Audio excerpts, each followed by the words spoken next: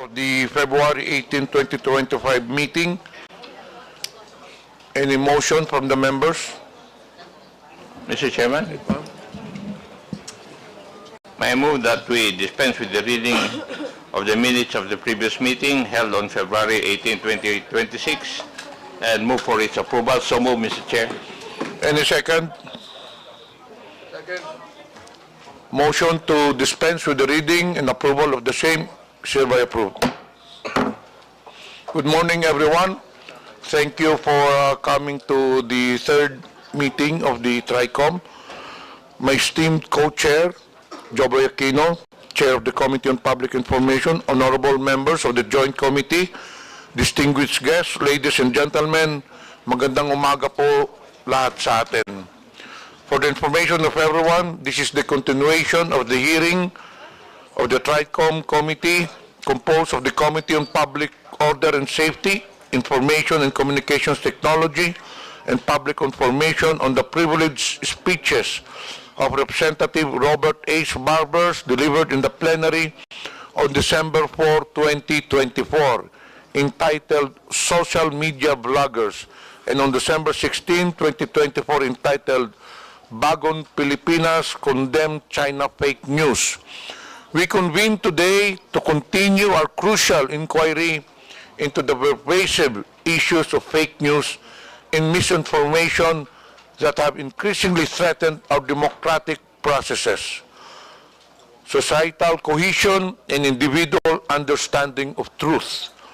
In an age where information is at our fingertips, the challenge of discerning fact from fiction has never been more pronounced or more critical. Hindi na po biro-biro ito dahil nagpalaganap na ng mga fake news. Sagad na at walang pakundangan ang mga taong responsable sa pagpakalat nito sa mga epekto sa taong kanilang pinupuntirya. At pati na rin sa bansa, no one is safe. Wala nang sinasanto. As we delve deeper into this inquiry, we recognize that the impacts of misinformation, fake news does not merely distort reality, it breeds distrust, fuels division, and undermines the very fabric of informed citizenry that is essential to a thriving democracy. We are here to examine the mechanisms that allow misinformation to proliferate, from social media algorithms that prioritize engagement over truth, to the role of various sectors in producing and disseminating false narratives. We must also consider the responsibilities of technology companies, government bodies, and individuals in combating this insidious threat. Moreover, this inquiry aims not only to highlight the problems we face, but to seek solutions. Together, we must explore effective strategies of media literacy, the regulation of digital platforms, and the promotion of credible sources of information. Our commitment to safeguard our collective future from the dangers of misinformation is paramount. To make this hearing more productive, we have invited various resource persons from government agencies, social media influencers, and representatives from social media platforms to explore how they can help address the proliferation of fake news in our country. As mentioned, we are also seeking the expertise of government agencies tasked with combating fake news to understand the extent of their authority and the steps they have taken to address this issue. As we engage in our witnesses and panelists today, I urge all of us to approach this inquiry with open minds and a collaborative spirit. It is only through thoughtful dialogue and a concerted effort that we can uphold the integrity of information and empower individuals to become discerning consumers of news. I look forward to a productive hearing today as we work together to address and mitigate the impacts of fake news and misinformation in our society. Maraming salamat po. May I now recognize my co-chair, Congressman Joboy Aquino, for his opening statement. Thank you, Honorable Johnny Pimentel. Good morning to all of you. Let me extend my gratitude to my colleagues who are here today and on Zoom. My appreciation is also to the resource persons for taking the time to attend our hearing. Your presence signifies your commitment to find a lasting solution to the rampant spread of false information on social media. During the past two meetings, we have heard our resource persons discuss the information disorder and its impact on our society. The academe has laid the foundation by explaining the various types of information disorder, how troll accounts and fake news are produced, the consequences of spreading disinformation, and the strategies that we can utilize to combat false narratives on social media. The concerned government agencies presented the actions they have undertaken so far in response to this issue and the challenges that they have encountered. Likewise, the independent media organizations walk us through the fact-checking process, while social media influencers share their experience in creating social media content. Given the recent surge in disinformation posts, it becomes more imperative to explore effective countermeasures. Today, as we continue the joint inquiry, I encourage everyone to actively participate in the discussion. Let us put a stop to the spread of false information that undermines democratic institutions and processes, as well as distorts the way we perceive social realities. Together, let us dissect and uncover the underlying causes of this issue so that we can once and for all push for the policies that would create a social media environment that promotes a culture of responsible social media use, respectful of people's rights and dignity. We have a short video to show to all to provide context on why we're here in this inquiry. Can we have the video, please? Comsec, Comsec? can you please present the video?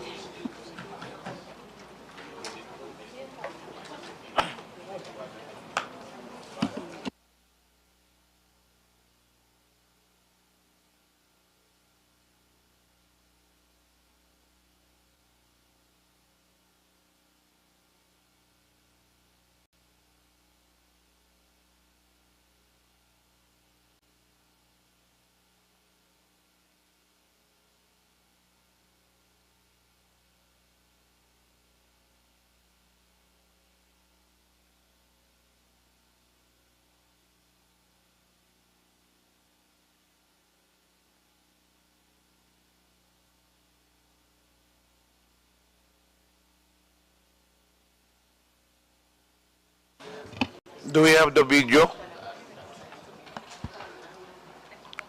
Since they are still preparing the video,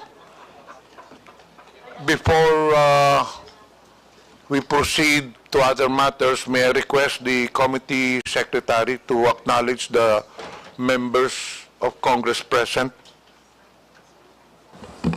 Thank you, Mr. Chair. Good morning. For today's meeting, I'd like to acknowledge the presence of the following members of the Joint Committee. We have Chairperson Jose Joboy Aquino. We have Vice Chairperson Romeo Acop. We have Deputy Majority Leader Francisco Paulo Ortega, Representative Bienvenido Abante, Representative Rodante Marcoleta, Representative Joseph Stephen Caraps Paduano, Representative Franz Castro, Deputy Majority Leader Jude Asidre, Representative Geraldine Roman, Representative Jefferson Congun, Representative Amparo Maria J. Zamora. Online, Mr. Chair, Your Honors, we have the following. Representative Sani S.L. Lagon, Representative R. Nancy Panaligan, Representative and Vice Chairperson of the Committee on ICT, Igmedio Tanhuatco III, Vice Chairperson Jerdin Jesus Romualdo, Representative Antonio Tony Pet Albano, Deputy Speaker Janet Garin, Deputy Majority Leader, Deputy Speaker Roberto Puno, Representative Raul Buboy Tupas, Representative Robert Ace Barbers, Representative Trixie May Cardema, Representative Roberto Uy, Representative Bambi Emano, Arrogancia, Representative Jaime Castro, Jane Castro, Representative Ed Christopher Go. That's all, Mr. Chair, Your Honors. Thank you. Is the video presentation ready already? Okay, please proceed with the video presentation.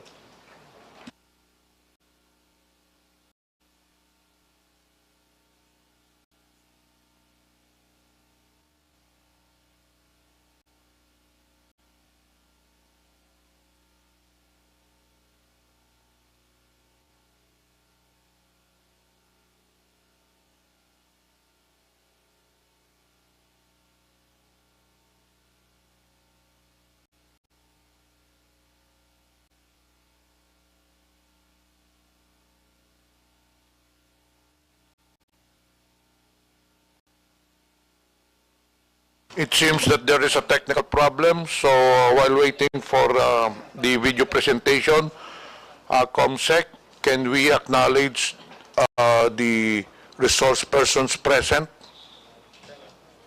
Thank you, Mr. Chair.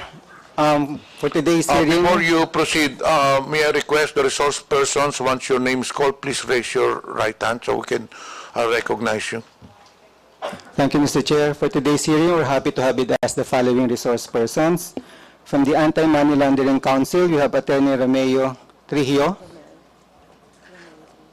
From the Bureau of Internal Revenue, we have Attorney Mon Michael Uy. From the Commission on Elections, we have Director John Rex Laudianco and Attorney Maria Lourdes Fogoso Alcain.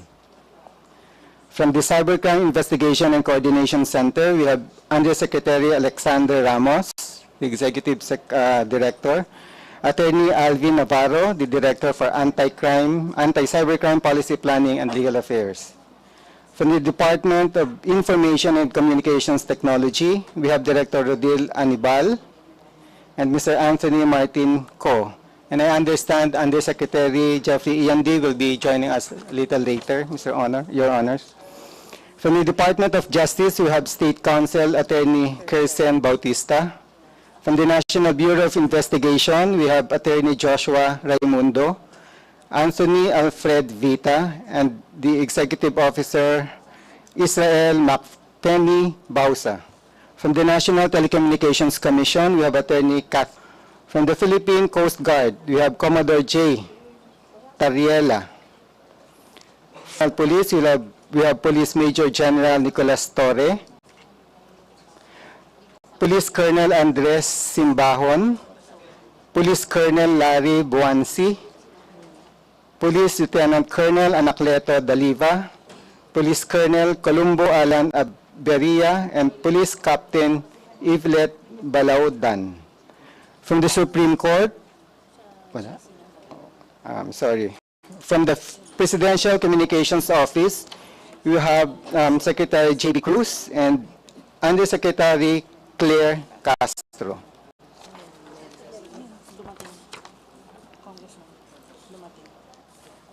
From the ByteDance Philippines or TikTok Philippines, we have Ms. Pichi Paderna and Ms. Bea Bautista. From Vera Files, we have Ms. Ellen Tordesillas, the president and co-founder. From the Press One Philippines, we have Mr. John Hart Alowigan and Mr. Lei Jensen San Diego. Also, we have the following resource persons: Ms. Elizabeth Joey Cruz, Ms. Ethel Pineda, Ms. Crisette Laureta Chu, Mr. Mark Anthony Lopez, Attorney J.V. Aspiras, Dr. Richard Tesoro Mata, and Attorney Trixie Cruz Angeles. Mr. Chair, I would like to also acknowledge the presence of Congressman Ramon Rodrigo Gutierrez. That's all, Mr. Chair. Thank you, Your Honors. Mr. Chair, Yes. yes, may I also request the committee to acknowledge the presence of Mr. Anton Mauricio, who is the Board of Trustee of the Global AI Council, and who could contribute to our discussions today. Okay, Yes, thank you. and another person who is Ai Ubaldo, Executive Director of the Creators and Influencer Council and Blockchain Council of the Philippines. Is she present in the room right now? Okay, thank you, ma'am. Thank you, sir. Before we proceed, may I request those resource persons who have not yet taken their oath to please rise, and I'm directing the COMSEC to administer the oath. All the resource persons who have not taken their oath. COMSEC, please administer the oath. Those who are attending for the first time, please raise your right hand. Do you swear to tell the truth, the whole truth, and nothing but the truth in this inquiry? Please respond with I do. Thank you. Please take your seat. Do we now have the video presentation?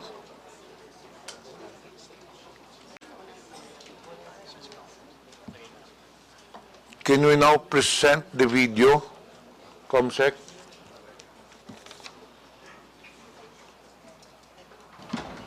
Chair, Mr. Chair, if the video is not yet ready, I have a ready short video. It's only about 40 to 45 minutes. Seconds. Hindi, yan yata eh. Seconds. Hindi, pagbigay, unahin na muna natin to. Okay. Because this is the committee presentation. Ano ba ang problema?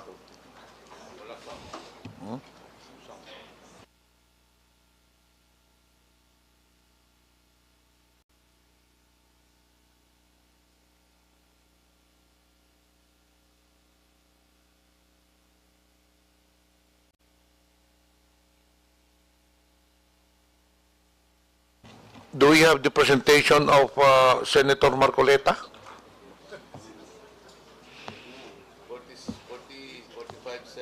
45 seconds or 45 minutes?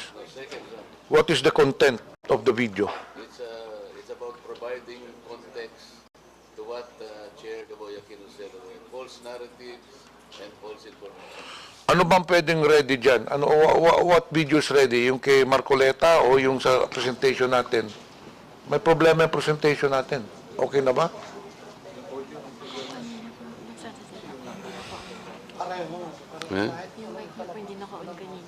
Ito. Anyway, while they are preparing the presentations, the discussions on this hearing will be focused on several issues. One, vloggers. Two, social media platforms, platform policies and enforcement, algorithms and content moderation, fact-checking program, process of taking down posts, advertising and monetization.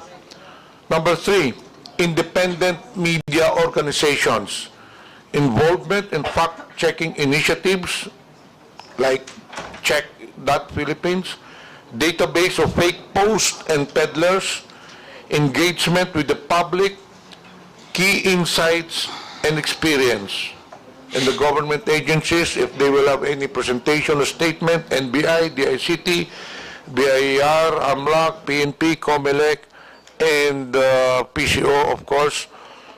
And number 5, I don't know if we have celebrities here, but celebrities who are victims of fake news, and then afterwards we'll proceed to the interpellation. Okay na ba ang presentation? Mr. Chair, Representative Abante. if we don't have the presentation yet, I don't think that we have already recognized all of the resource speakers. We would like to ask that all of them be recognized today. Is there anyone from the resource persons that have not been acknowledged? Yeah, can you take the microphone and then introduce yourself, please?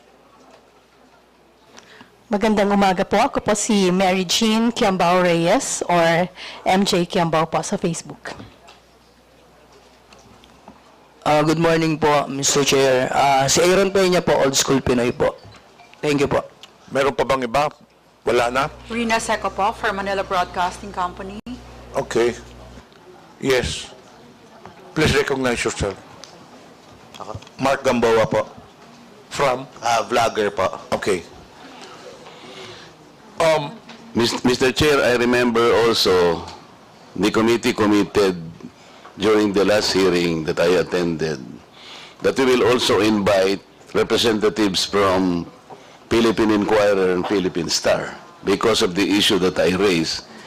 I raised then the issue that we are not only concerned with the fake news and the false narratives and false information being peddled in our society, but we are concerned as well with the truth that are being suppressed. Truth that might have given enlightenment and further information for our people, but they were deliberately and intentionally being suppressed for reasons that they themselves know. This is also alarming as well, Mr. Chair. So, I was promised by the committee last time that in the next hearing, representatives from these two giant broadsheets will also be invited to shed light on the Representative information that they Marcoleta, share. according to the COMSEC, the representatives from Philippine Daily Inquirer and ano yung isa? Philippine Star? Yes, Mr. Chair. Were present during the last hearing. However, accordingly, there were no members who asked questions to them. So, is there any representative from Inquirer and Philippine Star at the moment? Wala. So then maybe we can invite them next time. We did not include them anymore today because they were already present during the last hearing. Does that follow, Mr. Chair, that because nobody questioned them in the last hearing, they can simply absent themselves today? We required them to attend the last hearing. And now, we have invited other resource persons. May I inquire from the COMSEC, were they invited today? So that we will be fair? According to COMSEC, Congressman Marcoleta, the Philippine Daily Inquirer and Philippine Star were not invited. So we know the reason why they were not invited today, Madam Chair. The COMSEC has the liberty to decide on this, or the chairperson are the ones who are authorized to decide on whether to invite people or not. Kong Marcoleta, you know the process. For every hearing, we have a set of resource persons to be invited. I know that, Mr. Chair. Yun ang What I'm inaano saying natin. is, what I'm saying is there was a they were not- commitment. It is already very clear that they were not invited today. Because, to be fair with them, they were present during the last hearing and nobody asked questions. Kaya nga, hindi na sila inibita because we are focusing on other resource persons. Kaya nga po, yun ang if gusto that kong is- itanong. If that would be the case, if you would like to really insist, then we will invite them. Or if you want, if you can wait, we will call them and have them come here to send a representative. But let's not make this an issue. This will delay the hearing. I am Comsec, not can you making please, this an issue, Mr. Chair. I please- am simply asking kung sakali pong hindi sila Hindi nga natin natanong. na-imbita, Congressman Marcoleta. I'm Yun na sorry po, to why say. would the COMSEC decide by themselves? Sana po yung chair ang magdi-decide. Yun lang naman po ang punto. The They will- COMSEC cannot decide on who to invite or who cannot be invited. And chair po ang may prerogative. It was a prerogative of the chairman not to invite them because they were not asked questions already. In fairness to them, they were diligent in attending the previous hearing, but unfortunately, nobody asked them a question. So it would be redundant to ask them to be present here again. So let me now proceed, Mr. Marcoleta, to other matters. May I ask that the short video, Mr. Chair, be shown because that will provide context already. In that case, Comsec, please.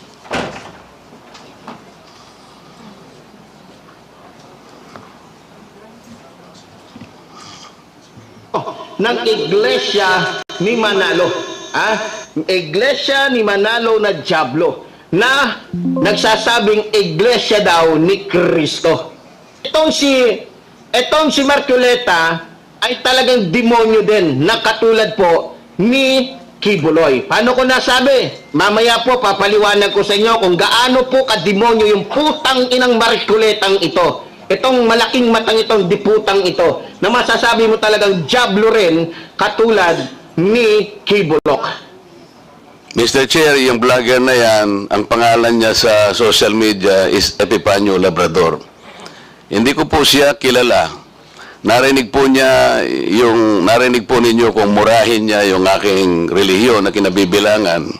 At pati po ako pinagmumura niya, tinawag po niya akong demonyo, lahat. Pero hindi po ako kumikibo. Ang sinasabi ko lang, kung tayo talaga ay i-address po natin ang mga ganitong klaseng paninira na mga narratives, ay siguro po pati itong mga ganitong klaseng tao ay may patawag din natin. Ako po, kahit na po ano pang sabihin nila, I will just stay as I am. As transparent and as accountable as I am. Because right now, what we need are people that can probably criticize us to the height of even abusing their rights. Pero ako po, walang problema sa kanila. Ay darating din po ang panahon that these people will be rendered useless. At wala nang maniniwala sa kanila until time will come na masasabi ng tao that they are stupid, useless people and they are simply liars. Tayo po, ang ating role lang basta ayusin lang po natin ang ating pagsisilbi. Kahit ano pong sabihin nila sa atin. Tingnan po niyo yung pagmumura nila sa akin. Wala naman po akong hindi ko po nga kilala yan.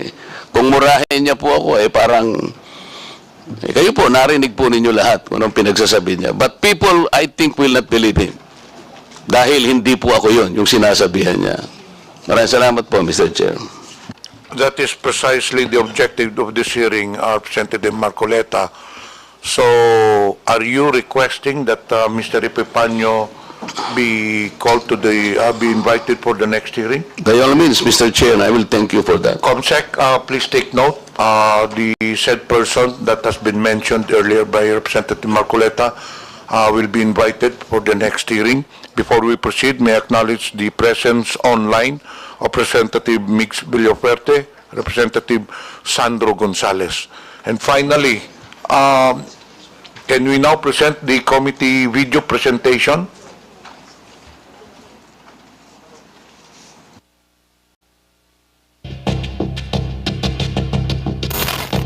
Mabilis na maa-access sa pamamagitan ng internet at social media. Bilis rin at komportable sa online marketplace. Trabaho ba ang kailangan mo? Marami ring online job postings. Pero ang problema, mayroong mga bad actors na nagkalat sa internet. Kung di ka maingat, mabibiktima ka ng online seller na scammer. Ang binili mong cellphone, bato pala ang laman. Bato! Mama Eden, bato! Mama Eden, bato ang laman! Nandiyan na yung pera ko, Mama Eden! Ang online job application mo, elaborate phishing scam pala para sa identity theft. At ang news na binasa at tinanonood mo ay maaaring disinformation campaign o fake news. Tingnan nyo lamang ang mga bidyong ito na nagsisirculate sa social media kung saan sinasabing ang Luzon kasama ang Palawan ay dati umanong teritoryo ng China. At natatandaan nyo pa ba ang mga celebrity death hoax na ito? Patay na raw si Chris Aquino, si Kuya Kim, si Gary Valenciano, si Doc Willie Ong at si Jaime Fabregas. At maging ang death hoax ni Celine Dion, kumalat rin sa ating mga social media feed. Marami pang ibang example niyan. Pero ang pinakamabigat ay maraming disinformation campaign na layuning guluhin ang ating lipunan. Sa ating bansa na mayroong 87 million internet and social media users, tinatayang 70% ang nakabasa na o nakapanood na ng political fake news. Sa survey naman ng social weather stations, lumalabas na 51% ng mga Pilipino ang hindi kayang tukuhin kung fake news ang kanilang nababasa o napapanood. Mabigat ang implikasyon nito. Ang propaganda, maling impormasyon at peking balita ay maaaring magresulta upang mabawasan ang tiwala ng taong bayan sa mga demokratikong proseso. Kaya mahalaga ang pagpapatibay ng mga safeguards sa pamamagitan ng lehislasyon ng mga batas na magbabalanse sa karapatan ng malayang pamamahayag at pagbabantay sa fake news. Yan ang paraan upang supilin ng mga bad actors na layuning manggulo sa ating bansa. Okay, thank you, Comsec. Before we proceed with the interpellations, Mr. Chair, yeah, do we have other bloggers that we have today? We would like to know if there are other bloggers present right now. Comsec, can you read again the vloggers present and those who are absent? Your Honors, in attendance for today's meeting, the following vloggers: Ms. Elizabeth Joey Cruz, Ms. Ethel Pineda, Ms. Crisette Laureta Chu. Mr. Chair, if they're here, we'd like them to stand up and acknowledge the recognition. We already did earlier. I just told them to raise the right hands. Anyway, we have 18 invited social media personalities or quote-unquote bloggers, and I don't know how many are present. But anyway, we'll now proceed with the... can you read again the the bloggers present? Ms. Elizabeth Joey Cruz, Ms. Ethel Pineda, Ms. Crisette Loretta Chu, Mr. Mark Anthony Lopez, Ms. Mary Jane Kiambao Reyes, Dr. Richard Tesoro Mata, Attorney Trixie Cruz Angeles, and Mr. Mark Louis Gamboa. So there are at least about 7 to 8 out of 18 social media personalities present. Mr. Chair, some of these bloggers have their lawyers with them. So I'd like to find out if these lawyers would be allowed Yes, to I speak. think former Secretary Silvestro Bello is standing as a lawyer for the social media personalities, correct? Yes, Your Honor, I would like to confirm that we represent Ms. Crisette Chu as our client, and the other bloggers and who are here present and who have their own counsel, but we collaborate with the third counsel, Your Honor. Thank you. Representative Paduano. Mr. Chairman, can we ask Attorney Bello? Sir, can you mention all the names that you represent as counsel? Kasi po, for the information of everyone, si Attorney Bello po has already entered his appearance during the previous hearing, where in fact he was allowed to speak for on behalf of the clients during that hearing. Now, just to reiterate, Attorney, Sec, paki-mention po kasi we have invited at least 18 bloggers, and present as of today is only 7 or 8 mentioned by the COMSEC. So who are those bloggers being represented as counsel by former Secretary Bello? Yes, Your Honor, as I stated earlier, we represent Ms. Crisette Chu. And in addition, Your Honor, as collaborating counsel, we have the following bloggers, Your Honor. Miss Mary Jane Reyes, Miss Trixie Angeles, Miss Joy Cruz, Miss Aaron Peña, Mr. Ahmed Paglinawan, Miss Ethel Pineda Garcia. That's all, Your Honor. Mr. Chair, how many of them are present? Can you count, COMSEC, ilan ang social media personalities na present in your record? Out of 18. Correct. My estimate was 8. Representative Paduano. Thank you, Chairman. Anyway, out of the 8 mentioned by former Secretary Attorney Bello, ilan po yung nandito ngayon? 8. No. The client being represented by Attorney Bello. They are 7, Your Honor. Present 7 this morning. present today. Yes, together with our client, Miss Cruzette Chu. And those absent today? Out of 8 ata yung, you mentioned 8 names?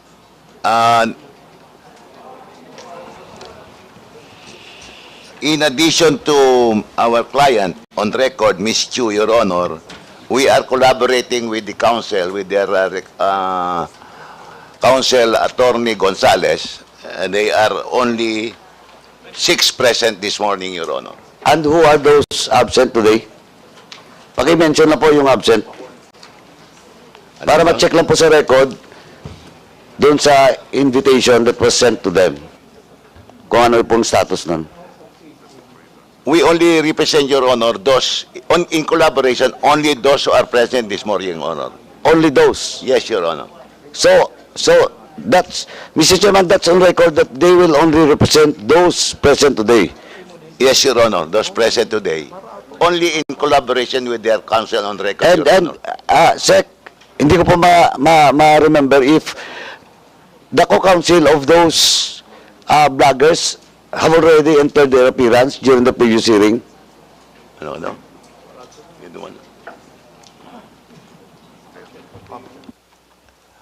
Your Honor, our recollection is only to our counsel, our client on record, Ms. Chu. As to the other bloggers present this morning, we only appear in collaboration with their counsel on record, Your Honor. So, all those counsel for those other bloggers present today, nandito ba? Ano ba? Ano? Okay. Ito si Juan. Si Ethel. Now, I mentioned already Dr. Ethel Pineda and MJ Q. Reyes. And also with Attorney Trixie Angeles, Your Honor. And Ahmed Paglinawan, Your Honor. We mentioned that earlier. I understand there are 7 names you mentioned, but what I'm asking is there a co-counsel for these bloggers na nandito ngayon? Wala, Your Honor. You only represent them? Yes, Your Honor. Wala kaming ano. Only those present this morning, ang nire-represent namin, only in collaboration with the recorded counsel, Your Honor. Okay, thank you, Mr. Chairman. But anyway, Chairman, just for the record, with regards to all those invitees and those also, and those resource persons that was issued a show cause and subpoena, we'll discuss it later, Mr. Chairman, for the status of all those resource person that was issued show cause orders and subpoena. Thank you, Mr. Chairman. Thank you. We'll now proceed to tackle the... Yes, please state your name to be recognized. Yes, good morning, Your Honor. I'm Dr. Richard Tesoro Mata. I'm one of the social media. I have a counsel, Your Honor. Her name is Attorney Faye Singson. Good morning, Your Honors. I am here to assist Dr. Richard Mata, Your Honor. I am Attorney Faye Singson, Your Honors. Thank you, Your Honor. Okay, thank you. We'll now proceed to, before that, may I acknowledge the presence of Representative Daphne Lagon online and Representative Zia Alonto Adyong, who is present.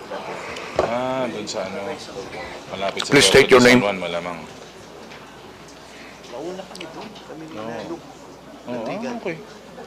Mr. Chair, I would like to I would like to inform the Honorable Committee the presence of my counsel with me to be put on record.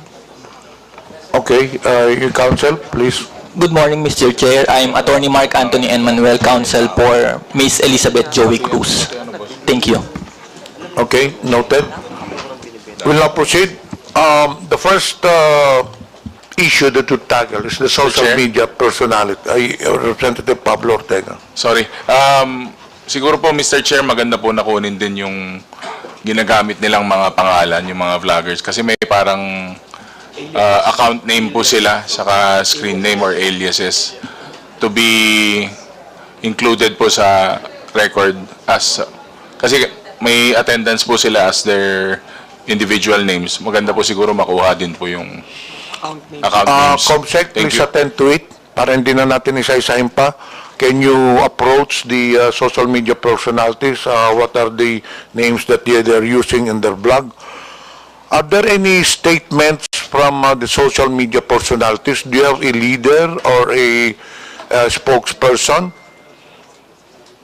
Yes, proceed. I'll give you 2 to 3 minutes for a statement.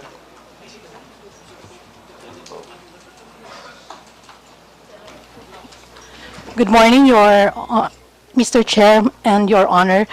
This would be my individual statement.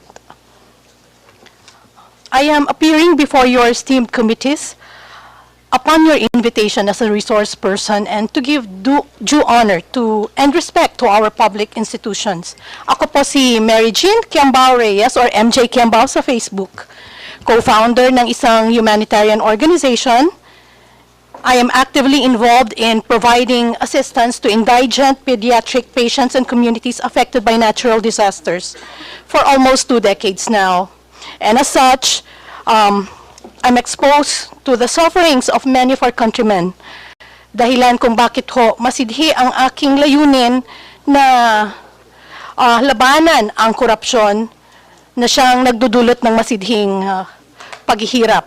Nauunawaan ko na ako po ay ipinatawag sa hearing na ito bilang isang resource person ukol sa usaping fake news. Dahil sa mga nagkalat na balita ngayon kung saan labis na nadudungisan na ang aking pangalan at nadidikit sa mga salitang fake news purveyor, pogo bloggers, China paid, narco blogger, nadudungisan ang pangalang pinakaiingatan at ko at ng aking mga magulang, kaya nais ko lamang po sanang linawin ang mga sumusunod. Bagamat walang masama sa pagiging isang blogger, I cannot really categorize myself as such. Ako po ay isang karaniwang Pilipino lamang na nagsusulong ng good governance at free speech mula pa noon, bago pa man lumaganap ang paggamit ng social media. Hindi po ako pro or anti-Marcos or Duterte or any other politician. Ako po ay pro-good governance. Sumusuporta po ako sa bawat pinuno at bawat Pilipinong nagtataguyod ng maayos at malinis na pamamahala at malayang pamamahayag at pagpuna. Hindi po ako taga-balita. I am not a journalist. I only react and opine to news and current events online. I criticize and yes, I admit sometimes I have my biases, but I do not hit below the belt or resort to ad hominem statements. Issue-based lamang po ako. Lalong hindi po ako nagsusulat o deliberately nag-share ng fake news. Bagamat hindi ko pinasok ang mundo ng pagbabalita, ako po ay isang mass comm degree holder. Isa rin akong editor-in-chief noon at dala-dala ko pa rin ang mga pinag-aralan ko at code of ethics ng mga mamamahayag. Ang bawat opinion ko at reaksyon sa social media ay base po sa aking katotohanan. Katotohanang ayon sa aking karanasan, pinaniniwalaan at prinsipyong pinanghahawakan. Hindi po ako tumatanggap ng anumang bayad o pabor mula sa Pogo, sa narco, China o sa kahit sinong politiko. I have always been against all forms of gambling and illegal drugs. Kabilin-bilinan po ng aking mga magulang, magdildil ka na ng asin. Huwag ka lang magnakaw at huwag mong ipagbibili ang iyong dangal. Nag-aral po ako ang maigi at kumayod ng husto para maitaguyod ko ang aking pamilya at ang aking sarili sa marangal na paraan. Kaya masakit po na madikit sa mga ganong salita na yung mga fake news purveyor at narco-bloggers. Ngayon naman sa usaping China at West Philippine Sea, I do not claim expertise on this matter. Ang sa akin lamang bilang isang Pilipino, marapat lang na protektahan natin ang bawat isla ng ating bansa sa legal at mapayapang pamamaraan. I am afraid, Your Honor, na wala po ako masyadong maiambag sa usapin ng fake news, pogo bloggers, narco bloggers, as I am not in any way involved in any of that. I also cannot claim expertise on social media and blogging. In fact, my SOCMED account is not even monetized. Now, given my limited knowledge on the topics of this legislative hearing, ang maimumungkahi ko lamang sa ngayon ay dalawang bagay lamang. Una, labanan po natin ang fake news sa pamamagitan ng paglalabas ng mas maraming reliable information mula sa iba't ibang ahensya. Pangalawa, and more importantly, paigtingin po natin ang edukasyon ng bansa. Gawin nating mas matatalino ang mga Pilipino so they themselves can more easily decipher what is true from what is false. And I think everyone here sa mga kasama ko sa social media, support the efforts of the TRI-COMM. We agree that free speech and freedom of expression must be protected and that fake news, disinformation must be eradicated.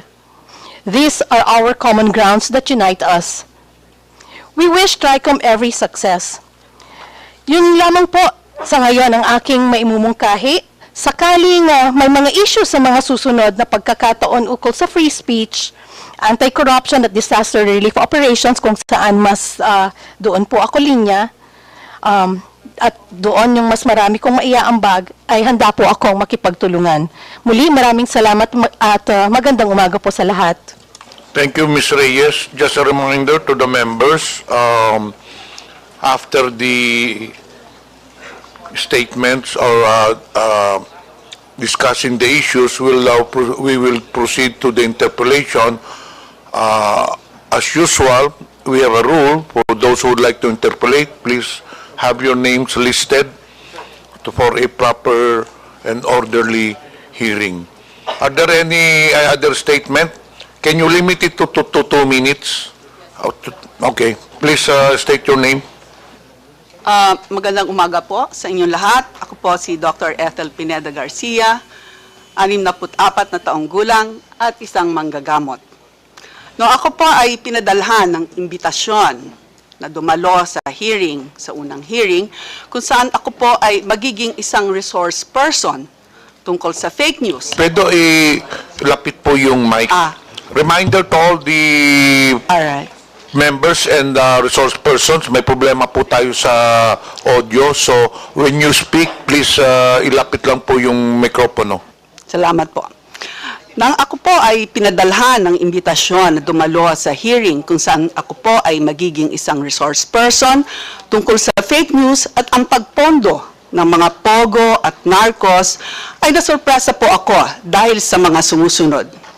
Hindi po ako gumagawa o nagsusulat ng news o balita. Ako po ay nagkokomentaryo lamang sa mga nababasa ko. Sa aking pagkakaunawa ay maroon tayong kalayaan na sabihin ang ating mga opinyon sa mga pangyayari at sa ating kapaligiran ayon sa saligang batas. Wala po akong kaalaman sa pogo at narcos. Ako po ay nag-aral ng mahabang panahon. Nalalaman niyo naman po kung gaano kahaba ang pag-aaral ng medisina at pagkuha ng espesyalisasyon. Sa akin pong panig ay 2 beses po ako ang nag-specialize. At pag-practice ng medisina sa hangad na mabuhay ng marangal, na di umaasa sa iba, lalo na sa masamang pinanggalingan ng pera. Sa aking pananaw, at ito ay sinabi ko sa unang sagot ko sa committee, ay hindi ako karapat-dapat na resource person dahil sa wala akong alam dito, at kung may issue tungkol sa kalusugan, tulad ng sinabi ko, ay handa akong tumulong sa gaano man na aking makakaya. At ito po naman ay ginampanan ko habang tayo ay nagkakaroon ng pandemya sa COVID. Kasama po akong dumulog sa Korte Suprema dahil nais ko pong malinawan kung ano nga ba ang dapat. Nananalig po ako na ang batas ay dapat sundin ng lahat. Ang aking pamumuhay ay simple lang. Wala po akong karanyaan. Ang buhay ko ay itinoon ko sa pag-aalaga ng aking pamilya bilang breadwinner sa mahabang panahon. May anak akong nangangailangan ng special na alaga at may ama akong 95 years old na umaasa sa akin. Kahit ako ay mag-isa na ngayon sa buhay, ay nagsisikap akong itaguyod sila sa abot ng aking makakaya sa malinis na paraan. Wala po akong kapangyarihan maliban sa isinasaad ng batas na ating mga karapatan. Ang aking lakas ay nanggagaling sa malinis na konsensya. Kasiyahan nawa tayo ng may kapal. Okay, thank you. Yes, 2 minutes. Good morning. Ako po si Dr. Richard Tesoro Mata. I am a pediatrician for more than 20 years sa Davao City and Panabo City. Naging health blogger po ako about 7 years na. So yes, I have some experience na about social media. At tumabot na din ng about 3 million yung ating total followers. I understand that I have been invited to this forum as a resource person in aid of legislation. So here's po my 2 cents. Agree po ako sa inyo, Your Honors, na dumadami na po ang mga fake news online. Karamihan ay mga clickbait, yung gumagawa ng fake headlines para mapunta ka sa online shops dahil may commission sila to earn or just to gain more followers. Meron ring mga intentional na fake stories in order to destroy someone's reputation. Do we need to make a fake news law? In my opinion, may Cybercrime Prevention Act law na po tayo, which nasa inyo na po yan if you need to amend it. Noong March of 2024, isang former senator na married to a celebrity ay nag-file ng cyber libel sa isang YouTuber dahil sa mga malicious and fake stories about them. Based on that law, cyber libel is defined as the act of defaming or making false statements about someone online through computer system or similar means. So I do believe that the law is already there and functioning as it is. And I want to suggest is something like a KBP or a Kapisanan ng Broadcasters ng Pilipinas, an NGO body that is neutral about politics or religion, that should be composed of trustworthy social media practitioners so we can police ourselves formally. Such NGO body is where we can ask assistance regarding a certain controversial post. Such NGO body can also assess if it's freedom of speech or fake news. Such NGO body can issue warnings and reminders to the influencers in question if seen necessary. That is what we lack because what we have now are just AI that detects posts that are against community standards. And usually, if you report an influencer, it's hard to talk to a person in charge, but what we have are automated reporting system only. I do believe if we can make this kind of neutral body with the guidance of KBP, we can lessen the fake news, solving the issues without much hassle of filing cases in the court. But of course, for extreme cases, a person can still use the cybercrime law, which is already available. Thank you very much, Your Honor. Thank you. Are there anybody else who would like to make statement from the social media personalities? Chair. Yes. Are you a blogger also? Yes po. Okay. Make it short, please. Okay. Thank you, Mr. Chair. I'm Mark Gamboa po, political vlogger. Pangatlong appearance ko na po ito sa TRI-COMM. Gusto ko lang pong masaya po ako na nakasama na po natin ngayong umaga. Ito pong mga kaibigan po natin sa DDS side, lalo na si Miss Trisette Chu. Yan. Kamusta po? Ako po, ang gusto ko lang po sabihin, bukod po sa fake news, kasi po dahil sa aming mga vloggers na rin, nagkaroon po ng culture of hatred, toxicity sa social media. So para sa akin, maganda po yung pagtitipon na ito, na nagkakasama-sama po lahat, para po mapag-usapan po yan, at makita po ng publiko naman na pwede naman magkaiba ng politika kaming mga vloggers, pero at the same time, pwedeng may respeto pa rin sa isa't isa. And also, kasi po nasanay na po ang mga kababayan po natin sa kultura na porket online, kung ano-ano po yung sasabihin doon po sa mga personalidad o sa mga tao, mga masasakit na salita. Ang maganda nga po dito, nandito po tayo ngayon, nandito yung mga vloggers from different political camps. Kung meron silang gustong sabihin sa mga, for example, kay General Torre dito, pwede po nilang sabihin harapan po.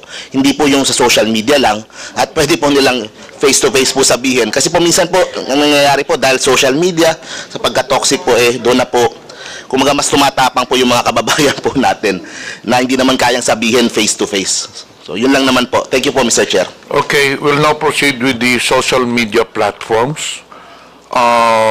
We have here the representative from TikTok, Ms. Pichi Paderna. Good morning, Mr. Chair. You now have the floor. Mr. Chair, we actually have a video that we'd like to share with the Honorable Committee. We'd like to request the committee secretary to play the video, please.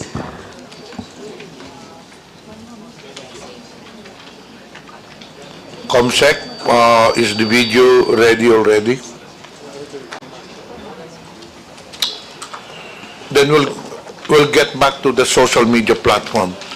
While the video is being prepared, we proceed to the independent media organizations. Do we have representatives from the independent media organizations?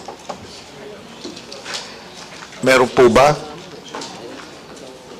Seems wala. So we'll now go to the government agencies. NBI, do you have any statement? None, Your Honor. DICT, None, Your Honor. BIR,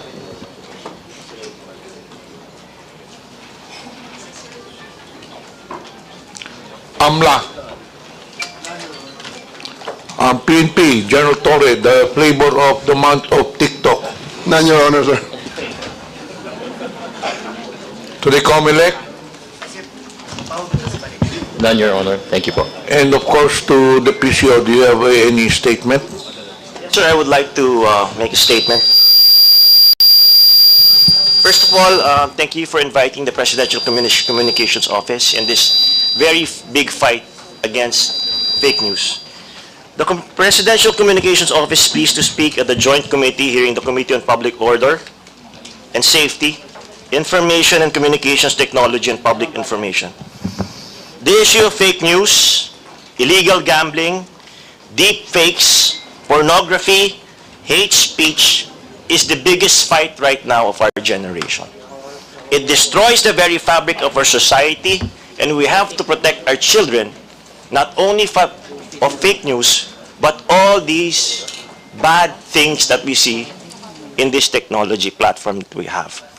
But more on the vloggers, we should concentrate a regulation on the platforms. The platforms like Meta, TikTok, YouTube are foreign platforms. They do not have a base here. When you complain for these posts that we can take down, it takes a long time.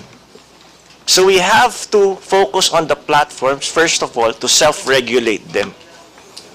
If you want self-regulation, or maybe come up with an operational system between the PCO, DOJ, and the DICT to identify these fake posts, to identify fake information.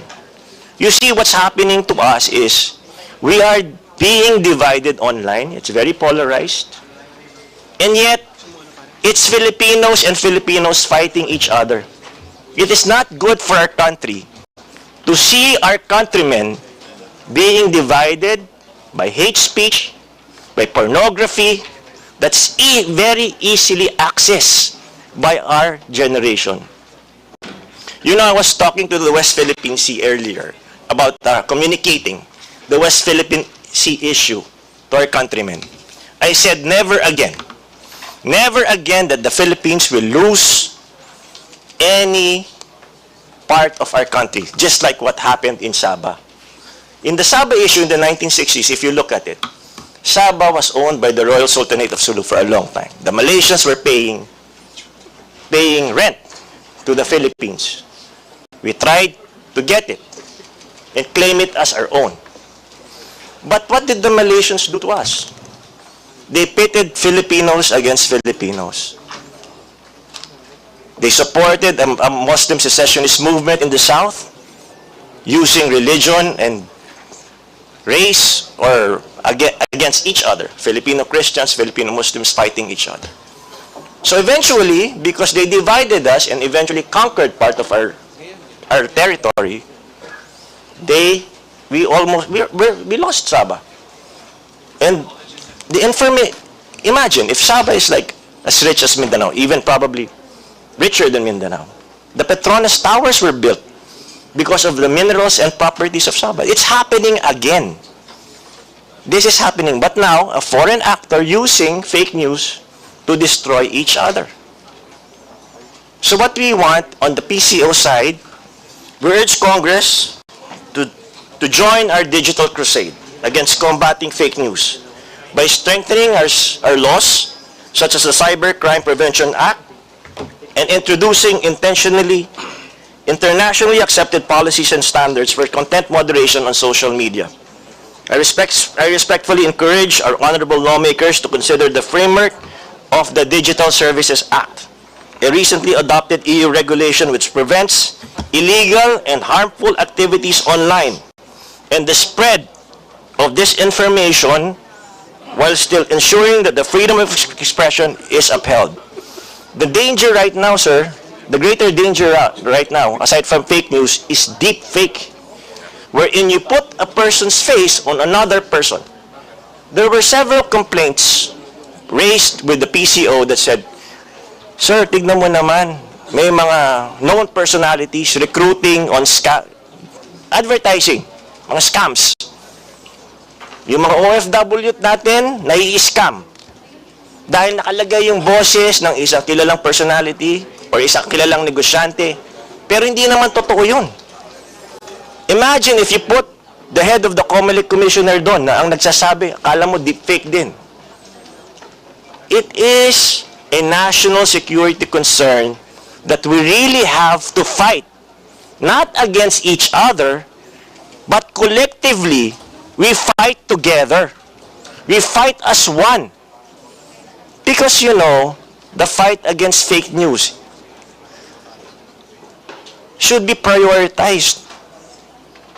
We said before, right, it was the fight against illegal drugs. But in this generation, the fight against fake news, deep fakes, they bring so many social media ills. Look, we now live in two worlds, the cyber world and the real world. The children right now spend more time on the cyber world. And if you give them constant disinformation, if you give them constant lies and negative news, what will happen to the next generation of Filipinos? We will forever be divided, just like what's happening in the United States. It's now happening in our country. It's so hard now to reach out to the yellows, to the greens, to the reds, or wherever political camp you belong to. What we need to do is to unite. Look at what happened, example, to Congressman Rodante Marcoleta. Pinagbumura siya. Nilait-lait ang kanyang relihiyon. Tama ba yun? And yet, there's no regulation. There's no regulation. There's no punishment. So, on the part of PCO, we're trying to come up with an operational system wherein the DICT, the Department of Justice, and PCO should come up together to take down all these posts we consider national security concern and posts that divides Filipinos and spreading of fake news, and also the fight against illegal online gambling on the internet. It's not just fake news. There's so many ills there. But of course, with technology, there's good and there's bad. It can be a force of good, but we make sure that online, the voice of truth should be louder than lies. It should always be louder than lies. Because now, a lie told 1,000 times drowns out the truth. We don't know what the truth is anymore. So we make sure here, as PCO, we make sure that in PCO, our foundation are truthful facts.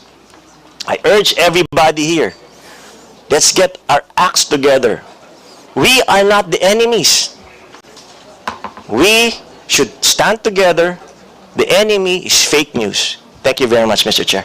Thank you, Sec. Ruiz. Before we continue, may I acknowledge the presence of Deputy Speaker David J.J. Suarez, and online we have Honorable Nelson Dayanghirang, Honorable Raul Daniel Manuel, and Honorable Celso Rehencia. We will now proceed with the interpellation. As I've said earlier, to have an orderly hearing, may I request all the members who would like to ask questions to have your names listed. Please state your name. You have something to say? Yes, Mr. Chair. I would just like to inform the committee that Ms. Sasrogando Sasot was not recognized and was kicked out of the Zoom link that she was provided for. Unfortunately, ma'am, the Zoom meeting is exclusively for members only. Hindi po para sa hearing yun. The Zoom meeting is for members and the committee secretariat staff lang po. So if she's here in Manila, then she can attend the hearing. Abutin pa naman to ng mga another 3 to 4 hours. We have already 9 members who will be interpellating. We cannot, we would like to apologize because we cannot really accept that. It's exclusive for members and committee secretariat only. Mr. Chair, she was provided a Zoom link. A staff a while ago provided a Zoom link. According to the COMSEC, we did not provide anyone, any resource person, a Zoom link. So most probably it was leaked by a staff or a member. We don't know where the source came from. But again, unfortunately, sad to say, we cannot accept her because I reiterate what my previous statement, that it is exclusive for members of Congress only, or rather of this committee and committee secretariat. Okay? So please take note. We'll now proceed with the... may I acknowledge the presence of Honorable Ernesto Junicio. We will now proceed with the interpellation. First on the list, Representative Dante Marcoleta. You have the floor. Maraming salamat po, Mr. Chair.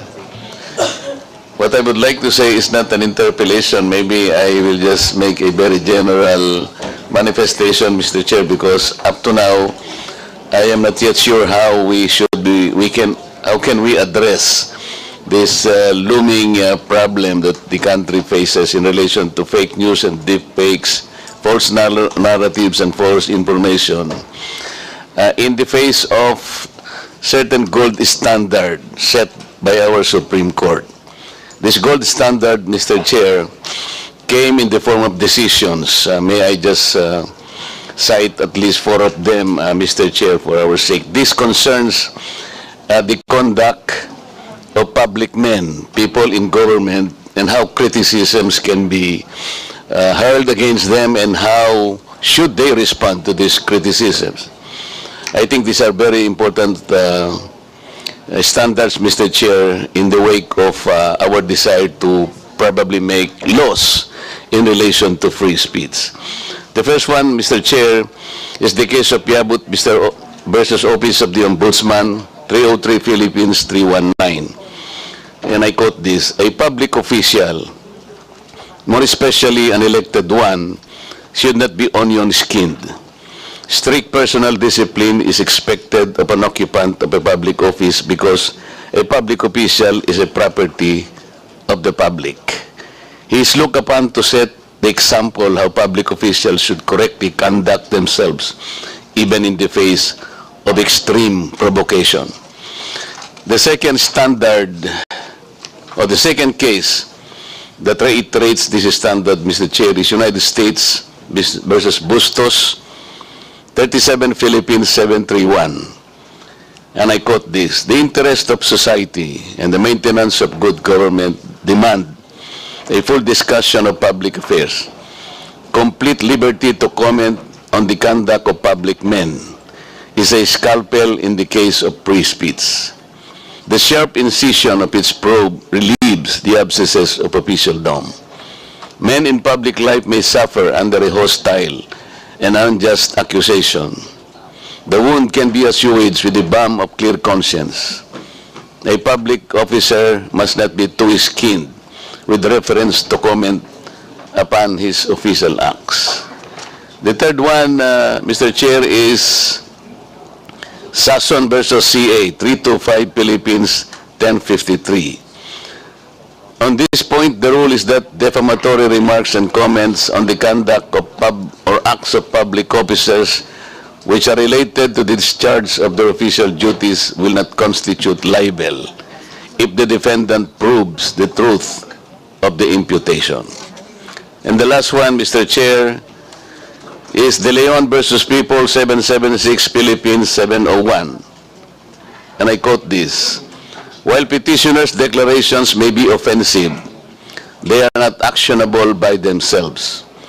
Being sensitive has no place in this line of service, more so when allowing otherwise has the potential to create a chilling effect on the public." Mr. Chair, why am I stressing this gold standard as enunciated by some of the important decisions of the Supreme Court? Because as public men, as public servants, I have cited an example earlier when one blogger attacked me indiscriminately, called me demonyo and all this. My defense to that, Mr. Chair, is not probably to ask him in public to explain or even ask for an apology or he be restrained by this committee, but I will just stand upright, as upright as I can and clean as I am, because people would judge me for what I am and for what this person could do against me. Yun lang po ang nakikita kong parang armas natin. Kapag nakikita nila tayo as transparent as we can to these people, people can easily distinguish na wala yan, sinungaling yan. Like, yun lang ang gusto kong maging karanasan ng tao, kahit na siguro hindi ko na siya demanda o pagalitan o gumawa ng action against him. It is enough that people would not listen to him anymore, that he will be rendered useless, and people would just judge him as, you know, as a liar, somebody who peddles something that cannot be accepted by people. To me, that is already a consolation, Mr. Chair.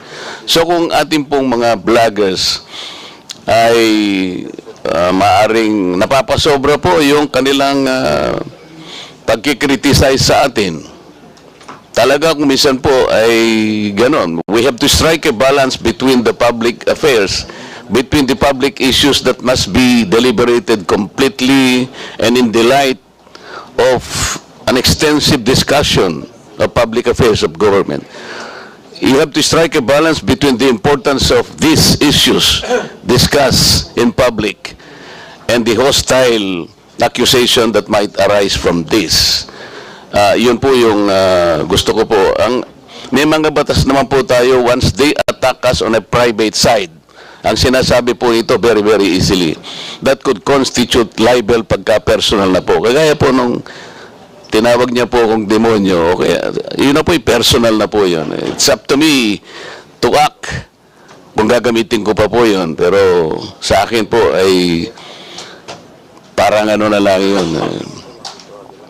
Katulad po nung nakaraan na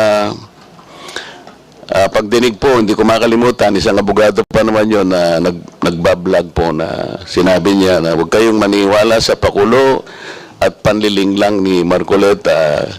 You were here, Mr. Chair and members, nung tanungin ko po siya, ano po ba po yung basihan ninyo na ako po'y nandin lang. Wala po siyang maisagot ng kahit ano. He is a lawyer and he was allegedly teaching in a very reputable law school. So yun po, Mr. Chair, pwede ko po siyang demanda ng, pwede ko po siyang padisbar, no? Iniisip ko lang po na pwede kong gawin yun because as a lawyer, ay maling-mali po yung ginawa niya because we have our own code na talaga pong pinagsisikapan naming itaguyod sa mga members po ng Philippine Bar. So, meron po tayong mga batas na umiiral, Mr. Chair. May libel, ando na po yung maring madisbar po yung mga kamukha namin na members ng Philippine Bar, na nasosobrahan na po yung sinasabi nila. Pero sa mga vloggers po na maaaring kinikriticize tayo because our conduct is public. Yung pagsisilbi natin is public. They need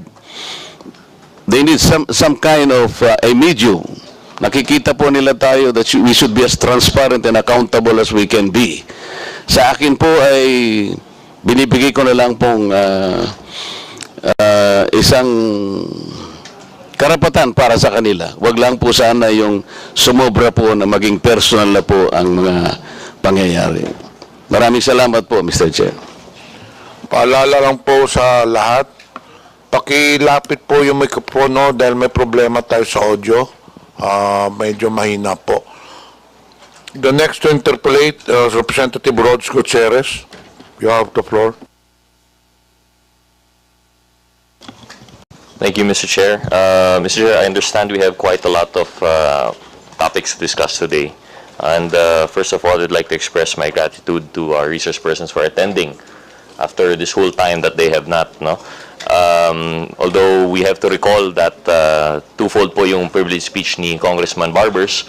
On one hand, we have the proliferation of fake news of the bloggers na binabanggit, and I'm sure we'll be getting to that at a later time. But one thing that we'd like to discuss is also that might have been forgotten is the other privileged speech of the Honorable Barbers regarding fake news in China. So this is something that we wanted to highlight in the previous hearings. However, wala po yung the social media platform most involved. Luckily today, we'd like to thank them for their appearance. Nandito po yung ByteDance, owners of TikTok. So we could now discuss this issue thoroughly. To begin po, I'd like to direct my questions to the good spokesperson of the Coast Guard, Commodore Tariela. Commodore Tariela, magandang umaga po sa inyo. Good afternoon na pala po. Good noon. Sir, meron po kasi earlier this month to the Honorable Chairman, kumakalat na post sa Chinese social media platforms. And instead of just limiting yung discussions sa West Philippine Sea, parang expanded na po yung kanilang claim. Lately, their claim now is that nagsasabi na ang China ay nagmamayari at namamahala sa Palawan for a period of 1,000 years sa Zhenghe Island. Ito rin daw yung basis for the island to return to China. Are you aware po, sir, of this post in relation to yung West Philippine Sea issue natin? Mr. Chair? Yes, you can proceed. Yes, sir. The Philippine Coast Guard is aware of the social media post that is circulating in the different social media platforms. Mr. Chair, I think the committee secretary, just for the information of the body, is the committee secretary prepared to flash this figure 1 po? Para lang makita natin. Let's not give it dignity. We will not play the video. But just to have, para may idea lang po ang ating mga mamamayan kung ano po yung itsura nitong post. Ito po yon. Is this the same post that you're referring to, Commodore Tariela? Yes, sir. Okay.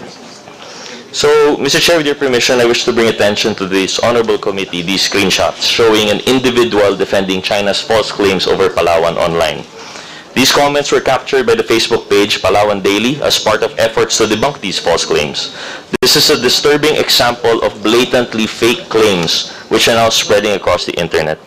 While these claims are clearly ludicrous, there is no telling how many people may believe it or what kind of effect such belief could have. What is clear, however, is that there are individuals or entities who consciously created this content, clearly aiming to undermine our national sovereignty. So as you can see po, aside po sa post na, yung sa right side po, yung lumalabas actually, parang video po siya, but then even in the comments, there are people defending this.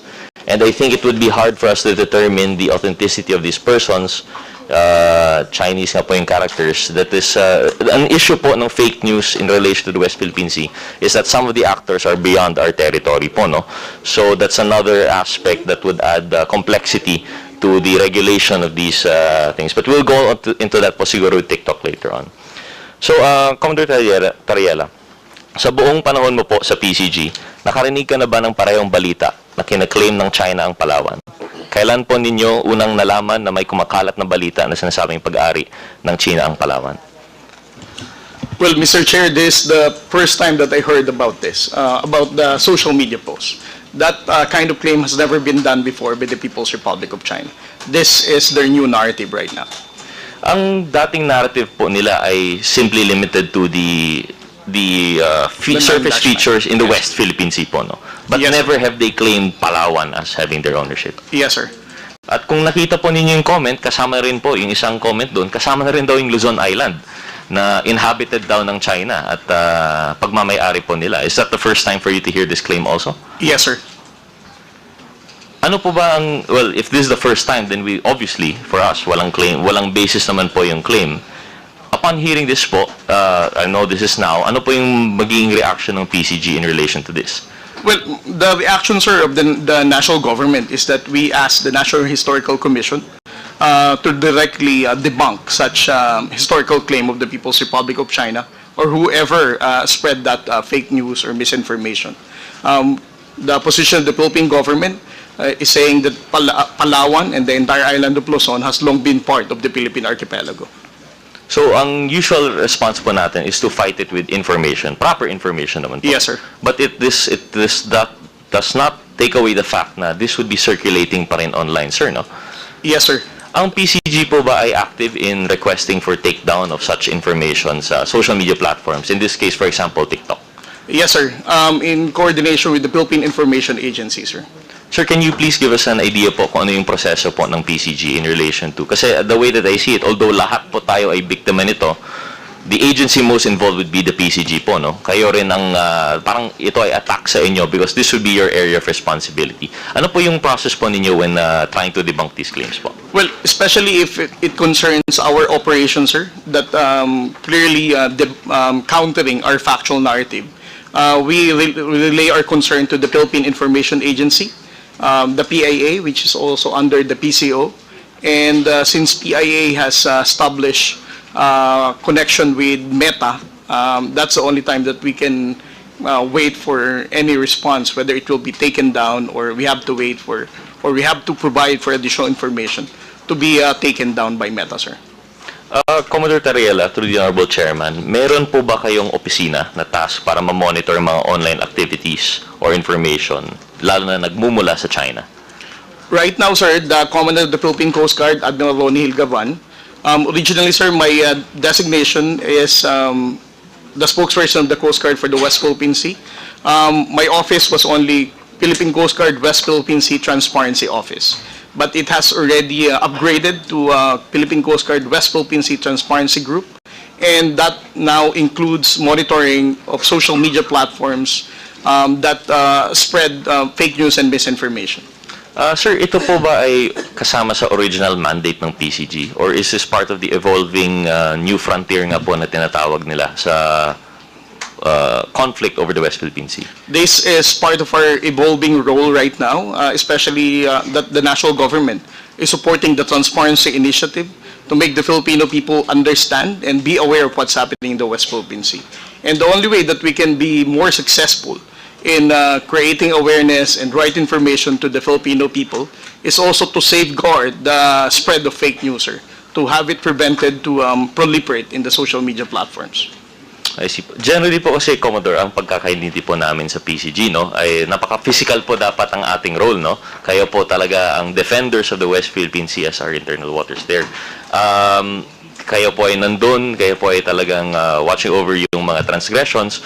Ngunit ngayon, it seems to be yung transgressions are also appearing in the cyberspace. Ano po yung epekto po nito sa ating soberenya? Kasi isa iba po ang minsan sinasabi nila, these are just words. And this would not really affect, it should not affect us. But do you stand by that sentiment po? You know, sir, one of the main reasons why President Bongbong Marcos, through the National Task Force West Philippine Sea, supported the Transparency Initiative, because he basically inherited a nation wherein Filipino people, right after he assumed the presidency, there's a very limited information that Filipino people learned about the West Philippine Sea. From 2016 to 2022, there are very small portions of information that we told the Filipino people. And for the President to only deliver his commitment of not surrendering a square inch of our territory to any foreign power, he has to get the support of the Filipino people. And the Filipinos will not be supporting our fight in the West Philippine Sea if they do not know what's happening in the West Philippine Sea. So with the transparency effort that we're doing now, as we can now see from different surveys, more Filipinos are being aware of what's happening in the West Philippine Sea. And that's, you know, as what Justice Carpio said, our fight in the West Philippine Sea is intergenerational. It is important for the younger generation, especially, to understand our fight in the West Philippine Sea. That's why our fight for fake news and misinformation is very important for us to sustain our fight for sovereignty. Thank you, sir. I would agree with that po, no? As mentioned actually by Secretary Ruiz. For example, ako po, generation namin, we're not aware already of the Sabah issue. And I fear that might be what will happen, no, with the West Philippine Sea with this continued disinformation. So we're glad to know po na at least the PCG, despite your mandate being the actual physical defense of the West Philippine Sea, physical monitoring and the regulation of the area, we're glad to know po na that you're evolving. Unfortunately, it shouldn't be that case. We will try to do our best here in this committee to combat at least yung cyber aspect of the of that front. Pero in relation to that po, Commodore Tariela, through the Honorable Chairman, we really have to make all these actions to counter this map expansion tactics ng China, whether it's in the actual or the cyberspace po, no? Pero do you have any recommendations po in relation to this disinformation front of the West Philippine Sea? Well, I think, sir, it's important for us to make the bloggers or any other social media influencers to understand the limitation of freedom of speech, especially if it has something to do with national security concern. Sometimes it's very easy for bloggers or any social media influencers to say that West Philippine Sea, we do not have bases, that the Philippines is the one escalating the tension, those kind of things. They can hide from the constitutional freedom of speech, but again, that concerns our national security. So if there is something that the Congress can do, that is to make sure that we have to prevent them from hiding from that constitutional right, and to also give so much significance when we talk about national security. Thank you, Commander Riela. I would tend to agree with that po, no? But just in addition po siguro for the consideration of the committee, an issue lang po is at least in some instances, meron nga pong false narratives, fake news by vloggers. But in addition to that, what makes it harder in the cyberspace is some of them even hide behind anonymity po, no? So that's another aspect of the regulation, if ever, that the committee would, if the committee would recommend it, I think we also have to look into the interplay between yung actual vloggers who are expressing legitimate freedom of expression, subject of course to proper limitations in relation to fake news, and those that are probably bots po, no, or non-persons who actually should not be exercising any of these rights. But with that, Mr. Chair, just a few additional questions to PCG, because although we've already discussed earlier yung post nung sa Palawan, it is our understanding that generally, especially in TikTok, could you confirm po sa amin po, Commodore Tariela, na in some cases, it's not really censorship po, no? But there seems to be a suppression of content in relation of pro-West Philippine Sea sentiments. Is that correct po? Well, I don't have personal experience about the suppression of content in TikTok, sir, no? But I heard from other reporters that if they're using such platform, there are instances that they can limit the audience and the engagement of that particular post if it has something to do with West Philippine Sea reporting. I see, sir. Actually, that question is coming from the source that, I mean, I also heard of the same sentiments. Unfortunately, I don't think we have any of these media reporters here with us today as resource persons. So I wanted to ask from you po sana, because what I recall would be in those instances where there are actual, how do you call them, conflicts between the Coast Guard and also yung counterpart po natin sa China. Sometimes we've adopted that strategy of having journalists on board po, no? But what we've heard is that when they were posting to their personal social media accounts, sometimes they will block out the audio, or sometimes they would limit po its proliferation in the algorithm. And I just wanted to hear po siguro from you, Commodore Tariela, if you had any similar experience to this. Well, for other social media platforms, we don't have any experience about suppression of the reach of the audience, sir. As I said, according to some journalists, their main concern is only TikTok, sir. TikTok lang po talaga. Yes, sir. So with that, Mr. Chair, and I understand generally we want to compartmentalize the topics, but if I still have some time, siguro a few questions po kay TikTok, Mr. Chair. Tapos na po yung oras, Chair.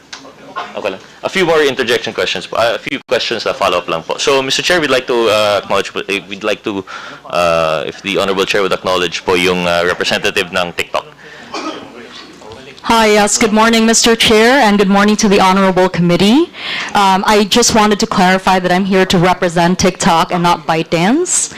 And actually, Mr. Chair, if you would allow, would we be able to play the video that we had prepared for today that we were hoping to show the Honorable Committee this morning? We will now proceed with the presentation, then afterwards, maybe you can answer some questions from Representative Gutierrez. Comsec, please play the video.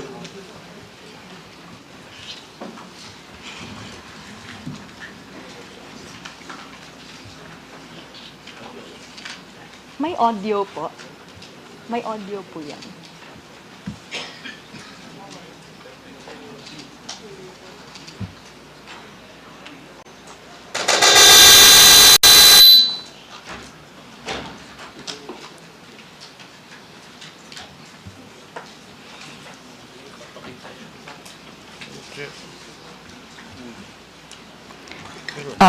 Our apologies, Mr. Chair. This video is supposed to have audio accompanying it. But if we have limited time, we're happy to take the questions of the Honorable Congressman. No, this is what we will do. We will get back to it later. Medyo ayusin lang nila. So you can now proceed with the questions, Representative Gutierrez. Thank you very much, Mr. Chair. So, Mr. Chair, questions directed at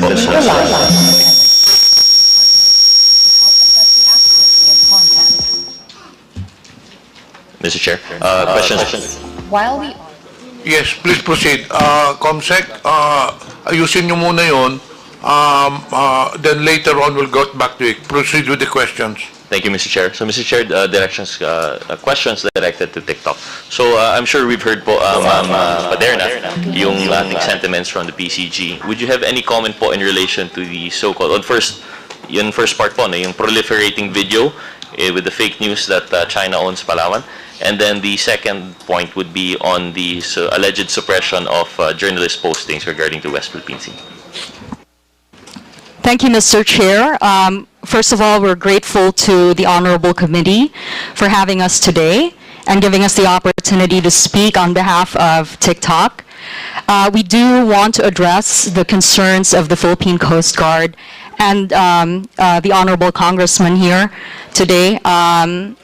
Actually, we do not allow misinformation that puts not just individuals at risk of harm, but we also do not allow misinformation that may cause societal harm.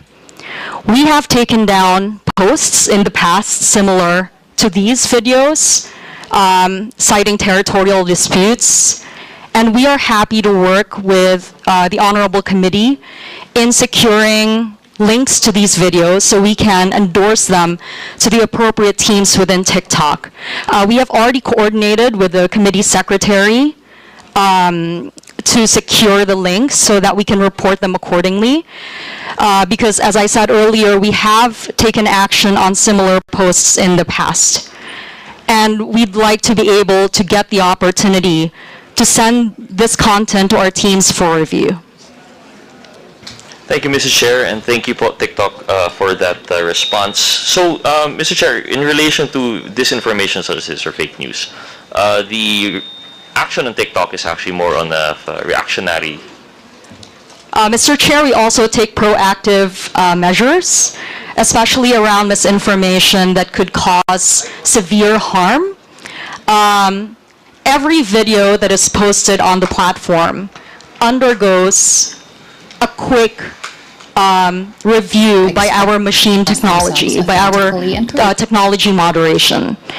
And that initial pass, that initial sweep of the content, often studies signals for misinformation that could be harmful. Now, we also rely on our independent fact checkers who make an assessment on the accuracy of the information on the platform on certain kinds of content. And we also rely on community reports. So user reports also assist us in spotting misinformation that violate our community guidelines. Thank you. Mr. Chair, sorry, let me just clarify po. No? While I understand that there would be these measures, for example, that you've mentioned, these community moderators, and the review upon posting, this would be actually after the fact that the video is posted, correct? That's, Mr. Chair, incorrect, actually. Before a video is posted, if you notice, if anybody is familiar with the way that TikTok works, when you post a video, there's a processing time. That processing time is actually the period when the video undergoes technology moderation. Okay, so there's a, how much uptime would that be usually? I'm not familiar with the TikTok. I don't have precise figures around that, Mr. Chair, but rest assured that every video goes through automatic technology moderation. So when it undergoes automatic technology moderation, when a video has been reported to be a source of fake news, generally, even if through a different user, there would be an attempt to repost the video, it should be flagged. Yes, sir. Let me get back to you on that, Mr. Chair, actually.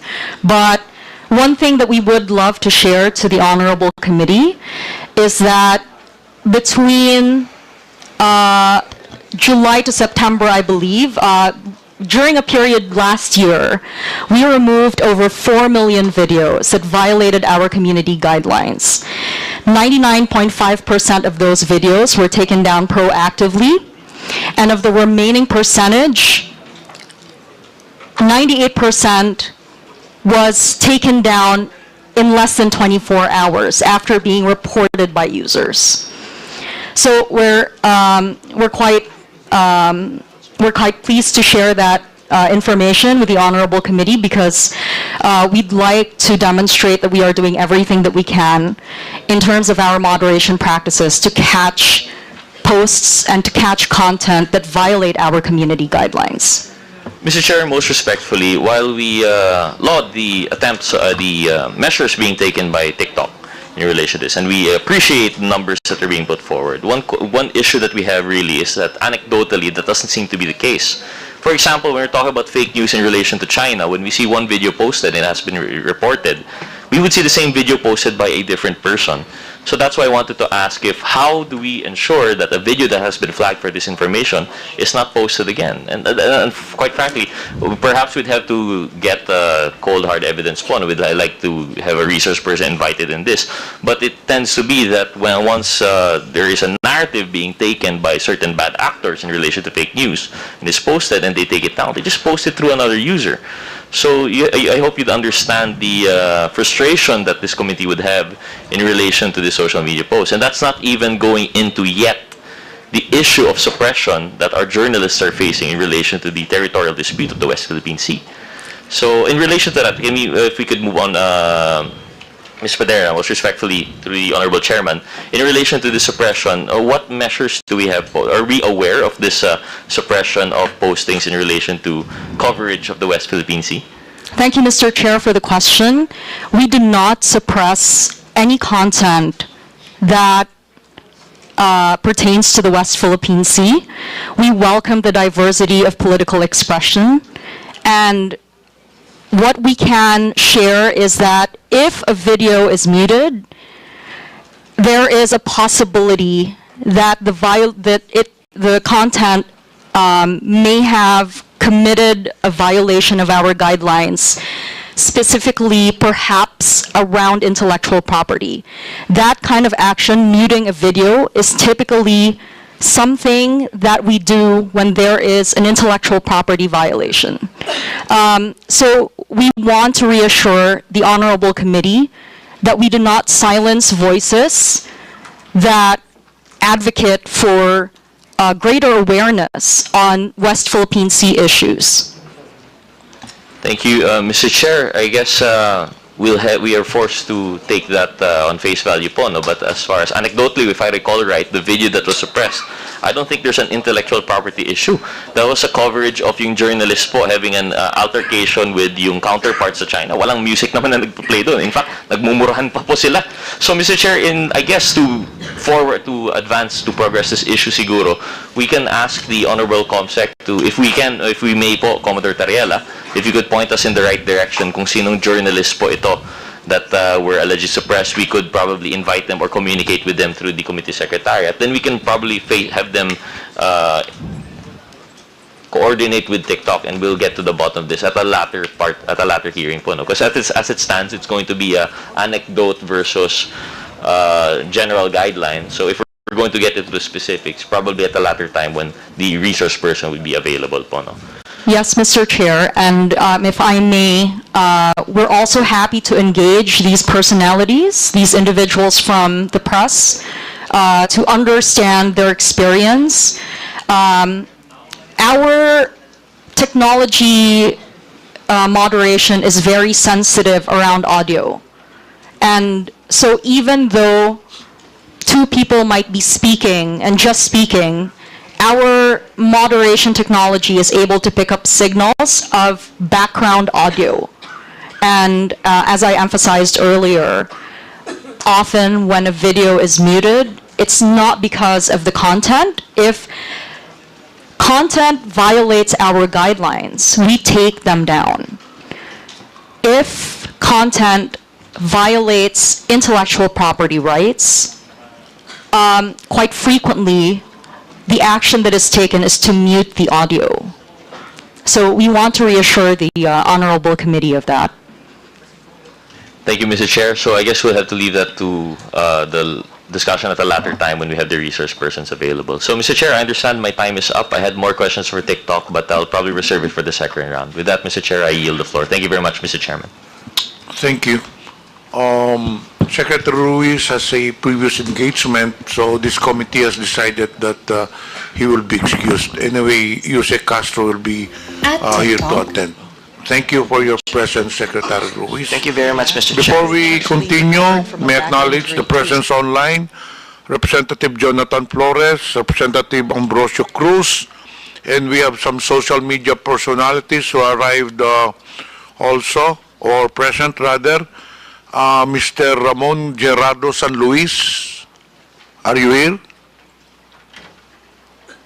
Mr. Manuel Mata Jr. Do we have now the presentation, COMSEC? Okay na ba? Hindi pa. Okay, please proceed with the presentation. At TikTok, we encourage our users to express themselves authentically and creatively in a safe and positive environment. We have a dedicated global trust and safety team that works alongside innovative technology to keep our platform safe and welcoming. From July to October 2024, we removed 4.5 million videos. 99.7% were proactively removed, and 98% were removed within 24 hours. While we welcome the respectful expression of different viewpoints, we do not allow misinformation that may cause significant harm to individuals or society, regardless of intent. We rely on independent fact-checking partners to help assess the accuracy of content. In the Philippines, we partner with Agence France Presse. While we are a global company, we partner with local stakeholders to understand cultural norms and local contexts. For the 2025 Philippine midterm elections, we partnered with COMELEC, NAMFREL, and LENTE to launch the Philippine Election Center, which provides Filipinos with verified election-related information. We regularly meet with civil society organizations, safety experts, and members of the academe to help inform our approach to keep our community safe. We also host media, members of the academe, and government officials at our Transparency and Accountability Center in Singapore. Meanwhile, we launched our Think Twice digital literacy campaign last February to encourage users to think twice before posting and sharing. Our Think Twice videos have already garnered millions of views across all social platforms. We empower our users to take control of their experience on TikTok, including using our comment care and reporting tools. Keeping TikTok safe is a collaborative effort, and we remain committed to working with the government, civil society organizations, members of the academe, and local experts to continue to keep our platform safe.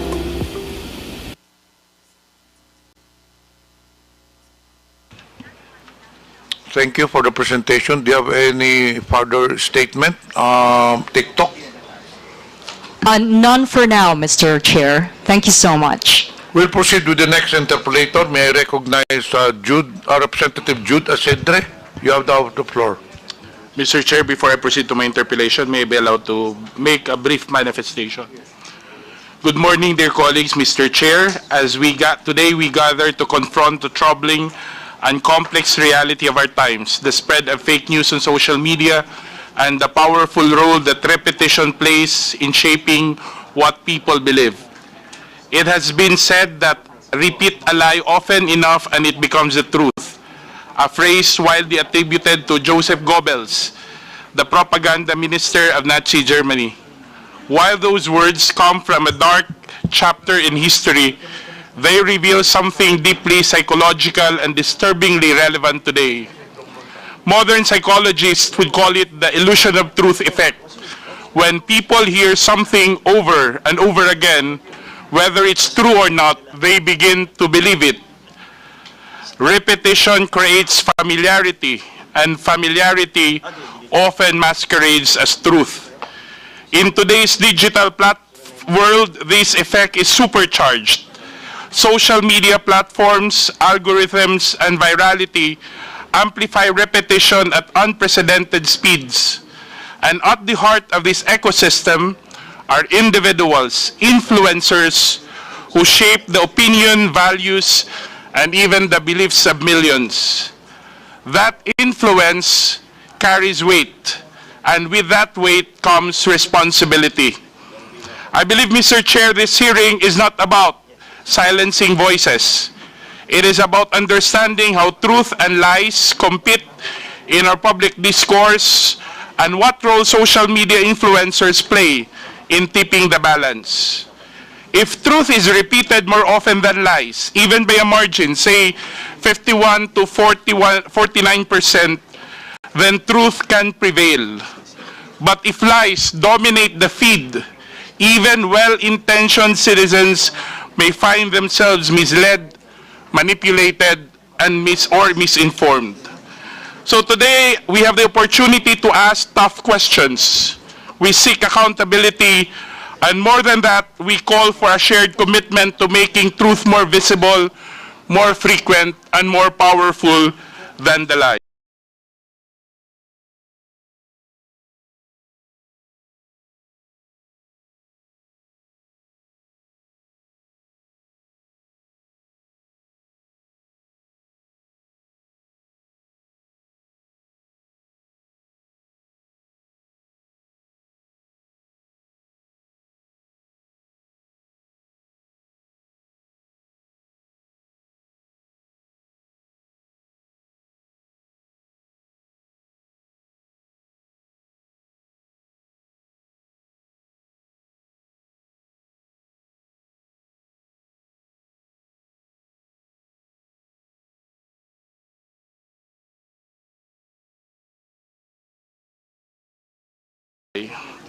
Mr. Chair, let me begin.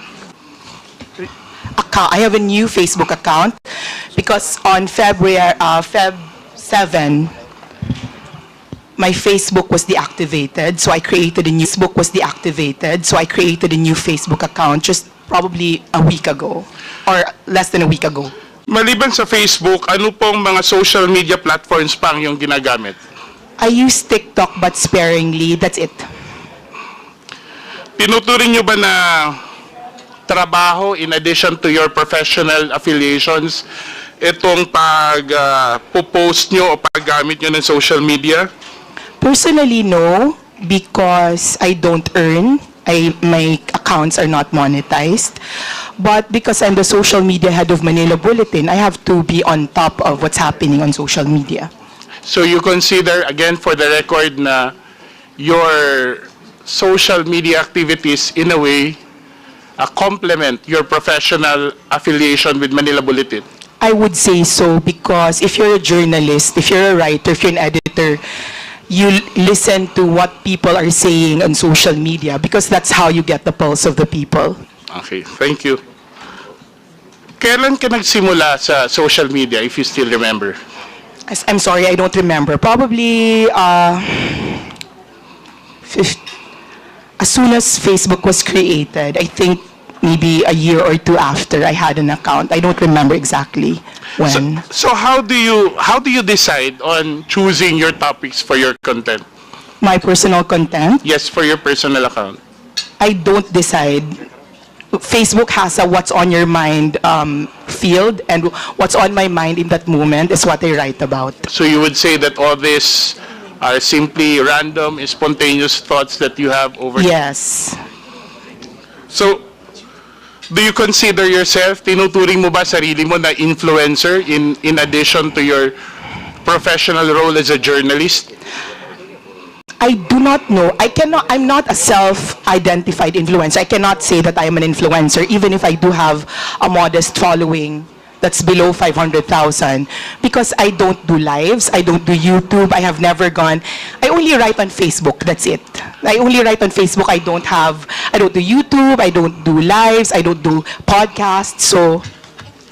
But you are aware that with your significant, your modest following on Facebook, as you refer to it, gives you a considerable audience to your postings. Are you aware of that? Not more than the others. Yes, I do have a modest following, but not more than the others. I'm not in the level of Thinking Pinoy, Sasrogando Saso, at Maharlika. I could still go around. I could still go around not recognized by people. So no, I'm not an influencer because people don't know me, but I have a voice. Let's put it at that. I have a voice. But then again, I'll bring back the question. Are you aware of the volume, the size of the audience that are listening, are reading your posts? Yes, because the measure is the likes, the number of likes. So sometimes, I believe, syempre, I don't have proof of that, but in my previous Facebook, I believe that I was shadow banned. So my likes in my 480,000 Facebook was around 5,000, maximum 10,000. Now, this is a new account, and I don't think I've been shadow banned yet. I can reach as many as 50,000, even 100,000. So this is the new account. 50,000 for a single post? Yes, for this new account. Okay. Mr. Chair, just want to put on the record that to put everything in context, no, that the resource person on many occasions, several instances in her previous account, and I'm not so sure because I haven't seen the current accounts, have actually written about this representation, has made post against this representation, but I will take the heed, the advice of the good Congressman Marcoleta that we politicians, public servants should not be onion skin, and I will make sure that I'll be as objective as possible with my questions. Can I reply to that, Mr. Chair? No, I will continue with my questions, Mr. Chair. Mrs. Crescent, ano po ang klase ng content ng inyong pinopost? Political, personal, lifestyle. And many of these basically what my life is in the public. Anything, food, films. Political is a big part because I am politically inclined. I like talking about politics, but it's not the end-all and be-all of my account. how many percent would you consider those would carry political? How many percent of your posts would you consider would carry political themes? In my old account, probably 70, 80%. I'm not sure. I don't measure it's spontaneous. I don't set out to I don't have a quota. And you attribute this simply because you are Because I'm very politically politically inclined. aware and I'm very politically passionate, sir. Sa mga content mo, may naalala ka bang pinakamaraming engagements, views, likes, or whatever impressions? Yung pinaka nag-trending na post mo? Top of mind. Sa old account, ang pinaka nag-trending na post was the death of Stan Lee. It's not a political post, the death of Stan Lee, the creator of Marvel.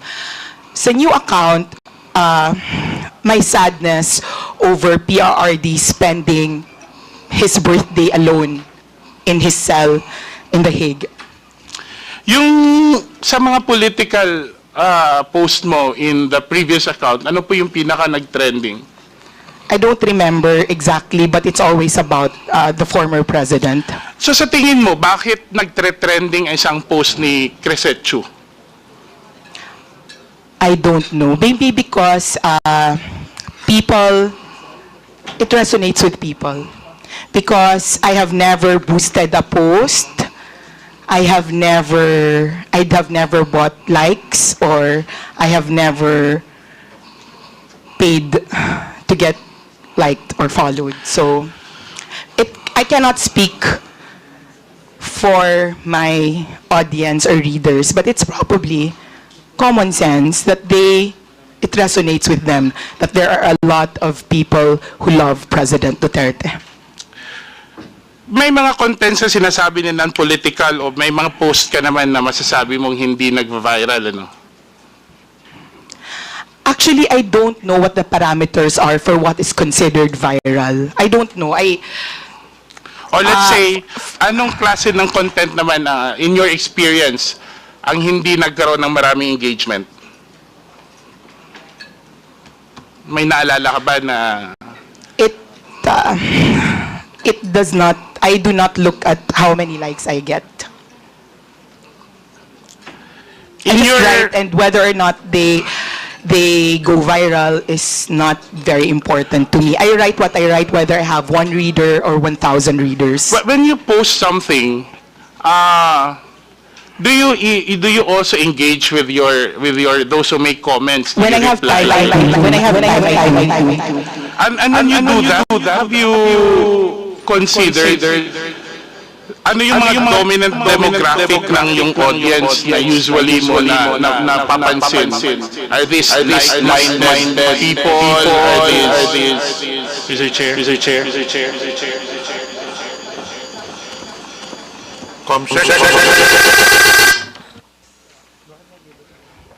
Hello? Okay. Okay na? Okay. So, I assume that as with any page, you attract like-minded people. So the reason they're on my page is that they read me because they think I think like them. So even with, and it's not just political, even if you have pages for hobbies or entertainment, the people who go to your page are the people who like reading that sort of thing. And you think this is the reason also why people follow, they like, they comment your posts because they agree with your posts? Probably, yes, I think so. And you think... But just to clarify, I also have people who go to my posts just to oppose what I say. So it's not as if it's an echo chamber. It's not. Because there are people who go to my page and there are people who are trolls. And when you look at their accounts, those are new accounts, locked profiles, and they say the same thing. So it's not there's no echo chamber in today's social media because there are trolls on pages and there are people who oppose what you say. It's good that you pointed that out, but let me ask, do you think in your engagement with those who are posting, with your post, you think that the content of your post actually influence the minds of other social media users? Have you ever found yourself quoted, reposted, shared in other social Yes. media accounts? Yes, they are, but I always maintain that they would not be reading my page if they were not already feeling or thinking what I'm feeling.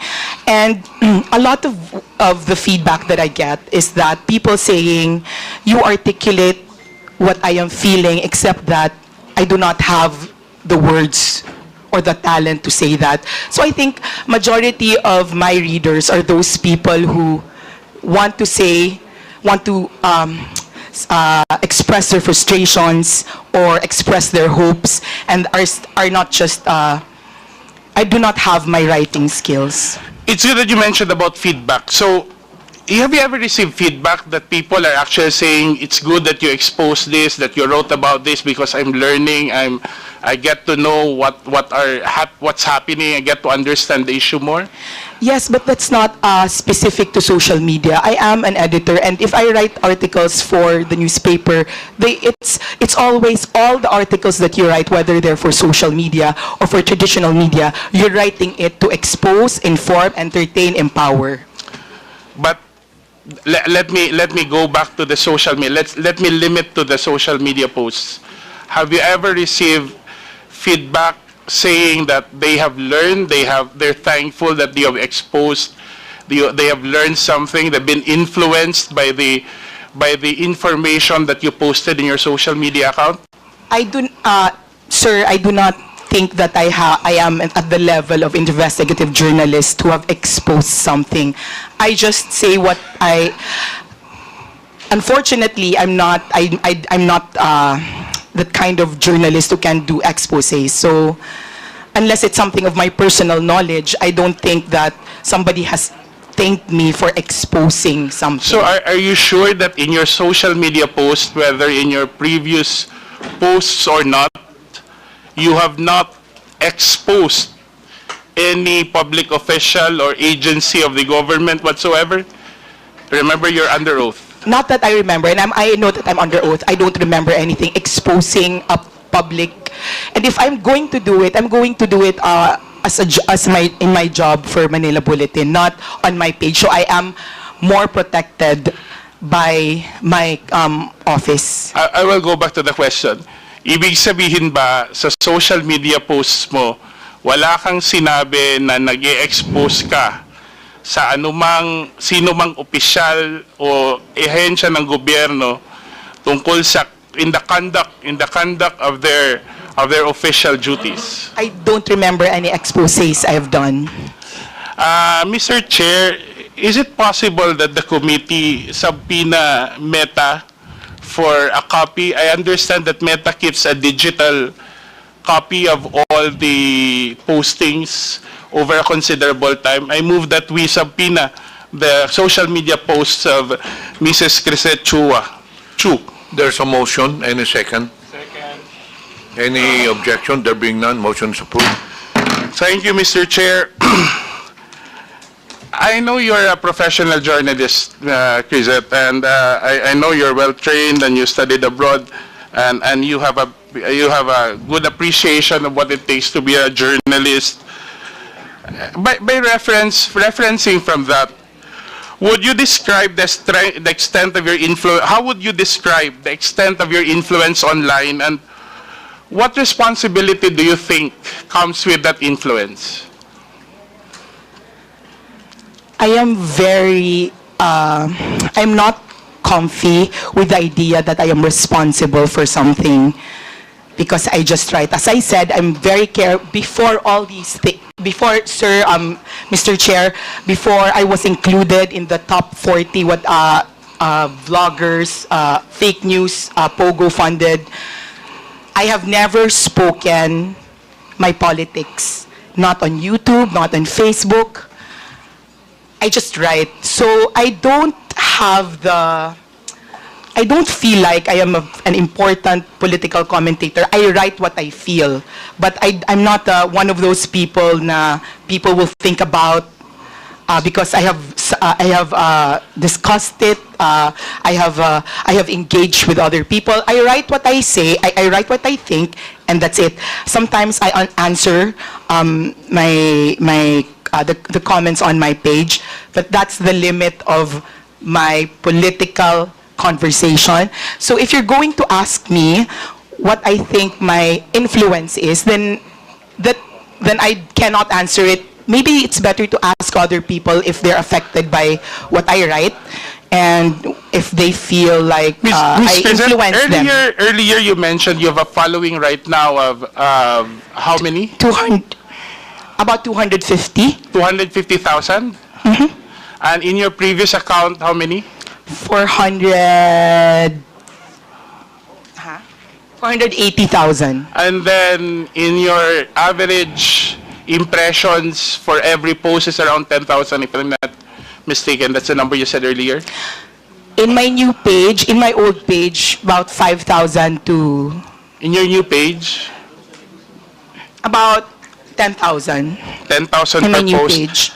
Don't you feel any responsibility to speak the truth and what's factual? Yes, I speak my truth. I'm under oath. What yes, I'm I saying speak is, my truth. don't you think having such a number of following with that influence, let me call that influence, that a certain degree of responsibility comes with it?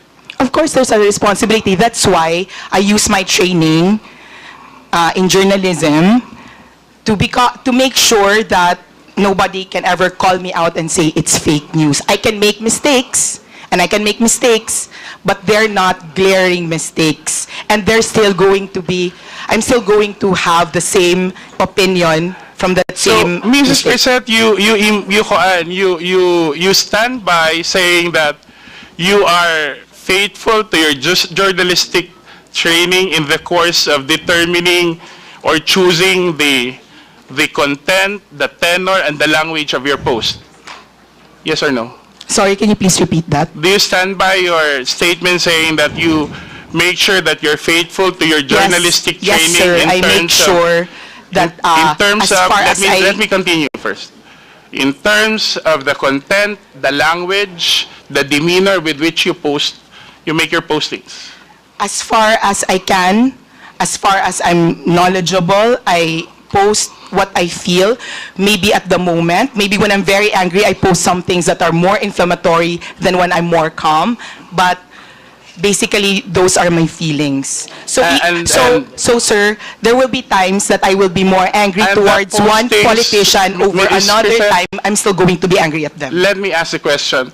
So you mean when you speak something inflammatory on you post something inflammatory on your Facebook account, you don't mind whether people will be influenced by those inflammatory statements or not? Those are my opinions, and I believe I have very intelligent readers, so if they think that I am lying, they can call me out. If they agree with me because they've used their own eyes, then they can investigate for themselves. Those are my opinions.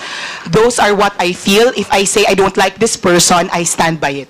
So you don't really mind if people, as a journalist, don't you feel that there's a need for I do not use my Facebook page. I do not identify myself But earlier you mentioned that you make sure that you apply your journalistic training. Meaning, I make sure I don't lie. Meaning, I make sure that I do not, even if I am inflammatory, even if I'm angry, it's still not a lie. I'm just more angry in one post than I am in another post. My degree of feeling changes per post, but the content will not change. If I'm angry at one person, it can be because I'm angry at one person, and the next post I'm still angry at them, but not as much. But So the that reason that changes. I'm angry at them is the same. Okay. Before we proceed, may I remind the resource persons, when you answer, please address the chair first. Sir, And, sorry. Okay, sir, Mr. Chair. Let the interpolator finish the question before you answer. Just a reminder. Yes, sir. Sorry, sir. In your training for journalism, you majored in journalism, right? Communication arts Yes. and publishing, sir. Are you aware of the psychological phenomenon called illusion of truth effect? I'm not sure we discussed it, sir. So Mr. when Chair. it means that when a repeated information is repeated again and again, it's likely to be perceived as true regardless of the factual accuracy. Okay, sir. For the record, let me ask, have you ever unknowingly or knowingly repeated content that turned out to be false or misleading? Have you ever? In the course of your posting, have you ever repeated Knowingly, content? no. Unknowingly, I am not sure.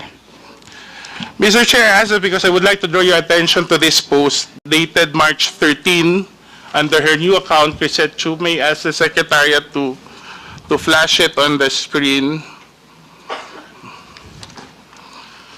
where the resource person posted, and I'll read the first paragraph. May mga pulis at military daw na nagre-resign kasi hindi na daw nila kaya. Marami daw. They cannot be part of this government daw. Chrisette, Mrs. Chrisette, would you confirm that this account is yours? Yes, sir. And Mr. Chairman, that's not fake news because there were TikTok. wait. And kindly, sir, Mr. Chair, finish the post, sir, to read. Finish the... Kasi nakakahiya ako, sir. Ms. Chrisette, as I've said, please let the representative finish the question first before you answer. Let us observe proper decorum. So this is your Facebook account? Yes, sir. Did you post this? Yes, sir. I post the in entire this first paragraph, you stand by your statement that you said na maraming, let me read it verbatim, na may mga pulis na military daw na magre-resign kasi hindi na daw nila kaya. Marami daw. They cannot be part of this government daw. Tama po ba? Yes, sir. And then Saan kindly mo read... nakuha yung impormasyon na to? Sir, if you go on TikTok, there are policemen. How many policemen? Sir, I'm not counting, but there are many policemen, and that's a general impression, But sir. you said marami. So, Yes, sir. so you just Marami, post sir. it on the basis of a single, Yes, sir. 2 or 3 posts? Yes, sir. I will not count all that, but there's a general impression, sir. And sir, if Have you read all ever, my content... Let me ask the question and I'll give you the chance to answer. Have you ever made an effort to verify this post from official sources? Yes, sir, because there were people, there were already policemen, and I am sure our policemen can also say that there were policemen that are on TikTok that are voicing out their, if they have like feelings. So, if you could kindly, sir, read the rest. So, kasi nahihiya po ako kasi may mga police dito. No. I just want to stand by your opinion. The next succeeding paragraphs are your the opinion of the resource person. I just want to stick to the factual statements you made. And that's basically saying that maraming police at military daw ang magre-resign kasi hindi na daw nila kaya. Marami daw. They cannot be part of this government. And apparently, the resource person, Mr. Chair, has gotten this information from other social media posts. And on a critical matter such as this, Mr. Chair, she did not make any effort, or unless you're contesting it, any effort to verify it from official sources. Mr. Chair, number one, I made sure to put the word "thou" because no policeman has ever come out to me. Well, before, but it was in my old when they would talk about their discontent. Earlier you said you don't want to write a lie. Yeah, and that's not a lie, sir. That's not a lie, sir. The resource person, naniniwala ka ba sa katotohanan? As a journalist? Of course. Ang pagsasabi ba ng hindi totoo, hindi pagsasabi ng katotohanan, tama, di ba? Mr. Chair, those are the impressions, not only of me. I'm asking you, because I want to test if we have the same idea of what truthful is. Yes, sir. Yes, Mr. Chair. Ang hindi pagsasabi ng totoo ay hindi pagsasabi ng katotohanan, di ba? Yes, Mr. Chair, and I maintain... Ang hindi pagsasabi ng totoo ay kasinungalingan. Tama? Yes, sir, and I maintain I'm speaking the truth. Ang pagsasabi ng half-truth ay pagsasabi din ng kasinungalingan. I am maintaining that I am speaking the truth of the impressions made on social media. Okay. Thank you, sir, I don't Mr. want to Chair. argue with her position, Mr. Chair, but I just want to bring the attention of the committee to a news article showing the official position of the PNP. Can we flash that on? Can we flash that on the screen? Comsec, please flash the content.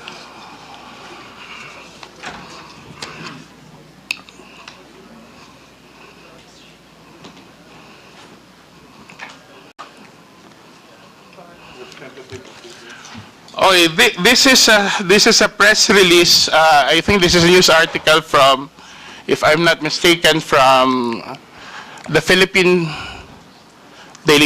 Star, saying basically, according to the spokesperson of the PNP, hindi daw totoo ang nasasabing mass resignation ng mga miyembro ng PNP. Tiyak po ang pagkakasabi na walang isang miyembro ng PNP ang nagbitiw mula sa kanilang posisyon pagkatapos ng pagka-aresto ni President Duterte. Pinabulaanan nga po niya ang ilang partikular na mga post at larawan na kumakalat sa social media tungkol dito. So have you read this article after your post? Mr. Chair, no, I have not read that article. And Mr. Chair, this article exactly affirms what I said earlier, that the mass impression of laymen like us, civilians like us, that there were mass resignations. The fact that the PNP... But Madam Chair, Mr. Chair, you just said, yet you do not share lies on your post, sir, diba? Sir, I shared, ano tawag? Mr. Chair, that's what I said, kaya ako nag-include ng daw, these were impressions. The fact, sir, that our PNP had to write a press release means kami na wala kaming statistics, these were the impressions that were coming to us. So you're saying that this is something sir, that can I you also just... finish? Okay. Why it's not fair here? Okay, Mr. Chair, does it mean that you have simply written this post out of your personal impressions or the impressions of you believe are posted in other social media without even making sure whether there is enough basis or have made any effort to verify your statements? Mr. Chair, if I am not an insider in the PNP and they had to release that information, it means that they are correcting the general impression of masses like us. The fact that they had to write it means that there's a general impression, and to our policeman here, I would like to And when you make address those, you that, Mr. Chair, when you make those impressions, you don't have any regard whether, now you find yourself apologizing to the policeman No, here. sir, the So you reason I am didn't make any apologizing effort- is because my post was Mr. not Chair. about...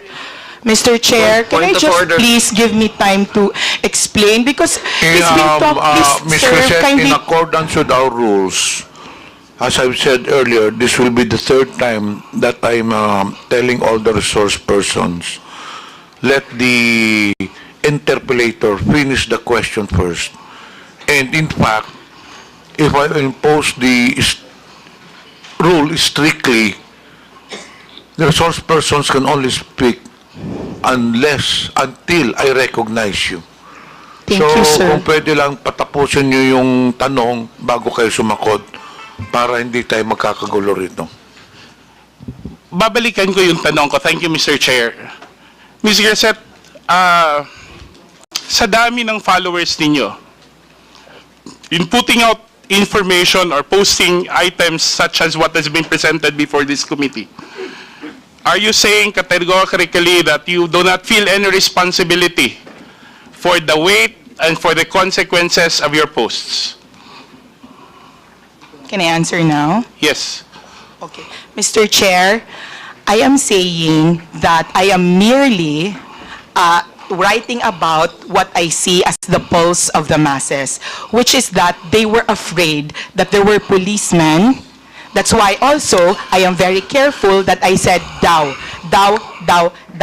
And to our honorable policeman, I'm not apologizing because I wrote that. I'm apologizing because you don't know the context of what I wrote. And what I wrote was, please don't resign. Because if you really want to make a difference in our country, you can best do it from the inside. It was not a condemnation of people who were resigning, but a reminder that if you're given a rare opportunity to change something that you do not like, do I it think, Mr. from the Chair, inside. I think, Mr. Chair, the resource person is not answering the question because we want to focus solely on those first two statements, which I think carries a significant weight. Yung pagsasabi na maraming pulis ang nag-resign at nagbibitiw, whether it's Dow or what, we're presenting a scenario that could be harmful even to national security. And in fact, if you ask me, personally, there should have been legal consequences for this. I don't know. We have a representative from PNP, so we can hear from it. Mr. Chair, do we have somebody from... Yes, General Torre, can you please answer? Mr. Chair, General Torre, have there been any incident of massive resignations following the arrest of the former president? If the qualification for the word massive, sir, is more than the normal, then there's none, sir. But for there are regular resignations, but it's not connected to this issue, sir. Thank you, Mr. Chair. What I'm trying to point out, Mr. Chair, is kung hindi ang isang social media influencer or somebody who uses social media doesn't feel responsible for one's postings, no? At even doesn't consider that whatever effect it may have on the minds of many others na nagbabasa o nakakabasa dun sa mga post niya, I think, Mr. Chair, we're treading in dangerous ground here. Kasi clearly, an audience of 10,000 per post is no small following. And I think, whatever the circumstances are, it's incumbent upon those who use social media to take responsibility for their postings, especially when such matter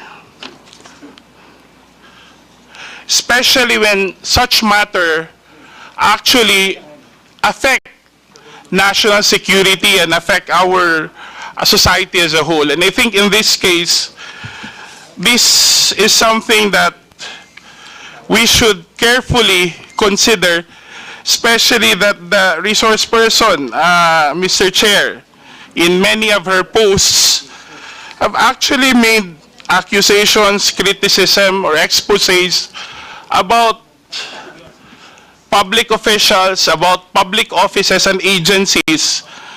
And I think we have to draw the line whether the canons of journalism, especially that Mrs. Crisette Chu is a journalist by profession, that there should be a clear demarcation between personal posts, especially what should determine, I think, Mr. Chair, should be the content of the post rather than who the one writing is. And especially in the case of Mrs. Crisette Chu, her being a journalist, make sure that a serious journalist, as she mentioned, will not publish rumors, because basically the way she explains it is that she has made this post on the basis of social media rumors. The ones who publish social rumors are actually those who are showbiz reporters. So the article on the resignation, and you can see on the following post, there has been no effort, Mr. Chair, to actually verify. May I ask the resource person again, Mr. Chair, after learning, have there been any efforts on your part to rectify or to correct the impression that you said you've articulated in your social media post? Mr. Chair, can I answer this, sir? He's belaboring the point that this is news. It was not news. The reason I said daw was that it was not news, but for me, that if this was true, and you could read it in my post, if totoo ito, please don't do it. I did not say, you can make a difference, you can make a distinction if you were trained in journalism between establishing something and saying, if this is true, please don't do it, and announcement, many policemen have resigned. That's the difference. I wanted to predicate what I wrote with something that was daw because it was a reminder to our policemen that please do not leave us, please think it through, that you can do more inside. So, sir, for me, it was more an opinion piece based on the general impression of when I wrote it, sir. So now it's an opinion piece, Mr. Chair. That's All that's my how she's articles referring on it. Facebook are opinion pieces po, So, sir, Mr. Chair, this would be my last point. Would you agree, Mrs. Crescent, if you would, I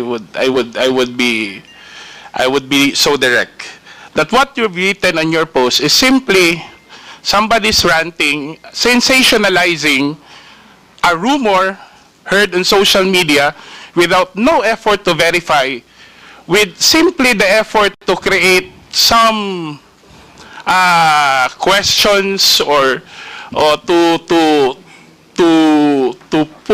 insinuate a situation that would actually affect national security. Because that's how you explained it.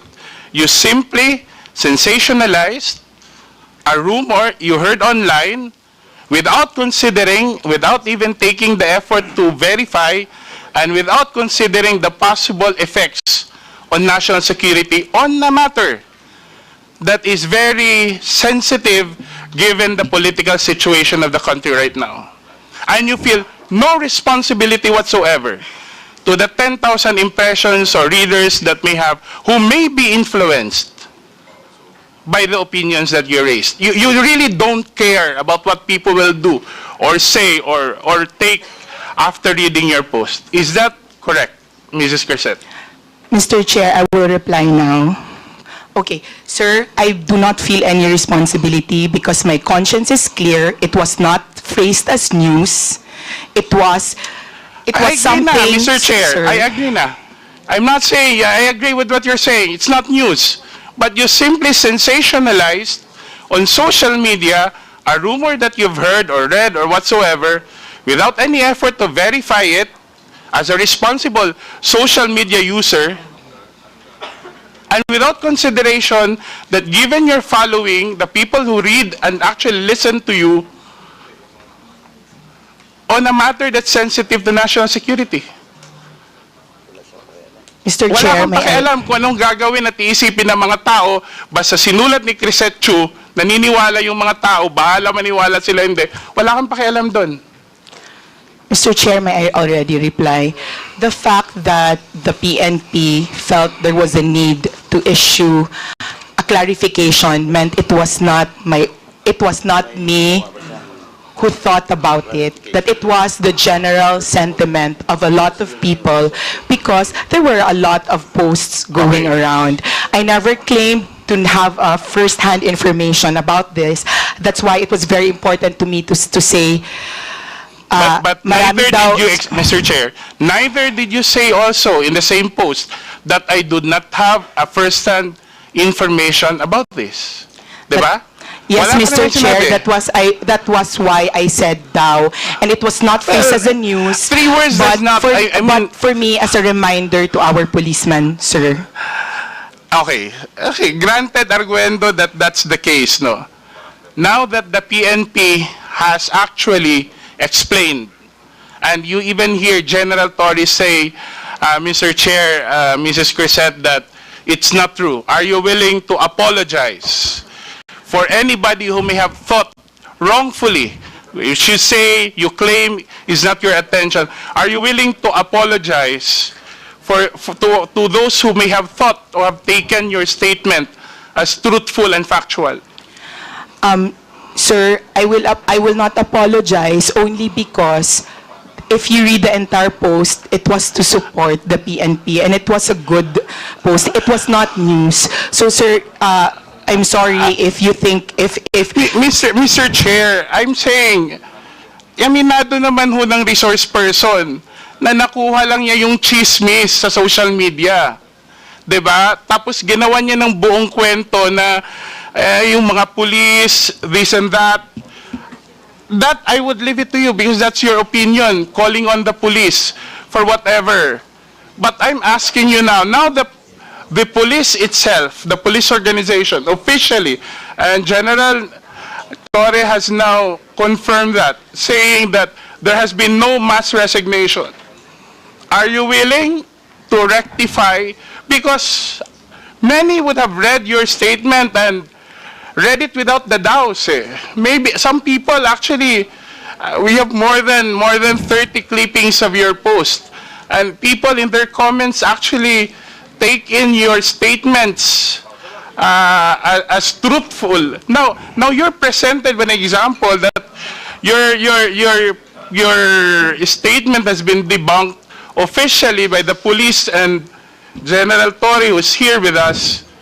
Are you still not willing to correct yourself officially?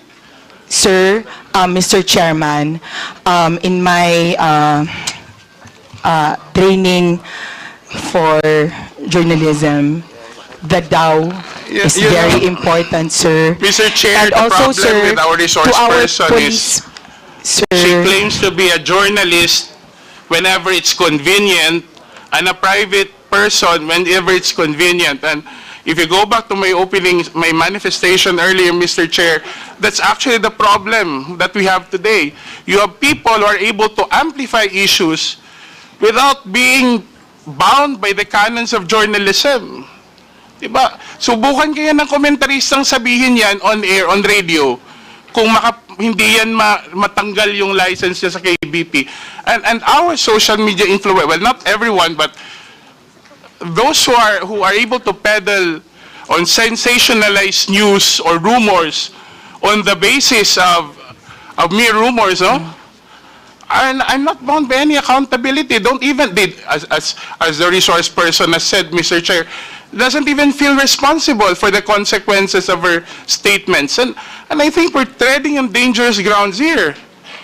Because, as I said earlier, something that you repeat over and over again, for someone who has a following of 10,000 per impressions per post, 100,000, following 500,000 in her previous account and 200,000 in this current account, that's something that should be considered. Where do we draw the line between one statement and the accountability that he or she must bear for her readers?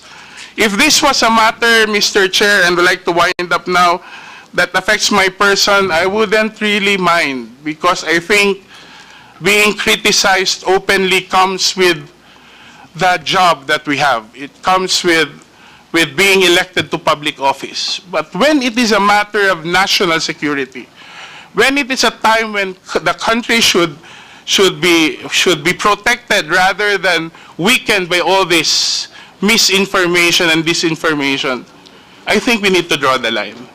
I think that's all for my question, Mr. Chair. Thank you very much. Mr. Chair, respectfully po, this is what I would like to say is why a lot of people are afraid to speak out and are afraid of this Mr. hearing. Chair, Kasi yun po yung sinasabing prior restraint na parang natatakot kami to speak out. Because, sir, people are watching us. The Filipinos are watching us. And Mr. I know Chair, they're not stupid, sir. They know what Mr. Chair, they mean by DAO, what we say Ms. by Cruzet, DAO. why? Do you feel threatened now? Yes, sir. Are we... Yes, sir, because, sir, may I... yes, sir, I think feel there are threatened many now, people sir. here. I don't think we are harassing you. Sir, not you, sir. Mr. Asidra, sir. Because, sir, may I just share that we have a history because we are both from Leyte. Anyway, yes, sir, and I have been a vocal critic, sir. Mr. Chair, if I may. Mr. Cruzet, I think Representative Basid has already finished his Thank you, sir. interpolation. Sorry, so sir. maybe Mr. Chair, I already said in my opening statement that whatever she posted many things about me, but I would not discuss that. But I think criticisms like that, however unfair it is, comes with the territory of public service. But for someone to comment on national security, for an issue that affects our country, I think that's when you draw the line. I don't think this is about silencing anyone. I don't think this is harassment, because why would you feel harassed when you believe that you've been saying the truth? Because no amount of harassment can ever drown the truth. But if you've been using such power and influence to sensationalize, to influence, to manipulate adversely, without taking even responsibility for what you said or wrote, I think that's not silencing someone. That's just putting it right where personal responsibility should be upheld. And that's it, Mr. Chair. before we continue, may the chair would like to acknowledge the presence of our senior deputy speaker, Aurelio Dong Gonzalez Jr. And online, we have Honorable Marie Escudero, Honorable Mitch Cayon, and Honorable Dan Fernandez. The chair now recognizes Representative Benny Abante for his interpellation. Thank you, Mr. Chair. I'd like to follow up the questions of Congressman Isidre to Ms. Crisette Laureta Chu. Ms. Crisette, will you be able to answer my question? Congressman, Mr. Chair, yes, sir. Okay. I don't know if Ms. Crisette actually wrote something about me. No, I don't remember doing that. I don't remember her saying things against me. Have you ever made a statement against me, Ms. Crisette, at one time? I'm not sure, sir, but I'm sure I've been hurt by some of the things that the Quadcom during the time of... Mr. Chair, you said you have been hurt. Yes, why sir. are you hurt? Because, sir, are you the ones being investigated? Why are you hurt? no, sir, because I'm a supporter, and I just want to be honest, sir. Mr. Chair, what I'm saying is this. You are not being investigated. I'd like to ask a question. Why are you hurt? Sir, Mr. Chair, I will just answer honestly. For example, if you are a supporter of a certain politician, as I'm sure your supporters in your district in Manila know, if somebody you love or support is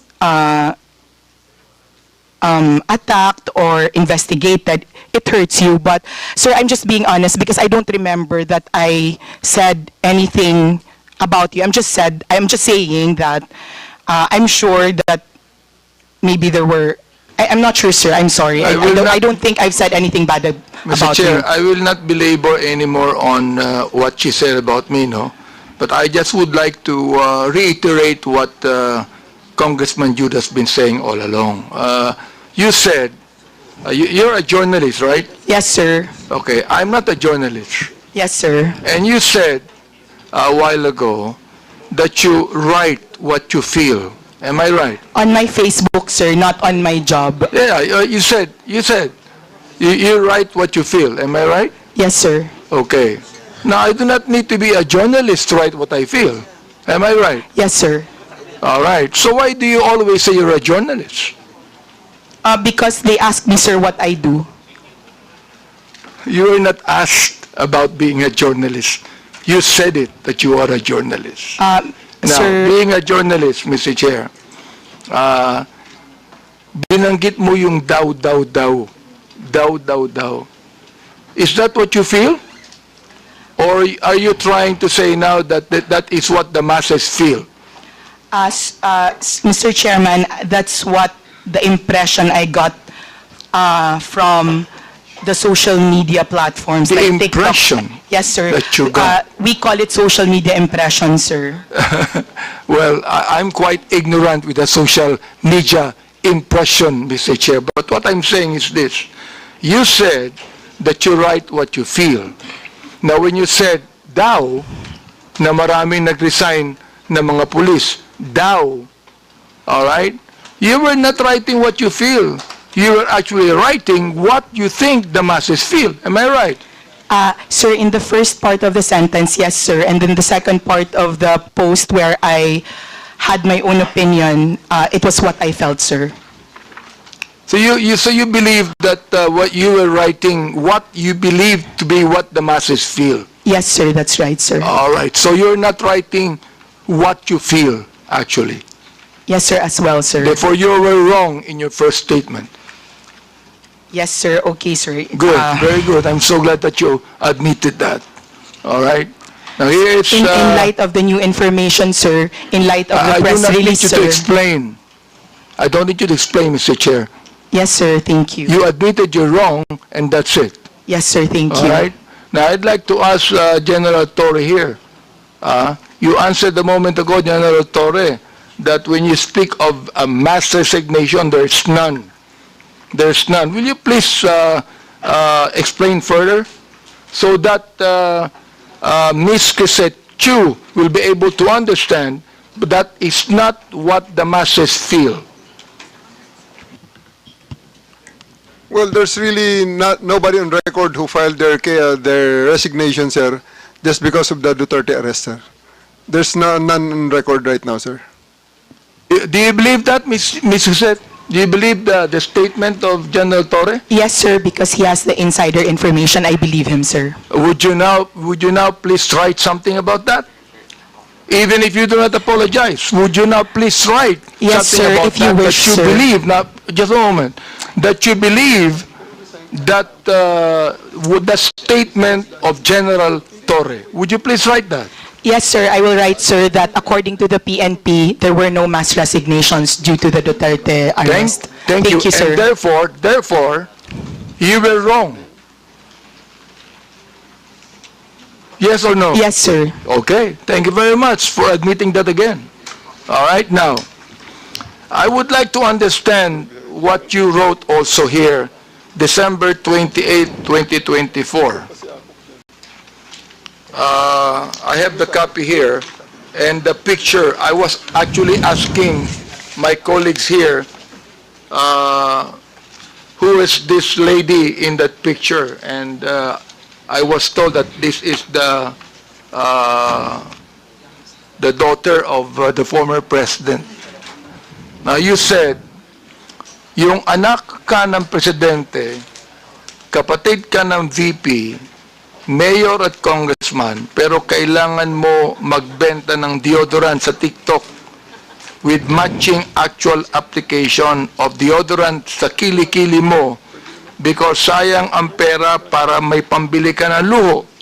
Samantalang ang anak ng mga congressman lang na kung sino-sino nag-aaral abroad sa Europe at Switzerland at walang alam sa buhay, akala hardworking lang ang kanilang mga magulang. I would like to understand this. I would like to understand what you feel about this. Now you tell us right here in this committee, anong ibig sabihin nitong impression na ito? Mr. Chair, respectfully, I would like to say that there are many congressmen whose children live lives that are far beyond what their salin of their parents have. Well, Mr. Chair, to inform Ms. Crisette that I have 3 children, and they never went to Switzerland to study. Yes, sir. Not Okay. you. It's not you, sir. All right, not me. Yes, so sir, not therefore, you. who are you referring to? Sir, I would not... You give us names. Who are you referring to? You made a statement that there are a lot of congressmen. Therefore, you tell us now, who are you referring to? Sir, Mr. Chair, respectfully, my counsel does not want me to mention. Your counsel is wrong. You made a statement, samantalang ang anak ng mga congressman. You made that statement, maraming congressman. So I'm asking you right now, sino-sinong congressman yun na may mga anak na nag-aral sa Europe at Switzerland na walang alam sa buhay? Yun ang ibig sabihin nun. Yun ang impression mo, di ba? Alright, you tell us now. Because that is not only an impression, Mr. Chair. She is telling us something that she believed to be true. Your Honor, as counsel for resource person Mr. Chair, issue, does the council have the right to speak in this committee? The council should wait for the chair to recognize you. Representative Bante first. Right, I'd like to find out. Because look, nung sinabi mo, ang mga anak ng congressman lang na kung sino-sino nag-aaral abroad sa Europe at Switzerland at walang alam sa buhay. That is not only writing what you feel. It is writing what you know. That's your conclusion. Therefore, I would like to find out. Sino ang tinutukoy mong congressman dito? Ipangalan mo na. Oh, palagay ko walang congressman. Matatakot dito. Meron bang mali, Mr. Chair? Is there anything wrong with any congressman who can afford to let his children study in Europe and Switzerland? Is there anything wrong with that, Mr. Chair? Let me ask you, yes or no? Is there anything wrong with that? Ms. Crisette, kindly answer the question. Mr. Chair, Mr. Chair, may I be allowed Would you allow the council? I will allow counsel to speak first after she answers. After she answers. Okay, Your Ms. Crisette, Honor, please answer the question. Your Honor, to facilitate the expectation of the Honorable Congressman, may I be allowed to give 1 minute just to confer with my client, Your Honor?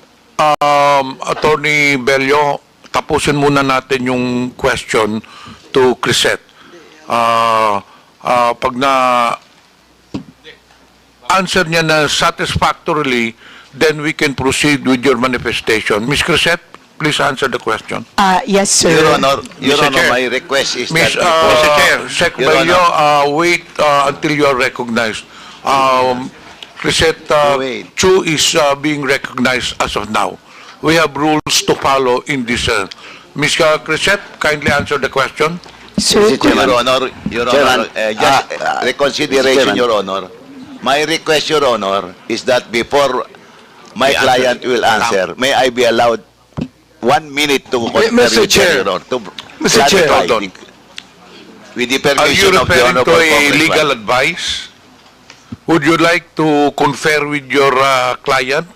Yes, Your Honor. Okay, you just- confer with your client first. Yes, Your Honor. We have a 1 minute suspension. Thank you, Your Honor. Thank you. thank you, sir.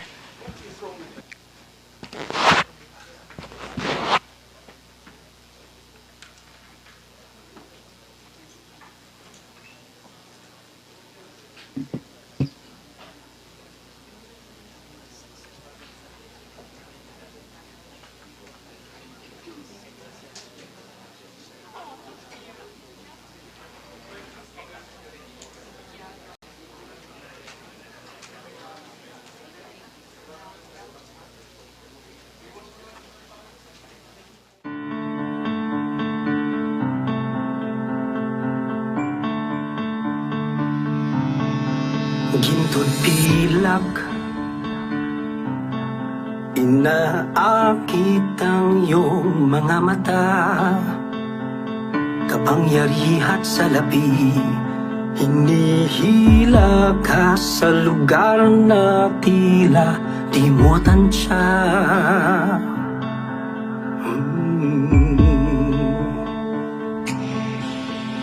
Tatalian Gamit ang matatamis na salita Aamuhin Paglalaroan na parang bata Pilipino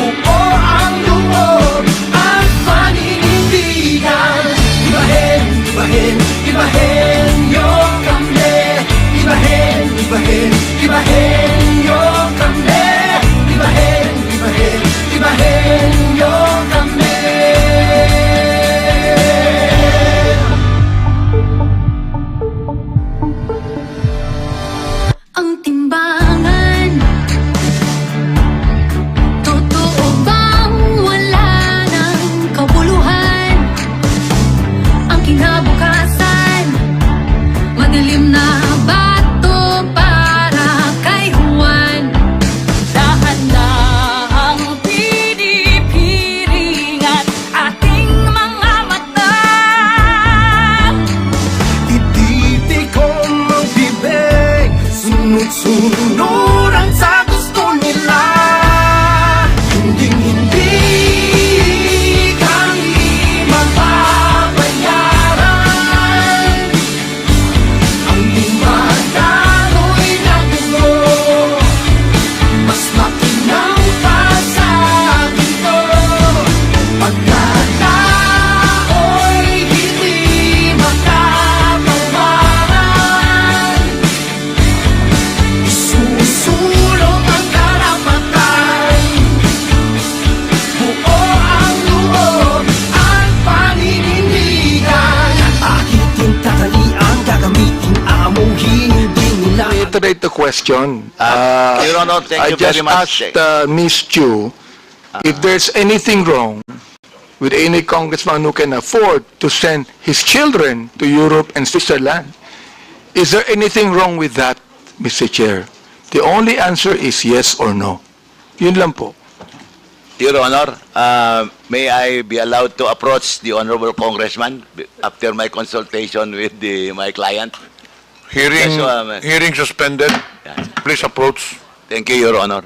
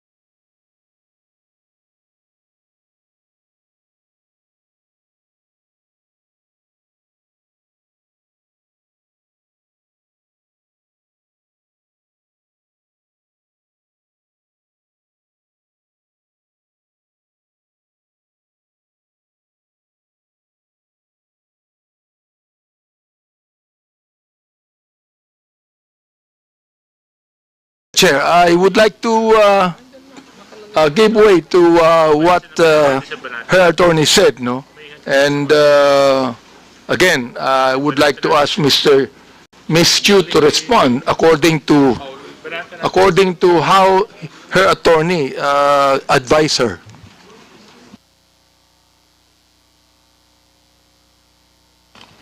Ms. Crisette is recognized. Mr. Chair. Sorry, sir, I did not hear your question. My counsel was speaking with me. Could you kindly... Representative Abante, do you have any question? Yeah, I asked you a question a moment ago, and your lawyer conferred with you. So I agreed with what your lawyer said. And your lawyer said that it's just a matter of oversight, and you're willing to apologize. So please do it now. Yes, sir, my lawyer and I talked, and my case is a matter of oversight. And I apologize, sir. Thank you. Mr. Chair, I'd like to manifest as the third time that Ms. Crisette apologized to this committee. Let me continue on. On December 28, 2024, Ms. Crisette, Yes, sir. you said, in Tagalog, ang tanga ng gobyernong to, not just as leaders, but as human beings. Is that what you feel? Sir, I apologize. I do not know what happened on December 28 to make me angry. But if I wrote it that time You're apologizing. for not, no sir, I mean, I do not know what situation on December 28. Let me and what the continue on. context. Let me Yes, sir. continue on. Says, ipapamudmod sa mga naka-braces na nagbabakasyon abroad ang AKAP money tapos utang ng 629 billion. Yung budget ng ayuda this year na pinibigay kung kani-kanino na nag-mall tour pa yung mga tanga na 500 billion uutangin ulit kasi nag-deficit daw. Mr. Chair, Ms. Quisette, ang galing mo naman. Tanga ang gobyerno, ikaw matalino. Ano? Am I right? Tanga ang gobyerno, hindi mo matalino ka. Mr. Chair, when one is angry, one says bad things. And in the situation that, sir, Mr. Chair, in the situation when I found out So that our... Mr. Chair, you still have words, no, Mr. Chair. Ibig sabihin, that you are actually telling your anger to your followers, your anger. Saan mo nakuha yung anger na yan? I mean, do you have the facts? Do you have the information? Do you have the documents? Mr. Chair? Sir, nasa news po na uutang tayo this year and last year. Sir, sir, please, Mr. Chair, kaya ako nagalit kasi may nakita akong nakaakap na naka-brace tapos sir, I am not laying it on the congressman. I am laying it on the person who gave that person 5,000 despite na, sir, kasi taxpayer kami. Masakit, sir, na makikita namin na... Ms. Quisette, may I ask you the question, how much taxes did you pay? And I will tell you how much tax I paid. Sir... Ang katwiran mo, you're a taxpayer. Bakit? Anong palagay mo sa akin, di taxpayer? Sir, hindi naman po kayo yung sinasabihan ko ng tanga, Mr. Chair. Kaya tinatanong It was the kita, Mr. process Chair. of distributing the Mr. Chair, AKAP. tinatanong kita kung saan mo kinuha ito. Sa news mo lang pala kinuha eh. Wala kang documents. You cannot even tell me if you're telling facts or truth. Sir, nasa news po kasi na mag-uutang tayo. My goodness, ibig mo sabihin, you're going to base your statement, tanga ang gobyerno, sa news na nabasa mo, Mr. Chair, and then you're telling me you're a journalist, and you're telling me that you're speaking the truth? Mr. Chair, respectfully po, those are my feelings.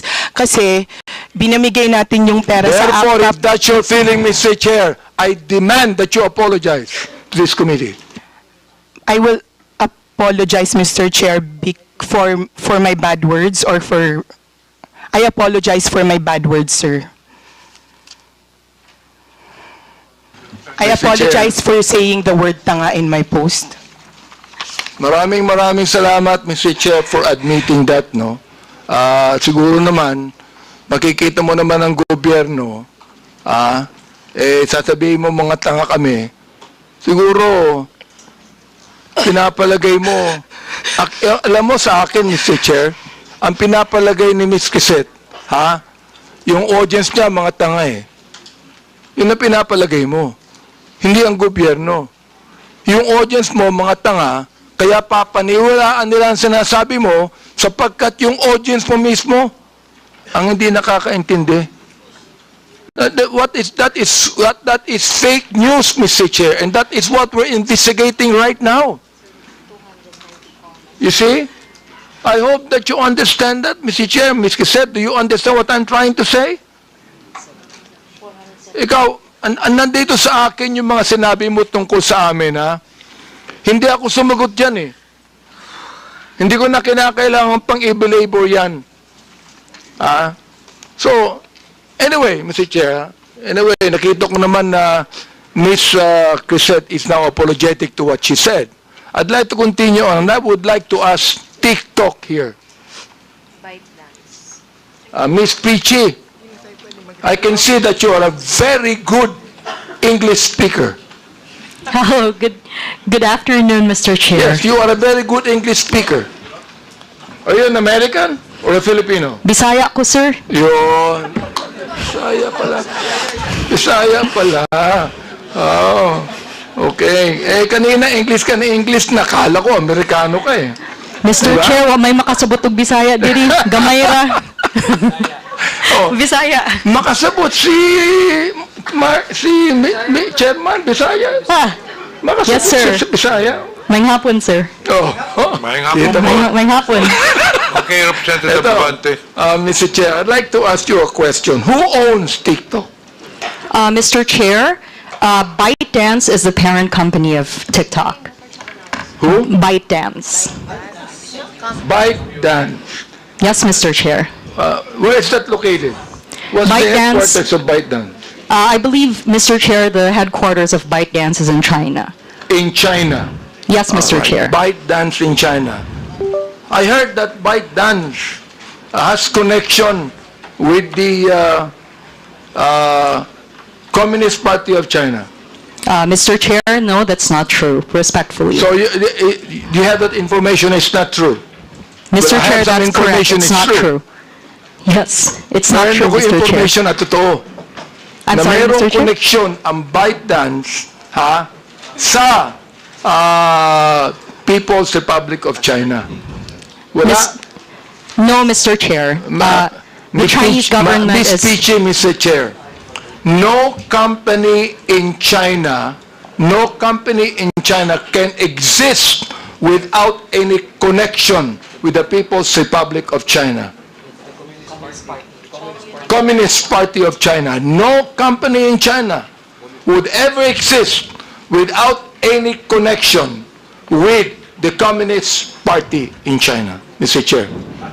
Do you believe that? Mr. Chair, I'm happy to explain the ownership structure of ByteDance. 60% of ByteDance is owned by global investors, including General Atlantic, Susquehanna, and also SoftBank. Okay. The other 20%, Mr. Chair, is owned by ByteDance employees around the world, including in Southeast Asia. And another 20% is owned by the founder of ByteDance, who is a private citizen Mr. who I Chair, believe lives in Singapore now. Sorry, Mr. Chair. Mr. Chair, you have syllables, no? Mr. Chair, I don't actually care who owns it or who are the shareholders to it. What I'm just telling you is that if that is a Chinese company, headquarters in China, no company in China could ever exist without any connection with the Communist Party in China. That is what I'm saying, and I'm not asking a question to you. Now, let me ask you a question now.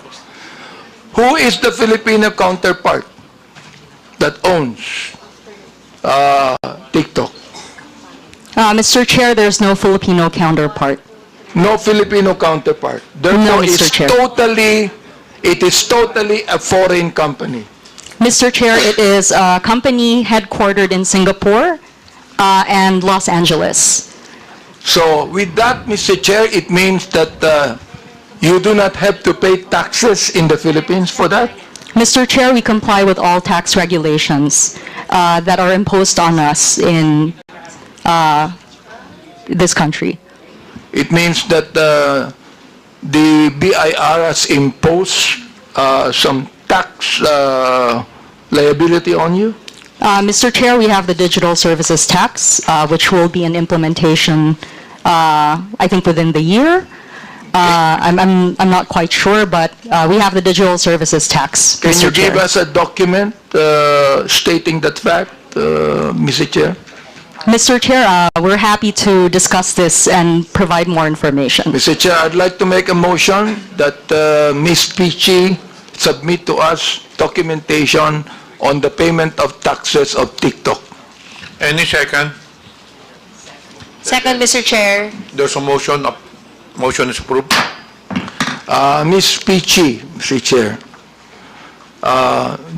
do TikTok allow gutter language? Mr. Chair, we strive to balance free expression with protecting user safety, Mr. Chair. Mr. Chair, is gutter language free expression? Let me ask you, Are you a journalist or not? Mr. Chair, no. Okay. Now, let me ask you now. Being just a human being and a man and a person that believes in decency, does TikTok allow gutter language? Mr. Chair, Yes or no?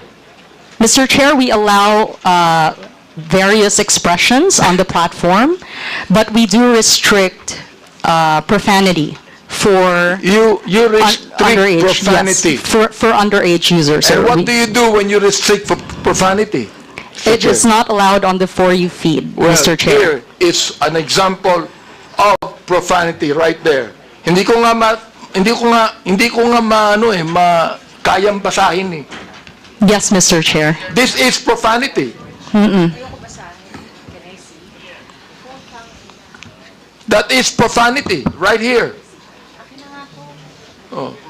Papabasa ko sa DSP.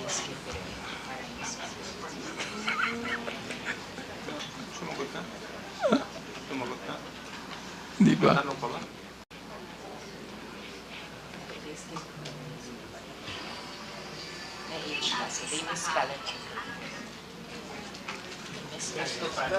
Oh.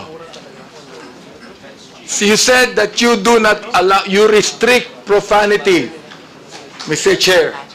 And this is profanity right there.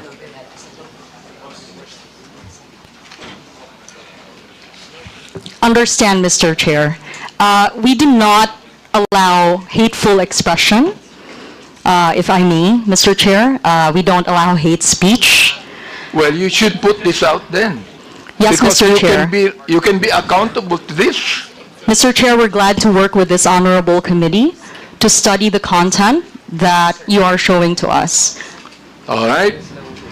And I have also here some, not just profanity, but pornography.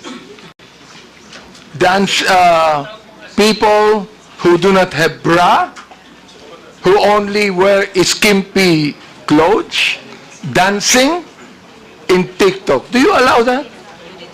Mr. Chair, we do not allow pornography on the platform. Now, do you consider a woman without any bra at all, and you could be able to, it's now, tinatawag natin na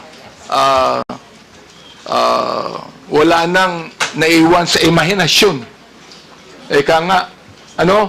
Oo. Yung bang mga babae na nagsasayaw dito at naka-bikini o meron dito, hindi ko na makita eh. You said you don't allow that. Here, for example, this one here. Ayan. Oh. Nakikita yung breast niya. You don't allow that. That's pornography, am I right?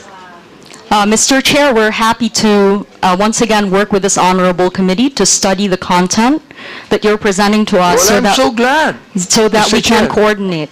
I'm so glad. Oh, kasi alam nyo, hindi ako sanay sa TikTok eh. Ngayon ko lang talaga tiningnan itong maigi eh. Hindi. Ayan, tulad yan. What do you call this? Is that not pornography right there? Hindi naman, sexy lang eh. Sexy lang? Sexy lang. Sexy lang. Hindi. There's nothing left in the imagination dito eh. Meron naman. Wala na. Once you like a certain Yes. mugawa siya. Pero I'd like to ask my colleagues if they're agreeing with me or they're agreeing with TikTok. Anyway, Mr. Chair, I'm so glad that you will be working with us on that, no? But we would like to please now tell TikTok, I think that they would be more decent in what they're trying to portray, no? Understand, Mr. Chair. Thank you very Maraming much. salamat. Oo. Oo. Hindi, galing mag-English eh. Bisaya ko, sir. Bisaya pa. Okay. Now, another thing is this. I'd like to ask questions to MJ Kiambao, Miss Mary Jane Kiambao Reyes. Yes, sir. Yes, You Your made Honor. a statement when you were giving your statement that you base your blog on the truth, no? And that you are actually not biased. You are not pro-Duterte, you are not pro-Marcos. You said that, am I right? Your Honor, yes, sir. Although I also said in that same statement that yes, I can be biased, but I don't go below the belt. But as far as being pro or anti-Marcos and Duterte, I always try to remain objective. Ms. Reyes, Yes, sir. I am Yes, the Your Honor. chairman of the Committee on Human Rights. Yes, Your Honor. I have records of EJK victims. And you made a statement, it says right here, to the International Criminal Court, global community, and world media. Is this not a pro-Duterte statement? Can you please, sir, complete the whole No, not yet. Not report? yet. I'm going to complete this. I'm just referring to the first statement, to the International Criminal Court, global community, and world media. It means that you want to tell that to the International Criminal Court. Am I right? And therefore, Mr. Chair, you do not agree for the former president to be held in the ICC. Am I right? Yes, Your Honor. Okay, very good. So therefore, you are pro-Duterte. Don't tell me you are not. All right? Sir, can I, No. pwede po akong sumagot? Let me ask another question to you. You said, you need to see this. The so-called EJK victims under President Duterte, a massive hoax. Do you believe that, Mr. Chair? Yes, sir. Again, Where did you yes, get the information, Mr. Chair? Your Honor, sana po mabasa ng buo yung aking... Do you want me to give you documents on that? Sir, I know what I posted, but I want the whole, the people here and the media to also see ano yung context ng aking isinulat para po maintindihan din nila at Ito na hindi yung lang context, maibase Mr. Chair. sa isang You do not statement even lamang. need to complete this. Kung gusto mo Sir, kumbituhin ko, yes, ito, Your Honor, I would okay. appreciate very much. I'm going to Mama. complete this now. Okay, Yes, para Your marinig Honor. ng lahat. Opo. The so-called EJK victims under President Duterte, a massive hoax. Okay. Sa akin, mali. I have documents to show. Yes, Your Honor, All that right, is now your you truth, said- and I also have my truth. Please. May I remind the resource person to, again, patapusin muna yung interpolator before you answer. Okay po, salamat po, Mr. Chair. And sige po, so, kung pwede po, ibigay na lahat ng tanong at mabigyan din po kami ng pagkakataon na sumagot nang wala ring interruption Of sana. course, you will be Opo. given your opportunity to answer. Pero patapusin muna talagang interpolator. That is sige a po, ruling Mr. Chair. before the resource person. Wag po tayo magsapawan. Opo, Mr. Chair, maraming salamat. Okay, Mr. Chair, let me continue on. You said, the anti-Duterte propagandist.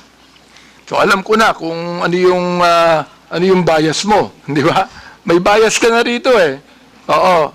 Okay, likely funded by drug cartels, terrorists, corrupt politicians, greedy oligarchs, and narco-politicians are desperately trying to manipulate the global narrative. What did you get the information about that, Mr. Chair? Pwede na po akong...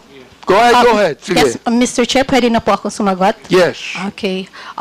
Doon po sa mga nauna niyo pong tanong, kung saan, ang sabi ko nga po ay hoax. Ang pinagbabasehan ko po doon ay yung mga naglalabasan ngayon na panibagong impormasyon, kita naman po ito sa social media, ano po, kung saan yung mga napabilang na EJK, yung mga nagpakita ng picture ng mga anak nila na namatay daw sa EJK, actually ay hindi po connected sa EJK. At yung iba po ay buhay na buhay naman po.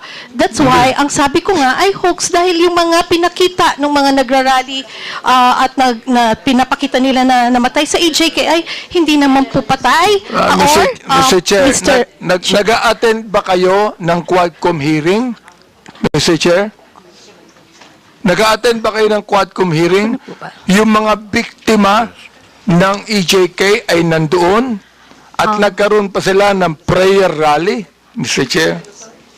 Nag-attend ba kayo ng Quadcom hearing? Okay. Mr. Chair, okay, salamat po at pagkakataong sumagot. Yes, nakapanood na po ako ng Quadcom at napanood ko rin po yung mga latest na ganap ngayon kung saan may isang Aling Sheila, Aling Lori, Aling another mother, kung saan yun po, yung mga anak nilang pinapakitang namatay sa EJK ay hindi naman po. Doon po, yun po yung pinanggagalingan ng aking isinulat na opinyon. Yun po ay reaksyon at opinyon sa mga nabalitaan ko po sa social media. At sa mga news online. Again, those are my personal reaction and opinion on the current events. Mr. Chair, ang hirap nun, makakabalita ka ng anuman, tapos you're going to put up an opinion, and you want to let the people believe it's the truth. Yun ang problema dyan eh. Facts. Then, sinabi mo, they want you to believe that every young life lost was at the hands of our people's President, Rodi Duterte. This is a blatant lie. That is my, pwede na pong sumagot, Your Honor? Yes, go ahead. Sige. Opa. Go ahead. Again, that is my truth. Those are my opinion. And nakabase naman din po yan sa mga available information. Ngayon, makikita po natin na yun nga po, may mga EJK victims nga raw na hindi naman pala. Raw. Yun nga po, sabi, yung raw po, I'm referring... You have no right to say it's a massive hoax. Mr. Chairman, with the indulgence of Chairman. Yes, Mr. Ma'am, yung sinasabi mong mga facts ngayon na lumalabas, is it an official document coming from those investigation by government agencies, by Quadcom, or just a mere in the social media accounts? Sir, Your Honor, if I'm not mistaken, nasa newspaper na rin po yan. Sandali po. Nasa newspaper. Pero ang tinatanong ko po, anong source ng newspaper? Is it an official document or findings of the Human Rights Commission? Absolutely, ma'am. Yes, Madam, Your Honor. absolutely not.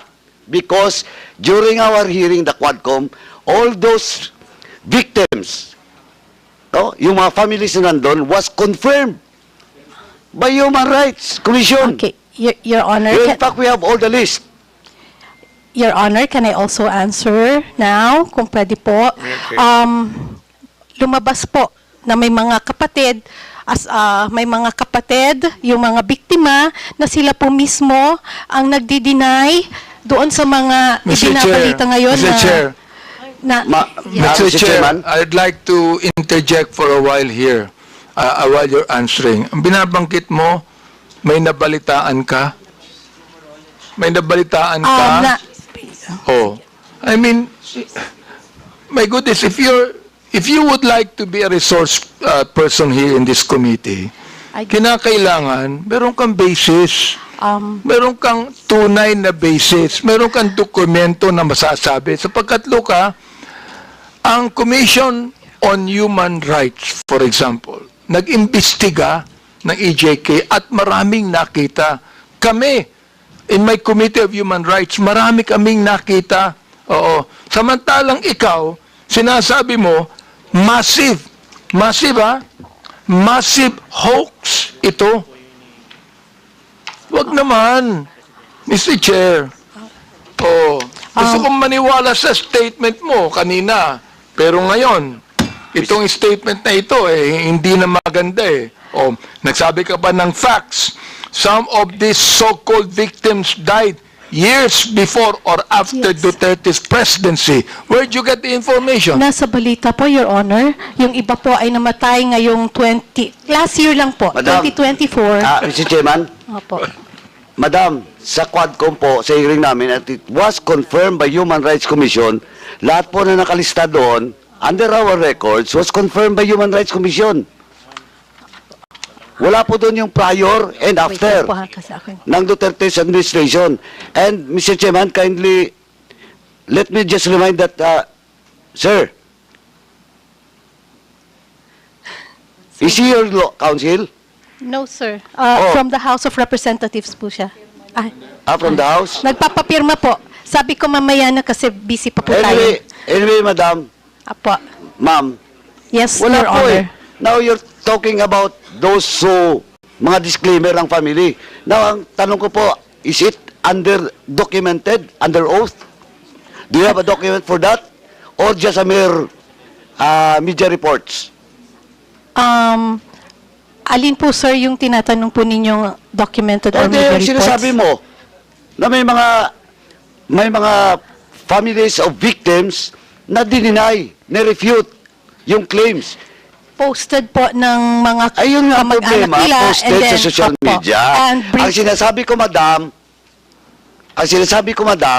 baseless yan kasi based on our investigation and unless otherwise, you can have a document under oath that indeed a certain family of victims clarified and dispute that data. Okay po, Your Honor, noted po. Next time. Yeah, noted Anong po noted? noted po na Tinatanong po kita kung may dokumento ka bang hawak, wala. tulad po ng sagot ko kanina, Your Honor. You answer my question, Mr. Chairman. Yes, I'm trying to answer, Your Honor. Sandali po. Apo. Yes or no? Do you have the document under oath? Sir, like I said, Andale, yes or no? Remember, I am just asking you if you have the document or not under oath. Of the family who reported? Yeah. None, sir. Oh, none. It's on the, like I said, it's a... So none. You don't have. Okay, sir. Next time po,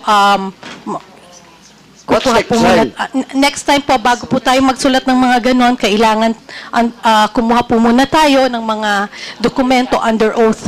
At hindi tayo basta magbabase sa sinasabi Chair. ng mainstream media. Okay. Mr. Chair, Thank you. let me continue on the Representative statement Abante. he said. Yes. Sinabi niya, facts to nakalagay, facts. Many are completely unrelated to drugs or EJKs. Some of them are still very much alive. You said you do not have any documents on that.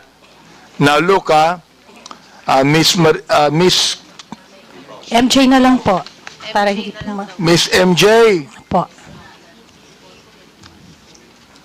you are accountable to the victims and you are accountable to us in the Quadcom. Pinasinungalingan mo kami. Pinasinungalingan mo ang mga victims. Now look, if you do not apologize right now, you listen. Yes, Your Honor. If you do not apologize, I am going to make a motion to hold you in contempt. I apologize, sir. And tulad nga po ng sabi ko kanita, sa susunod po ay maghahanap na lang po muna tayo ng mga under Yun. oath. At Okay hindi to, po tayo magre-rely sa mga balita ng news. Salamat na. po. Okay po. Kaya Maliwanag fake news. Yan ang ibig sabihin, non-fake news. Ito, tutuloy ko Salamat din po, Your Honor. Ito sinabi nyo, ikaw, binanggit mo na ito and this is something that you should apologize also. Anong sabi mo? Do not let these criminal forces twist reality to turn a strong, decisive leader into a monster. Now let me ask you, who are these criminal forces? Ms. MJ, please answer. Okay. I have this, kasi tulad ng sabi ko, ito po ay mga reaction at opinion ko lamang. Well, therefore you apologize because this is not po, true. sir. Okay, sir. I apologize. Okay, Mr. Chair, this is the second time that Miss MJ has apologized. I hope that next time, kayong mga vloggers, wag kayong magbibigay ng opinion lang, impression ninyo. Ibigay nyo yung katotohanan, may dokumento kayo. Sapagkat meron kaming documents to show Naiinsulto ko, I am insulted with your statement. Being the chairman of the Committee on Human Rights and one that's investigating, I am actually insulted with your statement.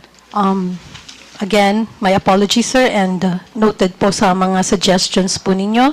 At gusto ko lang din pong sabihin na yung pong post has nothing to do with you. Hindi po, it has nothing to do with, pasensya na po. Well, Mr. Chair, maraming salamat, no? Yung binabanggit mong nothing to do with me, pero yung tinawag mong criminal forces, kasama kami dun ikaw naman, mag-isip naman kayo. Ang hirap nito, Mr. Chair, itong mga vloggers na iba, ito ang mga tanga So, tatanga-tanga ang gobyerno. Mag-isip kayo. Hindi lang sumusulat kayo kung anong gusto nyo isulat dyan. You're telling us, yung criminal forces, gusto kong sabihin ngayon, Mr. Chair, publicly, ikaw ang tanga. Okay, Your Honor, pero... Mr. Chairman. Mr. Chairman. Representative Ponduano. Mr. Chairman, just a matter of protocol, may I move to strike out the statement of the Chairman Abante addressed to MJ. Second, Mr. Chair. Thank you, Mr. Chairman. Any objection? There being none, the uttered words is stricken off. Any further questions? I rest, Mr. Chair, and thank you so much. I'm not angry at you, Miss MJ. We're just ferreting the truth here. Okay, Your Honor. Pero again, hindi ko po alam kung saan nyo po nakukuha yung idea nyo na kayo yung criminal forces. Hindi po. Anyway, again, ikaw ang Mr. Chair. Okay po, sir. Ikaw ang My sumulat apologies. Yes. Okay. My Sinulat apologies, mo sir. yun Okay po. Tanga po ako, sir. My goodness. Okay, we now proceed to the next interpellator. May I recognize Representative Franz Castro. You have the floor. Thank you, Mr. Chair. So palamigin muna natin yung mood. Meron po ba ditong Mr. Chair, representative from Facebook and Meta? Unfortunately, they have sent a letter on Facebook. They could not attend. And I think, do we have a representative from Meta? Facebook? Wala nga. There are no representatives. Okay, so related ito, Mr. Chair, doon sa interpellation ko last time when we had the hearing related to my account na tinake down ng Facebook and Meta or Meta. So, nabalik na, Mr. Chair. Nabalik na yung aking yung aking Facebook account, yung official Facebook account na nilagyan na may nilagay na impersonation. So, gusto ko lang sanang malaman, Mr. Chair, yung paano ba yung proseso, So, syempre nagreklamo ako for almost a month, Pinag-aralan siguro at naibalik na. So, gusto ko lang malaman, Mr. Chair, yung proseso. Siguro by next time na lang po. Okay, sa TikTok, thank you, Pichi, din sa pagturo mo sa akin ng pagre-report. Ang dami kasi, Mr. Chair, na marami ding mga account sa TikTok na talagang talagang fake. Gumagamit pa nga sila ng AI, na talagang fake. So kagaya po ng Facebook, ng TikTok, Mr. Chair. So paano nyo ba nadidetermine I mean, paano ba nadidetermine yung lumalabag doon sa inyong community standard?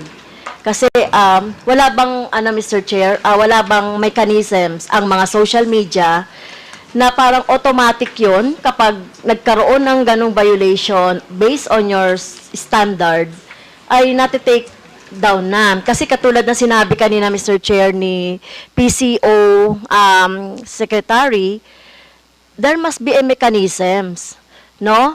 Yung halimbawa, yung mga saying bad words, ayan, yung mga information na hindi naman totoo, no? Mga fake information. So, aside from yung sinasabing iba pang mga standard, wala bang pwedeng magawa? Halimbawa, ang TikTok o ang YouTube, meron ba ritong YouTube? Wala din. Wala din ang YouTube. Oh, sige. Si Peachy na lang yung ano. So, do you use also AI dun sa pag-check? Kasi na-found out ko yung Meta at Facebook, parang AI lang yung nagde-determine eh. Pag nagreklamo ka, saka siguro nila titignan. Kaya lang medyo naka-damage na yon dun sa account, no? So, do you have that? Or balak ba kayo mag-develop ng gano'n na automatic na talaga, so hindi nyo na siya i-review? Thank you for the question, Mr. Chair, and happy to help you with your account. So to answer your question po, Mr. Chair, every video that is uploaded on TikTok undergoes machine moderation. I think I may have explained this earlier, but I'm happy to repeat it. So when you upload a video on TikTok, di ba po may processing time po yan? Usually, that's when machine moderation comes in to look for signals that would indicate that a post is violating our community guidelines. In combination with that, then, Mr. Chair, we also have human moderators, and this is for content that isn't automatically picked up by machine moderation. If machine moderation sees that, okay, there are signals that clearly indicate that something is violative of our guidelines, human moderators also get to review. Meanwhile, we also rely on community reports because no system is perfect po, ma'am. So we also rely on users to be vigilant and report violating content to us. That's essentially, ma'am, Mr. Chair, that's essentially the process by which we moderate and by which we keep the platform safe and secure for our users. Okay, so Mr. Chair, thank you. How long do you do that, yung process na yun? Mr. Chair, I regret to say that I don't have visibility on the entirety of the process, but what I can tell you is that last year, I think between, let me just check, Mr. Chair, because I have notes here.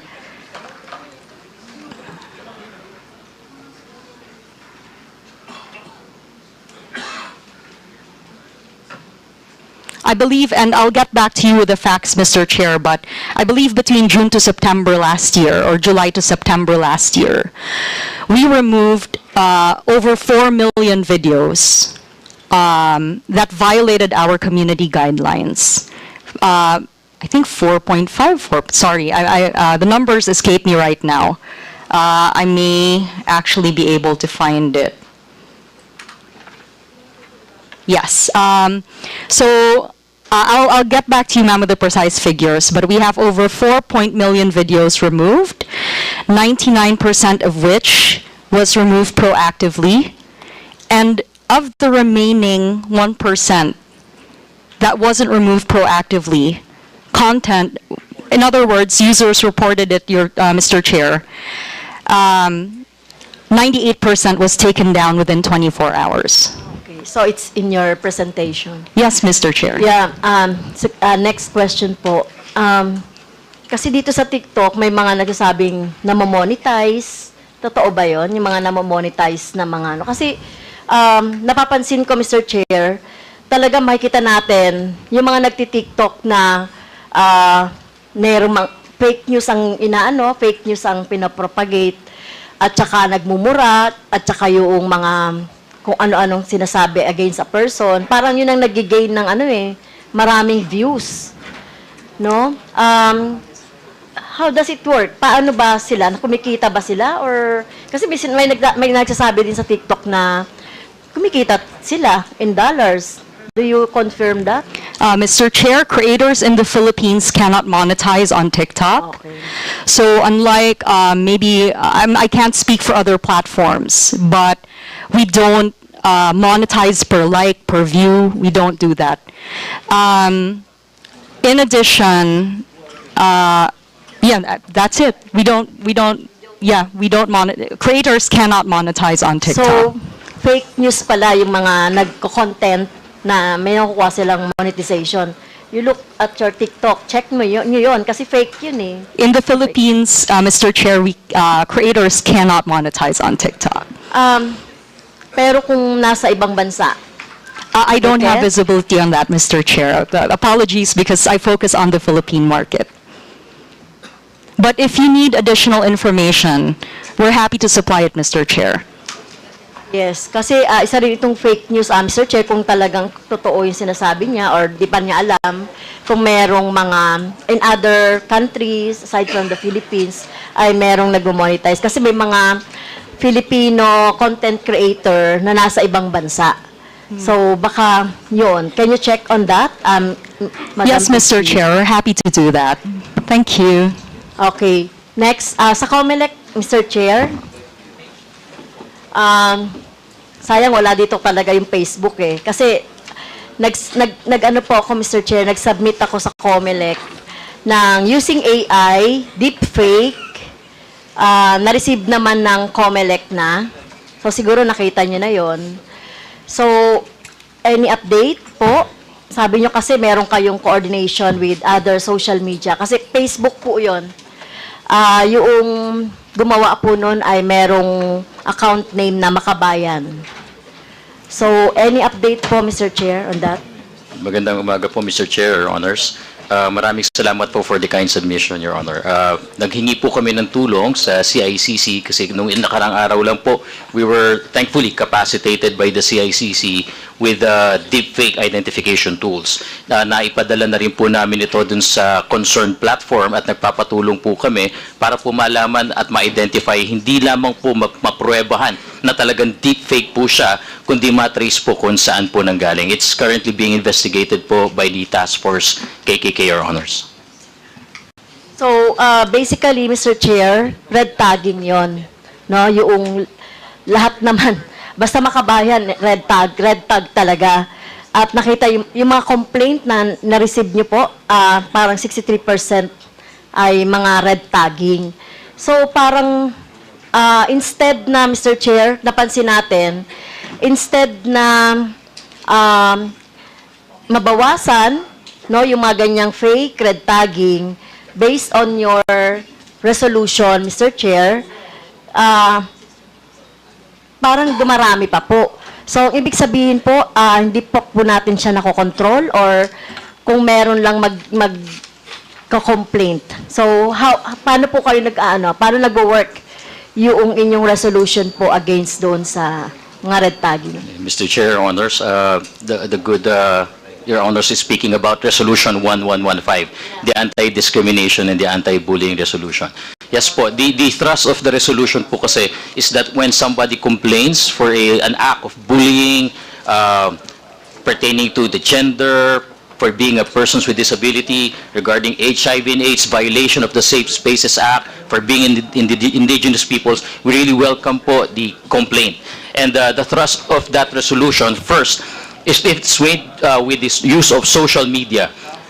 It will be reported to the appropriate platform for the immediate takedown and investigation if there was indeed a violation of the law. Kung makikita po rin kasi natin resolution, COMELEC treated the violation of the resolution both as an election offense and as a ground for disqualification in case the bad actor po is running for public office. Second po, we would refer also these matters, especially to dig deeper into investigation po dun sa appropriate law enforcement body. Kaya po makakaasa po kayo yung pag meron pong complaints na natatanggap ang COMELEC, especially regarding Resolution 1115 and the other resolutions pertaining to campaigns and other matters of the Fair Elections Act, ito po yung nagiging action ng COMELEC regarding this po.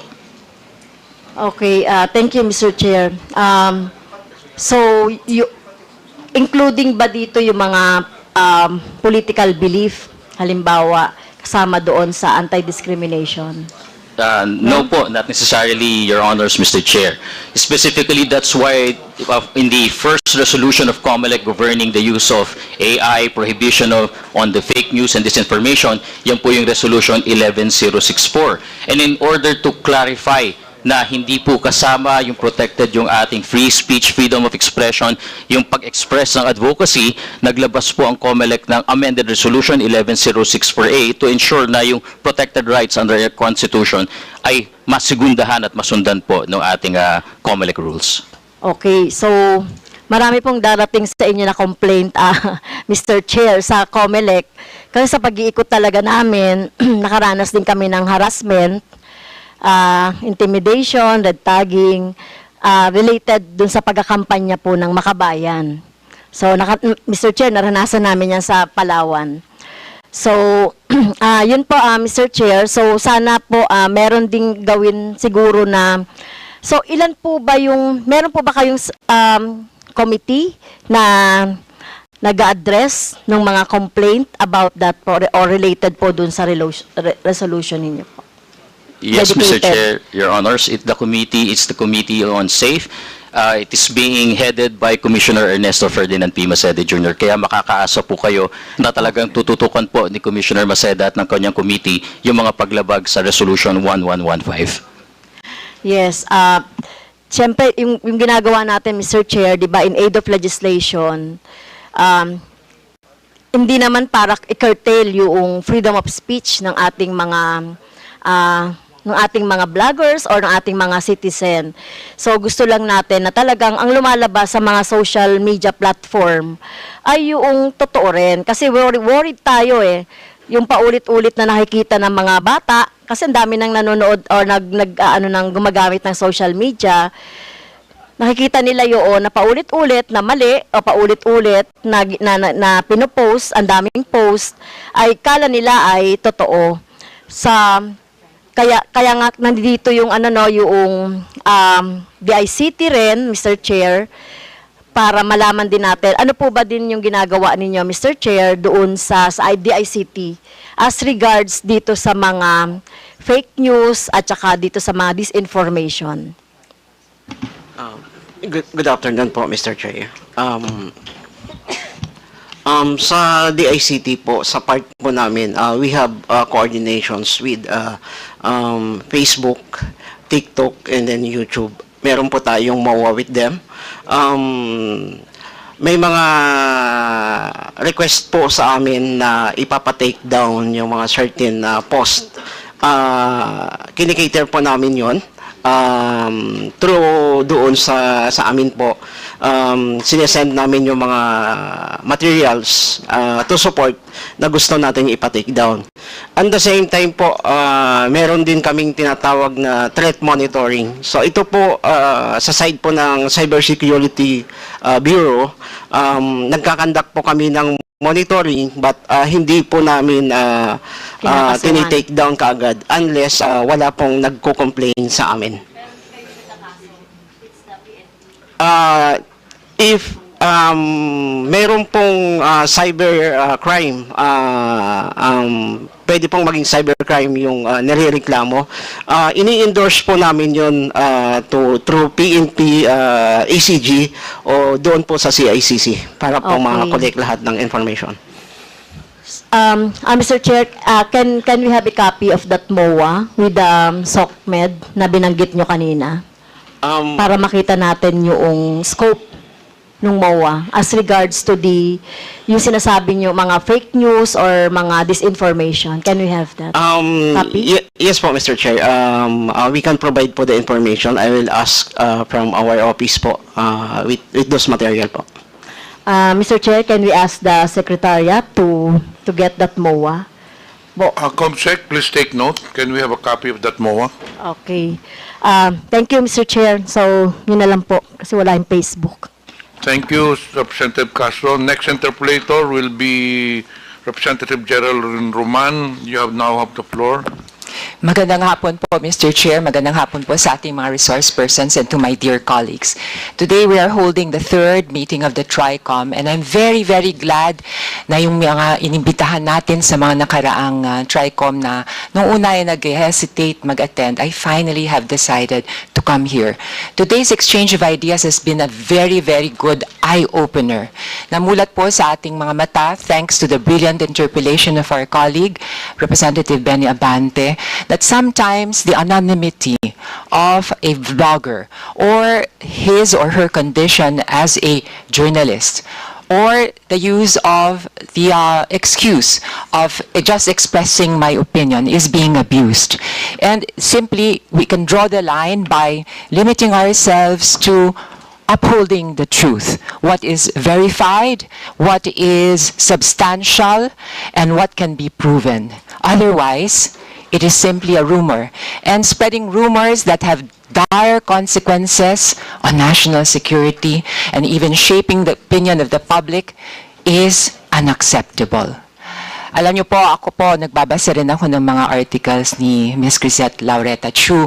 In fact, I remember way back in 2020, I participated in your very, very good campaign na maglikom po ng material for ating mga frontliners. Sabi ko, she must be a good woman. And sabi ko, she is also a journalist. Sabi ko, that's a magandang combination yon. Kaya nga lang ho, ako naniniwala rin ako after today's exchange and after your admission that hindi po nakabase sa katotohanan and you just reflected your opinions that maybe I think you will also agree that we want to level up itong pagko-content creation and that maybe and definitely this kind of content creation should not be tolerated and is unsustainable and is detrimental to our country, to the future generations. And we cannot keep a blind eye sa pangyayaring ito. We must put a stop to it. Naniniwala po ako na sa puso po ng mga content creators na gusto nila sa hanay nila mapabilang ang mga serious content creators. This is the reason why, Mr. Chair, since two TRI-COMM meetings ago, I have been pushing for self-regulation. Alam nyo, I have an MA in journalism from the University of the Basque Country, and for several years I practiced journalism. And I realize, I'm fully aware of the importance of that basic constitutional right to freedom of expression. But just like any other constitutional right, this is not unlimited. It is the duty of the state always na bantayan ito how we exercise this constitutional right to protect public interest. And I'm fully aware also that in order to reconcile these two concepts, may I ask for a little silence? I'm being distracted. Yes. Mr. Chair. Yes. Can we maintain decorum? Please remain silent when somebody is interpolating. Thank you. Please proceed. I fully realize that in order for the state to exercise its function, to protect public interest while responding and recognizing the basic right to freedom of expression, we always have to look for the least restrictive means.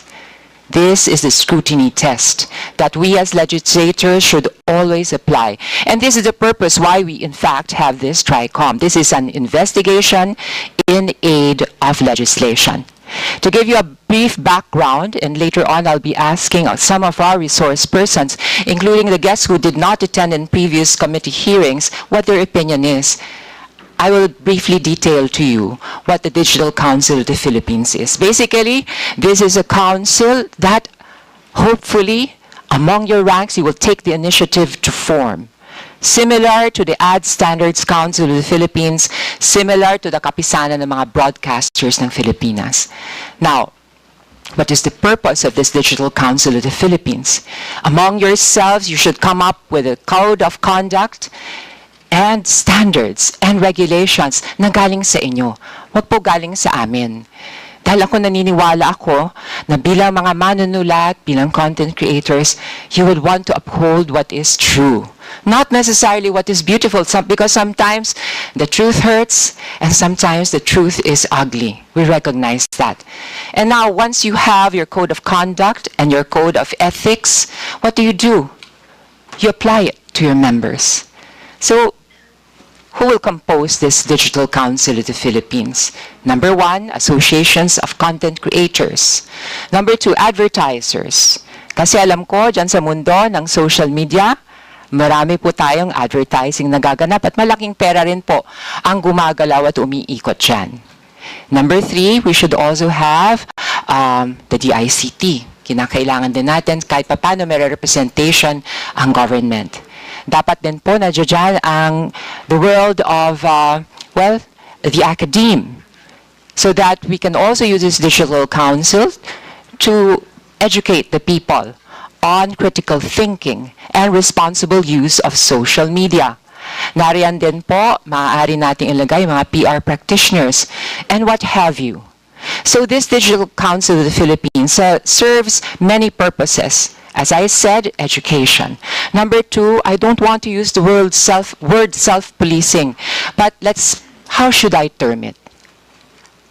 Leveling up our own ranks, professionalization maybe. Paligay ko, it is to the interest of everybody para maging kagalang-galang naman ang sektor na ito. Sapagkat sa mahabang panahon, dahil nga sa pagdami ng mga irresponsible content creators, ay nasisiraan naman o nasisiraan ng pangalan yung mga seryoso. Okay. Now, the other purpose of this council, it could be the body kung saan maari po tayong dumulog kung sakaling meron po tayong nahuhuli na fake news, kung tayo nabibiktima. Kung ako yung, for example, businessman na na-AI ang aking itsura at bigla na lang ako nagbebenta ng produkto ng aking rival. O kaya kung ako man ay yung, I don't know, aside from business owners, private individual whose reputation has been unfairly tarnished. Kung ako man ang politician, kung ako man yung vlogger din na maaring ginantihan at binigyan ng false information, maaari rin ako dumulog sa Digital Council of the Philippines. And of course, this Digital Council of the Philippines, hindi po namin yan ila-legislate sang-ayon sa, hindi namin kaya yan. Ang gusto ko po sana, manggaling rin sana sa hanay ng mga stakeholders. What we can legislate here from the committee is how the major social media platforms could respond once a piece of content is flagged as fake. After that fact-checking process na according to my consultations, kaya namang gampanan. You can do it in a few minutes. Diba? Sa TikTok, I'm sure other social media platforms could also do the same. And ang mangyayari po niyan, pag flag nga po yung content na yan as fake, then we can require by law the social media platforms to flag it also as fake news. Parang yung mga community notes, may annotation, para man lamang mabigyan ng katarungan. I'm not going as far as saying that you have to take down that content, but although TikTok does that. Am I right? Mr. Chair, yeah. Mr. Chair, yes. Yes. We take down content that contains harmful misinformation. Yes. So at this point, Mr. Chair, after explaining briefly what my proposal is, and which is also a response to the call made by Yusek Ruiz, may I begin to ask some of our resource persons about their opinions about this. I would like to ask Ms. Gazette Laureta Chu, whose opinion I also value.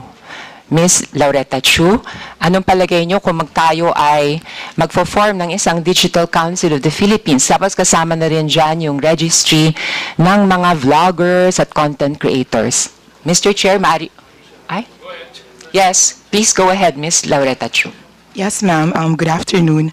That's a very good idea, as long as the parameters are clear. Like, for example, since what you want is to reduce the amount of fake news, we will have to come up with, it's a very good idea, because then a lot of the people who have a massive following will also be accountable. But we just need to know what we consider massive following, how many people, kasi ma'am, ang problema dito, nabibili ang likes, nabibili ang following. So, posibleng, kunyari, sa Facebook nila, madaming likes, pero hindi naman totoong marami silang likes. Makikita niyo po sa engagement yon. If they have like 200,000 followers, but then they only have 3 people commenting, binili nila yon. So, ang dami pong problema doon kasi ma'am, when you're part of an organization, it gives you credibility. So when you do interviews, people will listen to you. Like, congressman will give you time of day. Hindi nila alam na fake lang pala yung likes mo, fake lang pala yung engagement mo. So how do we delineate between real influencers and influencers who just bought their likes and engagement? So apart from that, ma'am, Yes. Mr. Chair, actually what she has just expressed clearly proves that we have to set parameters and start having regulations.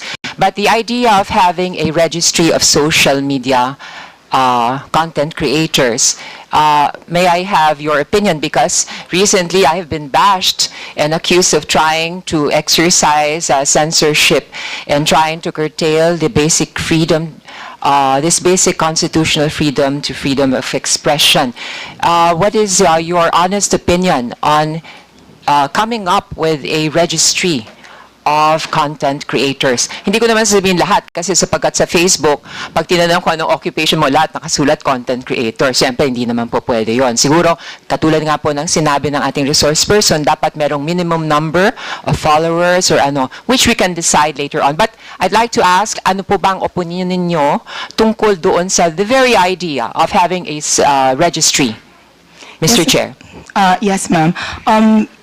It's a very good undertaking as long as what we regulate is the an association of what do you call this, content creators who are outside of mainstream media, so that they are also accountable. Pero yun lang, ma'am, yung concern ko kung ilan ang magiging followers nila, kung totoo yung followers nila. And also, what about those who do not, is it going to be voluntary, or those who are not who do not volunteer to join, what kind of remedies para meron din silang accountability? Ang akin lang, ma'am, and that's what we initially stood for, is that while we can do this for all of us, for everyone who wants to be a social media, nobody should be able to regulate free speech para wala tayong, because it's in our constitution. As long as what we regulate is the use of the platforms and the power and credibility given to all these people, as long as walang, lalo na sir, lalo na ma'am, government agencies. Kasi ngayon, it's going to be, what about next time? What about may mahanap tayo na presidente or senator na abusado or congressman, and they will use it against all of us, or people here who are, like, kunyari, this administration, you're in power, next administration, you're not in power, then they'll use it Mr. Chair, I think, yes, I would like to focus on what you just said, and also remind you that this constitutional right is not absolute and not without limits. Meron ding parameters ngayon. And what we intend to do here is basically to flag the content. This is our way of administering justice to those who are victimized by fake news. Alam nyo, imposible naman na makontrol natin lahat ng content creators. There will be those who will not want to join this. So we have to be creative in thinking of means how to encourage them to join the ranks of serious content creators. May I proceed to another resource person, Mr. Chair? I would like to ask the Creators and Influencers Council of the Philippines, Mr. Mauricio? No. Thank you, Mr. Chair. Actually, I'm here on behalf of Donald Lim, who is part of the Creators and Influencers Council, but I myself am a trustee. Yes. Mr. Chair, I would like to find out how many members does the Creators and Influencers Council of the Philippines have? More or less. I apologize, Your Honor. I am not part of the All right, Creators. all right, all right. Okay. Can you give me a rough idea? Is there like 1,000, for example? Just to explain, our president in the Global AI Council Philippines, Donald Lim, is part of many organizations as an advocate, one of which is the Council of Creators and Influencers. So I myself am a trustee of the Global AI Council. My apologies. Yeah. So Global AI Council, who are your members? May I find out? We have a board of trustees. There are 5 of us. Our chairman is Brian Polio Manzares. Our president is Donald Lim. I am the treasurer. Our secretary is Mark Goriseta. And our executive director is Kat Saladori. What is the main function or objective of the Global AI Council? Well, the mother company in the U.S. is focused on governance and training. Our theme is AI for Good. And the United States headquarters, they do education.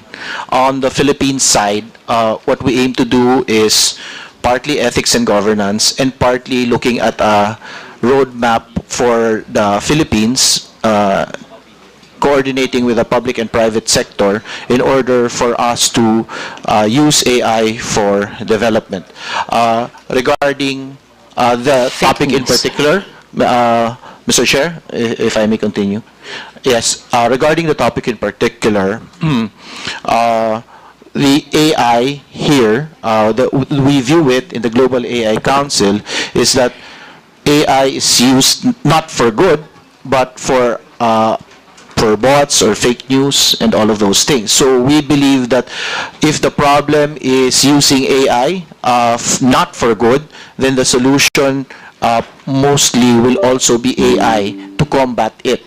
And that requires resources and knowledge in AI, and that's part of what we're trying to harness. Yes. So what do you do specifically to combat the wrong use of AI?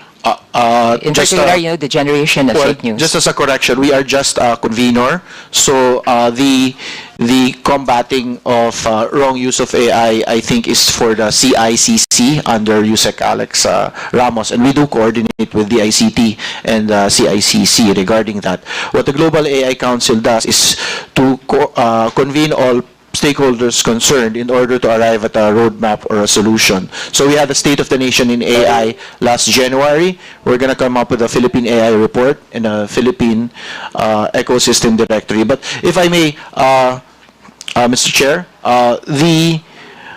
our experience in organizing for a short time a non-profit NGO for AI, I think translates to something that we can use for the Digital Council of the Philippines. Mr. Chair, does the resource person agree with the idea of the formation of a Digital Council of the Philippines? At first glance. Mr. Chair, I not only agree, I think it is imperative that this has to be formed at the soonest possible time, because we all can see how the lack of framework where we can at least control the proliferation of misinformation, and it seems that our existing laws and systems are not enough to do that. So this kind of council is really needed yesterday. So we definitely espouse this, Mr. Chair. In your view, Mr. Chair, how can we strike a balance between using AI to combat fake news and also the idea of the Digital Council of the Philippines and safeguarding rights such as the freedom of expression and privacy? Do you think these are two reconcilable concepts? Yes, because in our history, we already have self-regulatory organizations that are doing that. As you have mentioned, Mr. Chair, the KBP and the former ad board, which is now the ASC, and also I mean, I would go to the extent of even our Philippine Stock Exchange is actually a self-regulatory organization. So, definitely, first, it has to be voluntary.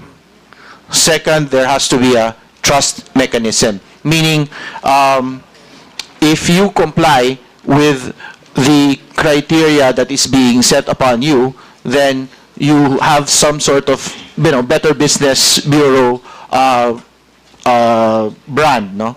And then there has to be an element of complaint reporting, reportorial system, wherein for those who do not voluntarily register and they actually violate some of these criteria, there is a mechanism for the damaged public or damaged parties to be able to complain.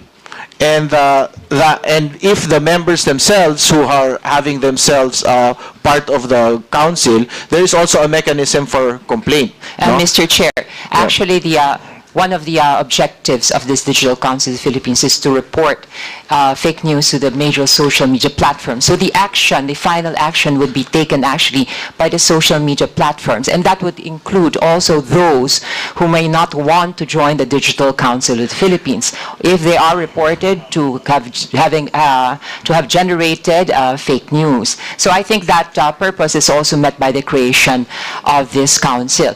May I proceed, Mr. Chair, to the next resource person, who is from the CICP, or the Creators and Influencers Council of the Philippines, who, by the way, are going to hold their general meeting and their induction of officers this afternoon. Ms. Aye Ubaldo. Mr. Chair, may I proceed? Yes, okay. So now I would like to find out how many members does the CICP have? Right now, we would have about 100. Of course, the goal is to have more. Yes. How do you encourage content creators to join your ranks? Okay. I'd like to also say that we categorize them. So if you're a content creator, which is a very, very vast... Could you come closer to the mic? Thank you. Or pull the mic very closer. Short. So, Sorry. So we categorize them. So we have them as independents. We have them as brands. What we call clients. These are let's say the Nestle's, the Colgate-Palmolive's. So they're called brands. And then we have agencies. So these are the advertising agencies that have departments, or they have sections that are for public relations, influencers, and Okay. creators. Ms. Ubaldo, may I find out what was the reason why you formed the CICP? Because we knew that it was going to be a growing industry. And there were already a lot of signs, as much as, back in, let's say, the late 90s or early 2000s, we knew that the internet was really going to be big. And, so when you do look at digital trends, you get to realize what are the next big thing. And we in the digital industry, or speaking as myself, as I come from a marketing communications background, so that's kind of what we need to do. Yes. Is responsible and is the responsible practice of content creation among your objectives in this group?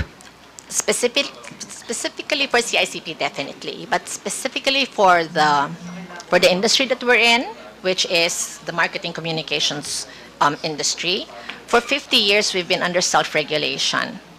Okay, and that's very sustainable. It's very agile. It's really needed to be. Mr. Chair, do you have a code of conduct or code of ethics that you practice? Yes. Yes. We have a mission and vision, and even the industry itself, yes. And what do you do to members who do not comply with your code of conduct, Mr. Chair? Mr. Chair, I'm sorry. Mr. Chair, as you've also mentioned, and as Anton has also mentioned, even if you are not part of the industry, let's say you're not a member, you are actually responsible to know what's going on and be able to be sanctioned and accept penalties. So it's just like the law. Even if you are ignorant of the law, you are committing a crime that you don't know. So I think that industries like ours and the proposed digital council being self-regulating can also impose upon those that are not members. So may I know your opinion about the formation of a digital council of the Philippines? Well, definitely, I believe that it's a good idea. If you don't mind, Mr. Chair, if I can say something. I was really listening. This is the first time that I'm here in this kind of forum, and I was really listening to the previous speakers. And if I may say so, I find that there's really a lot of silos, a lot of people wanting to do the same thing. And, the gentleman from the PCO said that there has to be collaboration with the justice system and the PCO. And then I heard another resource speaker from Davao, Mr. Mata, say something that there's a need to collaborate with the KBP. And the KBP is one of the founders of that Standards Council, of the regulating body, actually. So, yes, I believe that creating a digital council can really tide us through all of these silos. Yes, thank you very much for your opinion. I would also like to reiterate that ideally this Digital Council of the Philippines will be apolitical, impartial, which is one of the fears expressed by one of our resource persons. And I believe that this is possible because I believe also that there is strength in unity. This body could also be likened to a guild among content creators that will provide legal assistance, legal protection, and also guidance to its members. That said, Mr. Chair, I would just like to sum up by saying that today has been a very big learning experience to us. And I would like to exhort, after having listened to Ms. Kiambao and Ms. Crisieta Retachu, and their self-realization that, we cannot just publish or write something on social media, especially knowing that we have a big following, without verifying first the facts. We cannot spread rumors nor speculations that potentially have dire consequences. And we're talking about national security or the stability of a government. Unless, of course, that is the reason why some people, some bloggers actually practice this, which is to destabilize, which is also to mislead people, to shape public opinion, and put it at the service of political interests. Now, that for me would be a betrayal of, if you are a journalist, your calling to uphold the truth. Because in a sense, we are manipulating other people, and simply, that cannot be tolerated for the good of our country. I believe that if you have the truth on your side, there is nothing to fear. And whether you're on the side of the government or the opposition, of course, I have always believed, and it is freely practiced during this administration, your voices now are being allowed and heard under the Marcos administration. Take a look back during the previous administration. Could you hear critical voices? Could you hear voices of dissent? The ones who were brave enough to express their voices of dissent were imprisoned 7 years without a firm conviction, without due process. So, having these democratic freedoms guaranteed by the present administration, maybe it is also an invitation, a calling that lubos-lubusin na natin ang pagiging demokratiko. Lubos-lubusin na rin natin ang pagiging makatotohanan. If you are to criticize this government, please do it with facts on your hands. Hindi lang yung speculations, hindi lang yung rumors. Kasi that's being unfair, Mr. Chair. So with that, I submit to the committee also my proposal once more about the creation of the Digital Council of the Philippines. I sent a briefer to Secretary Ruiz, and this afternoon actually I'll be joining you at the CICP to encourage the stakeholders to take the initiative and form a digital council of the Philippines, and then we can work on the rules. But one thing I can guarantee, as a journalist myself, I understand where you're coming from, and I do respect that constitutional right to freedom of expression.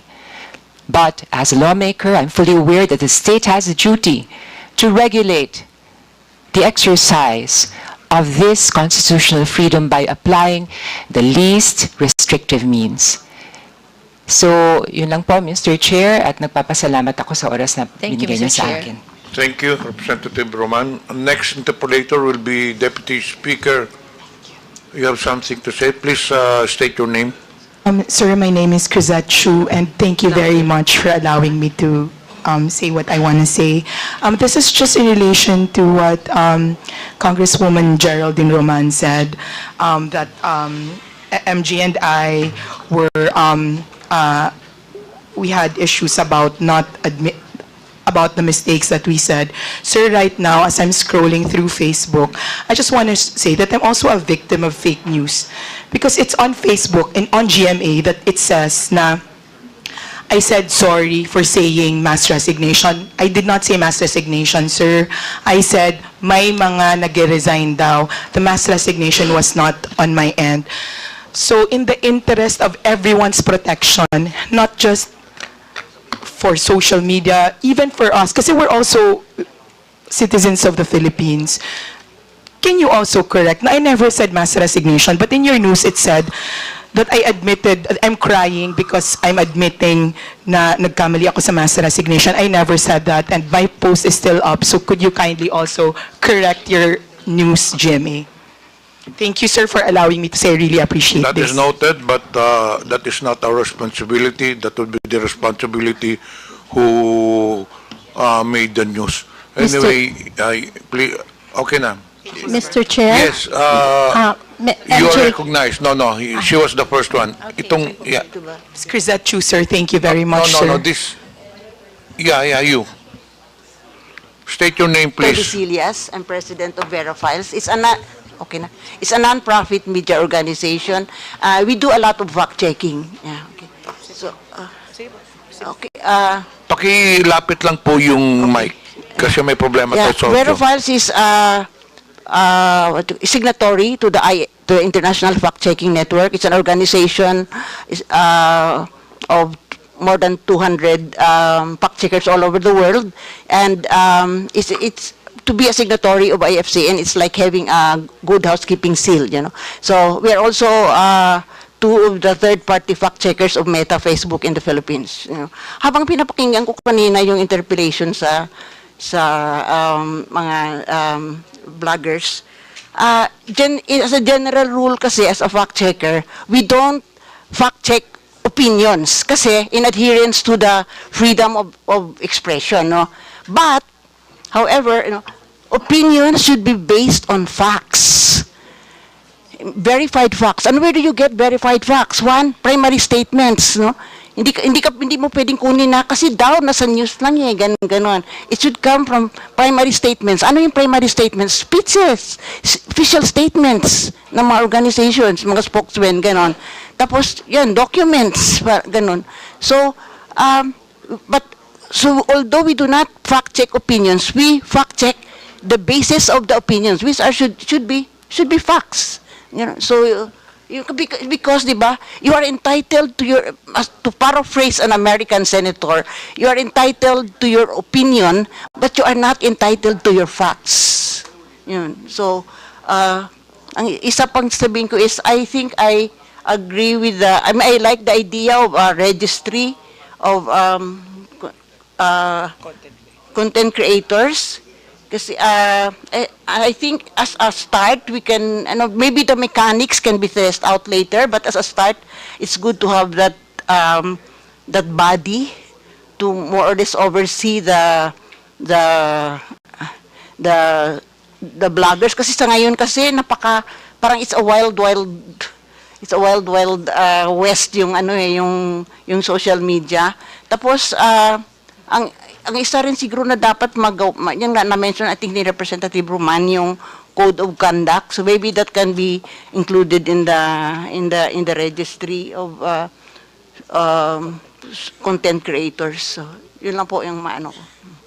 Okay, thank you. There was another resource person who raised his or right hand. Please identify yourself. MJ Kembaw po. MJ Kembaw Reyes. Siguro po sa next hearing, pwede rin pong patawag yung nagsulat nitong fake news about us in the spirit of fairness. And I would also like to, yun pong pag-iyak ko at yung walang patid na pag-apologize ko is coming from the fact na dahil ayoko pong makontempt, ayoko pong ma-detain, dahil may dalawa po akong nasa critical condition na nanay at mother-in-law. Yun po yun. Pero sa mainstream media at social media ngayon, pinagtatawanan ako dahil nag-apologize ako at tinawag akong tanga. But I cannot forgive myself if I don't speak now and tell you the truth. I'm just really afraid na ma-detain at this time. At this time kasi may dalawa akong nasa critical condition na naka-bedridden na nanay at mother-in-law na nasa late stage na anytime they die. I don't want to be detained and wala ako sa tabi niya. Ayun lang po, Mr. Chair. Ms. MJ, at this point in time, this committee has no plans of detaining you. Was there a motion? There was no motion. So we will proceed with the next interpellator. Mr. Chair, I just wanted to point out that although I understand, well, I'm trying to understand where the concerns of our good resource person is coming from, but I think it's baseless. Wala pa namang motion, wala pa namang nagsasabi na iko-contempt ka, wala pa namang, for as long as you cooperate, and for as long as you say the truth, and for as long as you're completely honest, there's nothing to be fearful. Not unless, of course, you're hiding the truth. So, dun, pwede ka matakot. Kaso lang, kung wala naman po kayong itinatago at buong katotohanan ng sinasabi ninyo, di wala po dapat kayong ikabahala. At saka wala po dapat kayong dahilan para umiyak. Siguro maganda po, ma'am, uminom po kayo ng tubig at baka ma-dehydrate po kayo. So anyway, Mr. Chairman, thank you very much. I just have some concern. Am I... Okay, yeah. Mr. Chairman, meron po ba tayong representative from BIR? Yes, earlier he took his oath. Yeah, BIR. Thank you very much. BIR, for the platforms of ByteDance, TikTok, Meta, Facebook, Twitter, Instagram, do they contribute to the national treasury? Your Honor, good afternoon. For the mentioned companies, Your Honor, considering that they are a non-resident foreign corporations, Your Honor, they should be taxed on their income within the Philippines, Your Honor. So, but are they actually paying, contributing? Your Honor, may we be allowed to confirm that with our operations group, Your Honor, and submit to this committee whether or not. Yeah, Thank you, kasi Your gusto ko lang po malaman kung may contribution po o may binabayad pong buwis ang Facebook, ang TikTok, ang Twitter, at ang sa iba pang mga social media platforms, because as we all know, other than the news and other than the opinions that they share, marami din pong mga selling at trading na nangyayari within their platforms, so which I think should be regulated and should be properly monitored by our government agencies, just so that, you know, we can protect the consumers and the Filipino people. ByteDance, Ma'am Peachy Paderna, yeah. Can you also provide to this committee, if you do, contribute or pay BIR taxes? Mr. Chair, I'll take this opportunity to clarify that I'm representing TikTok Private Limited, not ByteDance. Yeah. We will do our best to comply, Mr. Chair. Okay, thank you very much. So, BIR, how long will it take you to provide the committee with the said data and information? Your Honor, can we be given until next week, Your Honor, considering today's Friday, Your Honor? Again, sorry. Can we be given until next week, Your Honor, considering today is a Friday and there's no work tomorrow, Your Honor? Okay. Mr. Chair, Yeah. with the indulgence of the Honorable Suarez. Kong Romy. Kayo po ba ang representative ng BIR in the last hearing? No, Your Honor. I remember because I was the chair of that hearing. The BIR was directed to submit a report on the number of social media influencers taxed by the BIR and the respective tax payments. Yes, Have you sir. complied with this? Your Honor, we My question is, have you complied with this? not yet, Your Honor. May I know why? Your Honor, we have collated the committee has given us the list of the social media. I think there are 27 of them, Your Honor, social media influencers, and we have investigated their accounts, Your Honor. Most of them are registered indeed, but considering that they use they're not a company, Your Honor. Some of the influencers have or their names are similar to other taxpayers, Your Honor. One of the social media influencers has been tagged for 17, 18 names, Your Honor. So I just interject that the BIR already created a specialized body which are a task force, kumbaga po, na dedicated to investigating social media influencers and consequently issuing letter of authority for further audit, Your Honor. Can you give us a timeline where you can submit all this data that this committee is asking? Your Honor, we may right now, Your Honor, we can submit the general list at most, Your Honor, but we are prohibited by the tax code, Your Honor, to give sensitive information like the payment or the taxes they paid. It's in the tax code, Your Honor. So as of now, we are prohibited unless the taxpayer waives his or her right in writing, or there be a executive session, Your Honor, where we can give the data needed, Your Honor. Thank you, Mr. Chair. Thank you, Your Honor. Thank you very much, Thank you, Kong Your Romy. Thank you also for informing the body that the BIR has pending documents that need to be submitted to the committee. So, Mr. Chair, I just request that the BIR comply immediately. So, my next question, BIR, other than the social media platforms, to the influencers and to the vloggers present, meron po ba kayong spokesperson na tagapagsalita, or you'll all speak individually? Okay, thank you very much. I just wanted to know, do you earn from your work as vlogging? Yes. Good afternoon, Mr. Chair. Yes, we do. Some of us, not all of us though, because you have an option on social media to monetize. And may I continue with the tax information, because this is something that you might want to know. I just wanted to know. We do. Yeah, We do. if And you do we pay get paid taxes. for what you do. Yes, sir, and we do declare our taxes. In fact, we pay taxes twice. In YouTube, for example, there are taxes that are withheld for the purposes of, for the U.S., and then in addition to which we pay income taxes on whatever it is we earn. Okay. So we tax twice. Oo. Kasi 'di ba yung ibang mga influencers, 'di ba, for like products, minsan binabayad sila for their talent if they want to endorse specific products. So I know they get paid. So now for vlogging, do you also get the same setup? How is the arrangement in that? It depends on the kind of blogging that you're doing.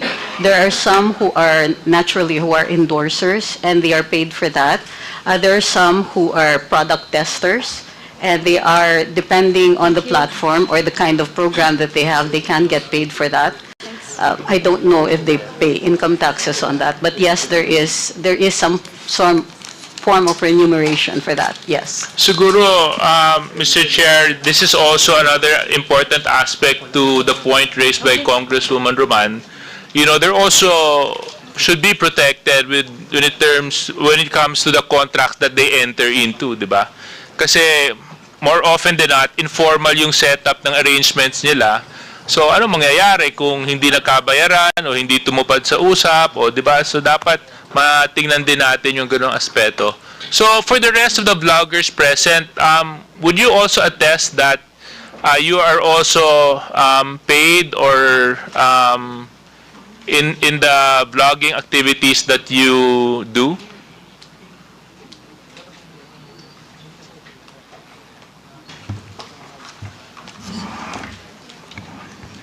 Mr. Chair, I do earn through the social media platform, but this is through the monetization program that each social media has. In TikTok, it's barely earning. Also in Facebook, actually recently in Facebook, I am fully demonetized, so I do not earn in Facebook anymore. In YouTube, they have a monetization program, partnership program, and I do earn from my vlogging endeavor through YouTube. Okay. So, but when it comes to, let's say, the settling of your tax obligations, you do have to declare where the money is coming from, no? Correct? That's how I understand it, Your Honor, because part of our audience is not in the Philippines, and of course, I am not so sure how they schedule how they monetize the earnings based from the viewers from the Philippines and from the U.S., but we are required to sign documents. Because YouTube is based in the U.S., so there are some documents that we have to sign, wherein we have to declare that taxes are going to be. Okay, thank you very much. What about the other vloggers present? No, Your Honor, no, I don't earn anything from social media, and like I said, I do not even want to consider or categorize myself as blogger. Well, how do you want to define yourself? I'm just an ordinary Filipino, an advocate of free speech and good governance. Nagkataon lang po, kumbaga accidental lang na may mga nagkaroon ng following. Pero yun nga po, opinion lang din ng mga pinagsusulat ko. And I don't blog, I don't consider myself a blogger, and I don't earn from blogging. Okay, and Ms. Chu? Sir, I have never earned from blogging or any social media pursuits, whether None, endorsements or not. Thank you. Tapos sino pa po ba yung iba nating mga, lahat po ba kayo, mga vloggers din po kayo lahat? Oh yeah, so can we get your, we haven't heard your voices. Can you introduce yourself also at the same time? I'm Dr. Richard Mata, Your Honor, from Davao City. I'm a pediatrician basically, so I pay taxes as a pediatrician. Regarding my monetization, I had a monetization sa Facebook, but then again, nag-demonetize na naman. So basically, as of now, wala pa po. YouTube, zero po. So sa Facebook, malakas, no? From what I've been gathering from among you, sa Facebook, meron. Sa TikTok, wala masyado. Tama po ba yun? Maliit lang. Yeah, in a sense, yes, where you focus upon, doon yung pwedeng i-monetize automatic, usually. Okay. Yeah, so just sorry. Yep. Sorry for my ignorance on this matter. And the next lady. Good afternoon. I'm Dr. Ethel Pineda Garcia. I just use Facebook. I don't do YouTube. I don't do TikTok. And I have never monetized my account. Okay. And then the next, yeah. Good afternoon, sir. Good afternoon, Mr. Chair. I am Mark Anthony Lopez, and I have no credentials whatsoever. I'm just using my Facebook and my Twitter account for my own personal use. It's not monetized po. Although sa Facebook, meron po ako natatanggap na remittance because may mga nagla-like po dun sa aking post. And yun po, part yun ng Facebook monetization. Pero hindi ko po yun sinulisit or hindi ko po yun in-arrange with Facebook. Ay, yun ay kusang donasyon sa inyo? Automatic po. Paano pong automatic? Hindi ko po maunawaan. Pag nag-like po, meron pong option ng mga readers na pwede po nilang i-monetize yung like nila. Okay. Thank you. So, yun lang po ang natatanggap ko. Nung last month po, natanggap ko po 86 cents. Okay. Okay. Good afternoon, Mr. Chair. Aaron Peña po, Old School Pinoy. So, sa Facebook po and YouTube, wala po akong monetization. Sa YouTube lang po, pero hindi na po ako masyadong nagagamit ng YouTube. Okay. I'm Manuel Mata Jr. po, also known as Coco Locoy. And I just want to inform you all first na wala po ako natanggap na kahit anong invitation from show cause order and subpoena. So, ako po, wag niyo pong ilabas po yung aking monetization kasi baka ipasok niyo po ako sa 4-piece. Kasi halos wala po ako nakukuha. And I was demonetized since last 2023, November, and I was just earning like, para makabuo po ako ng 5,000, like 3 months, 4 months. So kayo lang po, no? Wala na po bang iba? Okay. Okay. What about from the other side? I just wanted to get an idea of how the industry works, just so that we can have a better understanding when it comes to regulations and contracts that you guys enter into. When it comes to financial contributions or contracts that you enter into. So, is that it? Wala na po bang iba? Mr. Chair, just a quick interjection. Yeah, go ahead, go ahead. Germain to the question of TSJJ. Gusto ko lang tanungin, did I hear it right? You said that you were demonetized. Somebody demonetized, sorry. Yes po, your... What was the reason why you were demonetized? Maybe you have... What's the violation that you committed? I'm sure there's a violation. Okay. For those nakakakilala po sa akin, I started in TikTok and kasi po ako po yung tao na I want conversation. I want content versus content. And there are times na when I answer another person's content to encourage content versus content para po nagfa-fact checkan because I am not saying na ako ay isang news teller. Sir, what was the exact violation you committed? Iba-iba po because I lost 24 I was took down 24 accounts sa TikTok. I also lost my first Facebook account. I also lost my first Facebook page. You do admit that you have and possess multiple accounts? No po, I needed to create another account because yung iba po one day pa lang lalo na during the time of Bongbong Marcos during the election of 2022 lagi po akong minamas report kahit wala pa man din akong ginagawang content. Okay, sige. Anyway, so thank you very much. So I just wanted to find out, Mr. Chair, kung paano po kasi yung arrangement nila kasi kung sila po ba nakakatanggap ng pera or any sort of financial contribution or contracts, with the work that they do. Mr. Chair, can I forward my next questions to Commodore J. Tariela?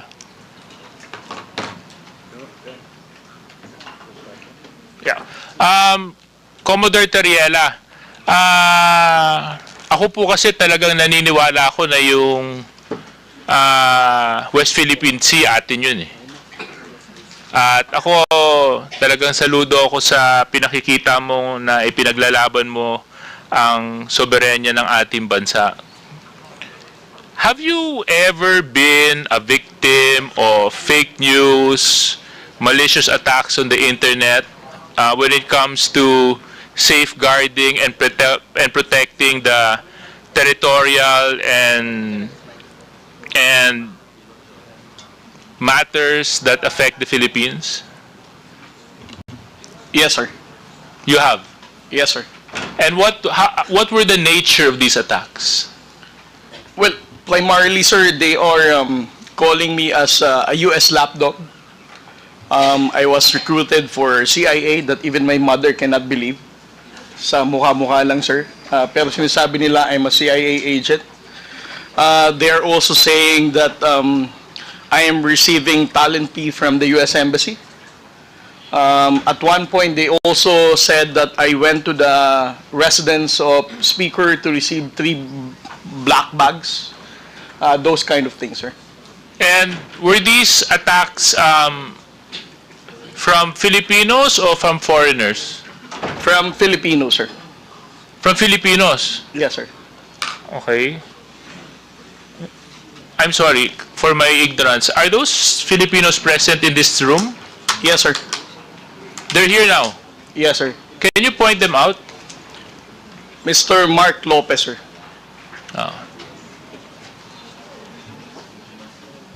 Mr. Mark Lopez. I can't seem to, who is Mark Lopez? Oh, there. Okay. Mr. Mark Lopez, so dito po sinasabi ni Commodore J. Tariela na meron ka daw pong mga isinusulat na hindi makatotohanan laban sa kanya. Pwede mo po bang ipaliwanag ito? Baka po si Commodore Tariela po ang dapat magpaliwanag kung ano po yung sinulat ko. Okay, yes, please. I want to understand because I want to know, because you're a uniformed personnel of the Philippine government. Yes, sir. No? And your duty is to uphold the Constitution and to fight for sovereignty and for the protection of the welfare of the Filipinos. Yes, sir. So I want to know, because if he's a Filipino and he's attacking fellow Filipinos, medyo red flag po sa akin yon. So pwede po bang ma-share mo pa ang uri ng mga sinabi ni Mark Lopez laban po sa inyo? Yes, sir. Last February 5, 2025, he posted it on his X account. Si J. Tariela ang masigasig na nagbebenta niyan, sponsored by Biden administration. And also, last August 23, 2024, he said, "Patriotism my ass. Kayo kaya ang taksil sa bayan dahil sunod-sunuran kayo sa dikta ng Amerika. Booking na ang kawalang hiyaan mo, J. Tariela." And Okay, then, yes. series of postings, sir. Yeah. Let's ask him to comment on those. Mr. Mark Lopez, you're questioning the patriotism of one of our uniformed personnel. You describe him as a lapdog of the U.S. because he's fighting for the sovereignty of our country. So, where are you coming from? Mr. Chair, I have been reading a lot and I have been being bombarded with a lot of news about the South China Sea issue.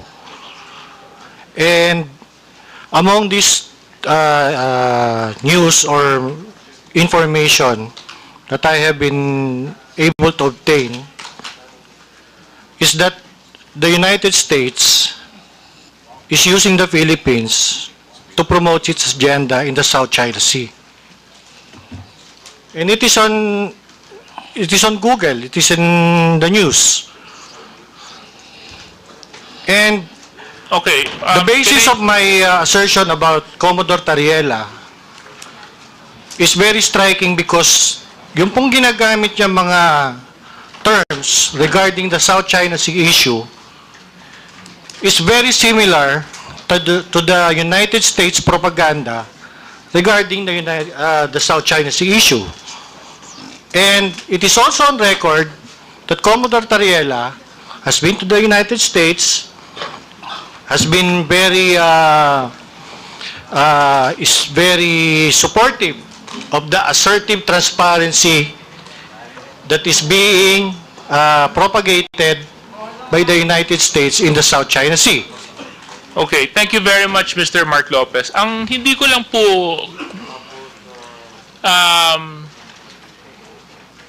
I'm trying to understand, no? You're saying that he is a lapdog just because he's fighting for what is rightfully ours? It's in the similar vein, Kasi yun din naman po ang sinisigaw ng mga mamamayang Pilipino, atin po yun.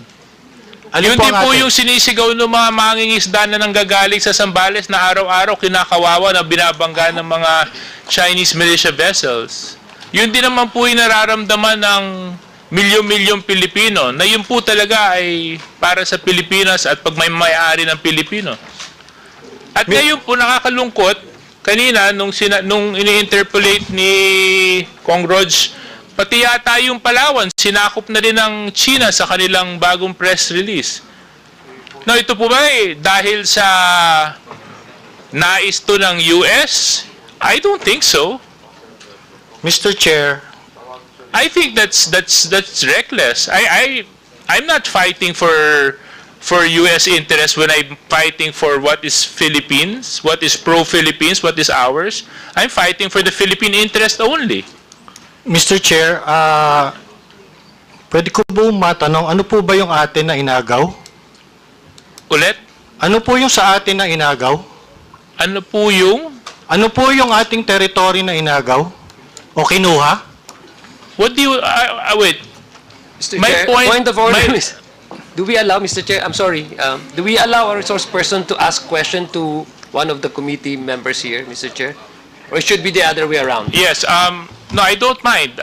If you want to get into a debate with me, Mr. Lopez, about this, then I'm sure we can. But my point is, you're saying that just because I, for example, believe that that is rightfully owned and that is rightfully by the Philippines, and you're saying, and your logic is, I'm following US dictated narratives. Ganun po ba yun? Mr. Chair, the South China Sea issue po kasi is a very complex issue. And ang nakakalungkot po kasi, ang Pilipinas po ang ginagamit because of our strategic location. The South China Sea issue is a Anyway, Mr. Chair, can I request that that Mr. Lopez be refrained? I just wanted to find out where he was coming from, and he seems that his point is, tama po ba, Mr. Lopez, dahil sa palagay ninyo ginagamit yung Pilipinas? Tama po? Tama po. Okay. So, yes, Mr. Tariela, can you continue? So, sir, this is a good example of how, like Mr. Lopez is countering our factual narrative in the West Philippine Sea. And this is the reason why we need to counter fake news purveyor like Mr. Mark Lopez spreading wrong information about our fight in the West Philippine Sea. Ito ang dahilan kung bakit ang hirap nating pagkaisahin ng mga Pilipino sa mga pagsasalita na katulad ni Mark Lopez na ganyan, that he never hesitates to call out the aggressive actions of the People's Republic of China. And he appears to even side with the People's Republic of China's narrative. Ako, kunyari, nung tinitira ng water cannons yung mga mangingisda natin, masakit sa akin yun. Pag binabangga yung mga Coast Guard vessels natin ng mga dambuhalang Chinese vessels, masakit sa akin.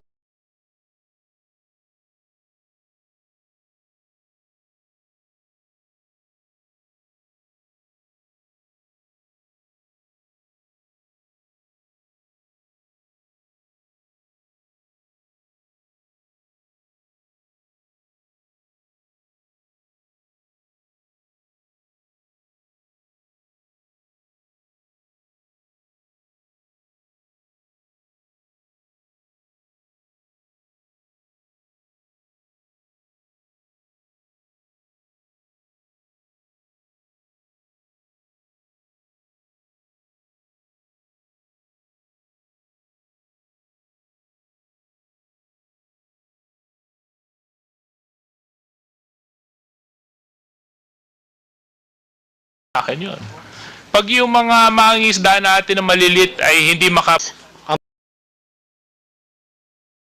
Chairman, That what you, yes, that is why just news. yes, that is why just you mentioned earlier that ang Pilipinas nag-water cannon din sa China. May I know where did you get that information? Was it in the news? Mr. Chair, wala po ako sinabing nag-water cannon sa China. Hindi, sinabi nyo ngayon lang. Hindi, ang sinabi ko po nag-water cannon din po sa Pilipinas. Mr. Mark Lopez, pwede natin i-review yung tape. We are on the record. Kasasabi mo lang yun. At saka, did I hear it right? That he said na nag-water cannon din tayo sa China? Nag-water cannon lang. Nag-water cannon po tayo. Pero, Mr. Chairman, pero Mr. Lopez, Opo, Mr. Chair. Yes, sir. Makinig ka po, please. Kasi po, the issue as of now is the West Philippine Sea. The problem with China. Now, nung minention D.S. Suarez about the water cannons, nagsalita ka na, tayo din, nag-water cannon. Saan yun? Water cannon saan? Kasi yung pinag-usapan natin dito is the West Philippine Sea. Now, tama ka. Hindi mo sinabi na nag-water cannon ang Pilipinas sa China. But ang pinag-usapan natin dito is all about the West Philippine Sea. Now, ano yung sinasabi mong water cannon? Mr. Chair, I premise my statement po kasi, kanina sinabi ko po, that the South China Sea issue is a complex issue involved... Sandali po. Please answer my question. What do you mean that the Philippines is using water cannon? Kasi po yung water cannon is a facility. Opo. Huwag ka magpalusot. I warn you. You're Opo. under oath. Ang water cannon Sagutin mo po where you refer that water cannon that Hindi you po. mentioned. Ang water cannon deployment po kasi is one of the actions taken by a state pag meron po mga dispute na ganyan nga po. Ang Pilipinas, ibig mo sabihin, mag-water cannon din sa China. Pwede po. That's sinabi mo nag-water cannon. Mr. Chair, wala ako sinabi na ang Pilipinas na ginater cannon ng isang kalabang state. Ang sinabi Sandali po. But we're talking about the West Philippine Sea. This will be your last warning. Or else I will cite you in contempt. This is your last warning. You're under oath. Opo. What do you mean that the Philippines is using water cannon? Mr. Chair, ang sinabi ko nga po, ang Pilipinas po, nag-water cannon, pwede po mag-water cannon. Hindi. Walang pwede. Sinabi mong mag-water cannon. Mr. Chair, sige po. Mr. Chairman, with this, Mr. Chairman. Mag-apologize po ako. Mali po ako. Sige po, fake news po ako. Ang sinasabi ko lang po, pwede po ang water cannon sa South China Sea issue. Hindi, ganito lang po. Fake news po ako. Hindi, ang sinabi mo, what you said, nag-water cannon, Mr. Chair. Opo, And if you want, we can ask the Secretariat to refer to our stenographers in the back to the statements issued by Mr. Lopez regarding that issue. So, we have never taken, I don't think, that's reckless, absolutely reckless. Anyway, I want to show a photo, but of course. Mr. Chairman, ganito lang po, Mr. Chairman. Mr. Lopez, okay, you apologize? Opo, I apologize po. Yeah, thank you for that apology. Now, this will be your last warning. Please refrain from lawyering or palusot for not telling the truth, or else the next time that you will commit that violation in this committee, I will never hesitate to cite you in contempt. Ipapakulong kita dito. Noted, Mr. Chair. Thank you, Mr. Chairman. Thank you. So,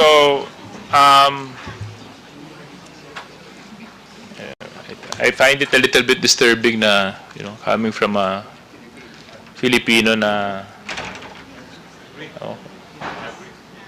I mean, of all things that can come from a fellow Filipino, yung hindi pa natin pagmamalasakitan yung kapwa Pilipino. Yun, medyo, maring hindi tayo magkaisa sa mga political positions natin. Kasi lang kung Pilipinas na ang pinag-uusapan, dapat no questions asked. Isang bansa lang, isang bandila lang tayong lahat. Anyway, Comsec, can you just post a photo? I just wanted to get clarification on this. Yeah, can you zoom into the photo?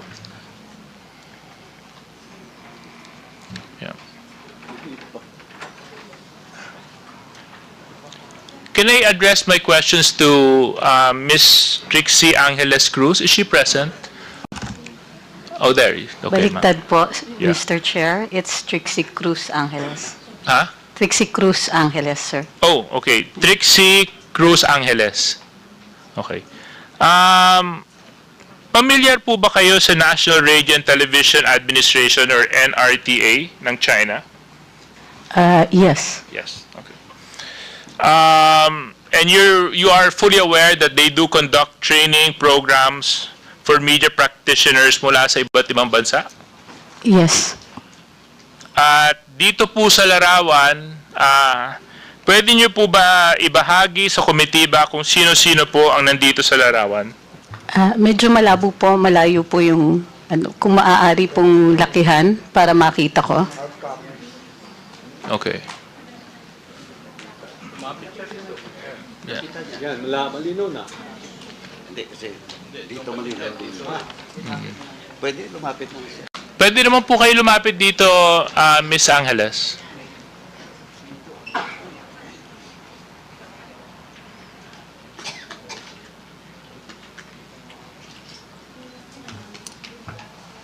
Saan ba yan? Anong plan?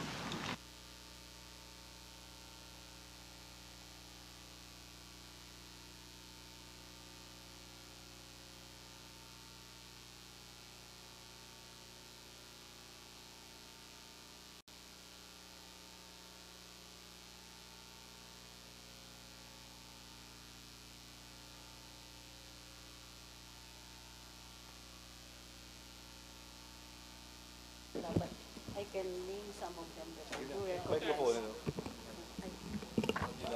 Hindi ko na po maalala yung pangalan ng iba kasi it's been some time at hindi po kami magkakakilala lahat nung pumunta kami. So ang naaalala ko lang iyan si Miss Pia Morato who was speaking for the group. She's in front. Tuturo ko ba? Yes, please. Yes, please.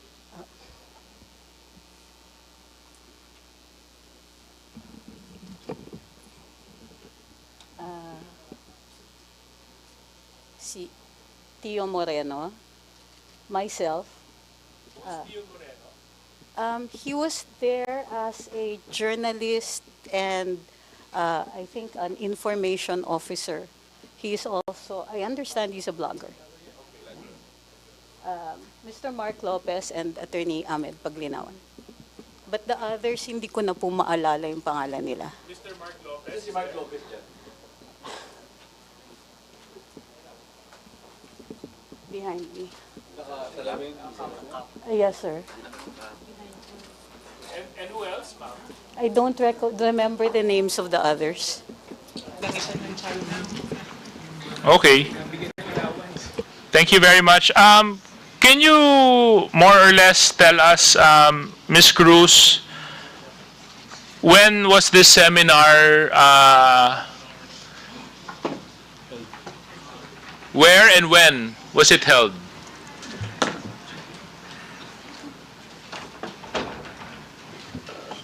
In China, on May 23rd to June 5th, 2023. So 2023. Yes, sir. So again, what dates? May 23rd to June 5th, 2023. So ilang araw po kayo sa China, Ms. Cruz? May 23rd. Mahina po ako sa math, but from May 23rd to June 5th, I assume that's about roughly about 12 days. 12 days, so More more or or less less, around 2 weeks. More or less, Yeah. And this seminar, was it sponsored or did you have to pay for your seminar fees? This was sponsored. So, ang nagbayad po nito ay yung state of China, Yes, sir. China government. Ang nagbayad sa inyo, Yes, sir. sa travel ninyo, sa stay ninyo, at sa seminar. Okay. Paano po ba kayo naimbitahan para maging bahagi ng seminar? Through the Chinese embassy. Through the Chinese embassy. Pinili po kayo ng Chinese embassy. They conduct these regularly, I understand. There are others who are also invited from the mainstream media. Pero hindi po kami magkasabay that time. So, I understand that this is conducted regularly. I think yearly. I'm not sure though. So, it is a state-funded program by China where they invite media practitioners such as yourself. Am I correct? I think this is one of those times where they've invited vloggers. Okay, vloggers, yes. And can you more or less share with us what was the nature of the seminar? Oh, they introduced new techniques in social media, such as short-form social media, how to take them. A lot of them were technical, emerging issues, but they also gave a background on China. And I'm sorry, that's all that I can recall. Okay. So, more or less, kulang-kulang isang linggo po kayo doon, no? Maayos Dalawa naman po ang Kulang-kulang ng 2 linggo. Kulang-kulang na 2 linggo, sorry. Maayos naman po ang pagtrato sa inyo ng bansang China habang nandun kayo. Maganda yung hotel, maganda yung Hindi accommodations. po siya hotel. Oh, it wasn't a hotel. Hindi po hotel, dorm po. Ah, dorm. Okay. So was this the first time that your group participated in such a seminar? I don't know about your group, sir. Oh, sorry. I mean the group that you were with. Ngayon ko lang po sila nakasabay. Ah, so you've been there before? Yes, sir. There is a cultural exchange agreement between China and the Philippines since 1970s. Okay. I was in Xi'an for an archaeological seminar, part of our cultural exchange agreement because I'm an archaeologist. So, si Mr. Mark Lopez, kayo po ay naging bahagi din ng seminar, tama? Oo. Naka-ilang bisita na po kayo o naka-ilang seminar na po kayo dito sa state-funded activity ng China? Sir, yan lang po yung na-attendan ko po. Again? Yan lang po ang na-attendan ko. Ito lang po yung nadaluhan ninyo? Okay. Yes, sir. Sir, pa-correct lang po. Yung punta ko sa Xi'an was a conference on cultural property. Would you think that the seminar that you attended affected your perspective or the work that you do? Ako po o si Mr. Mark Lopez? Kayo Myself? po, Miss Cruz.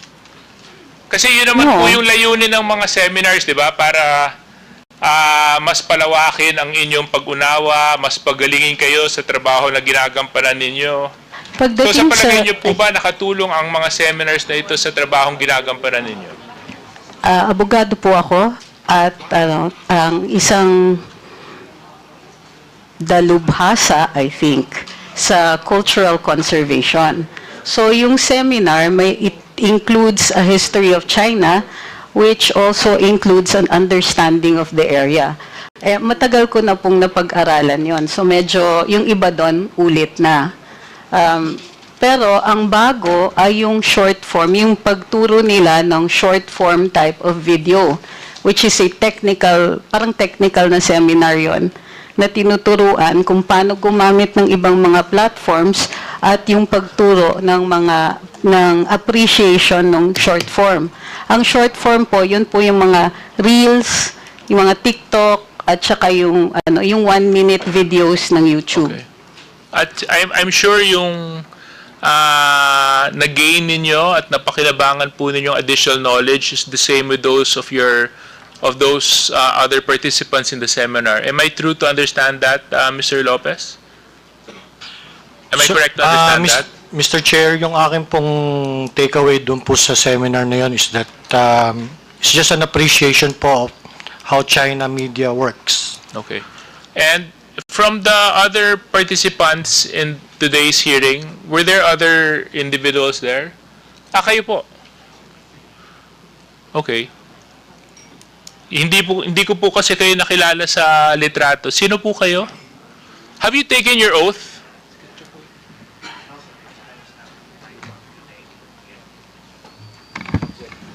No, sir, because I was not part of the list that you called, and I did not get an invitation personally.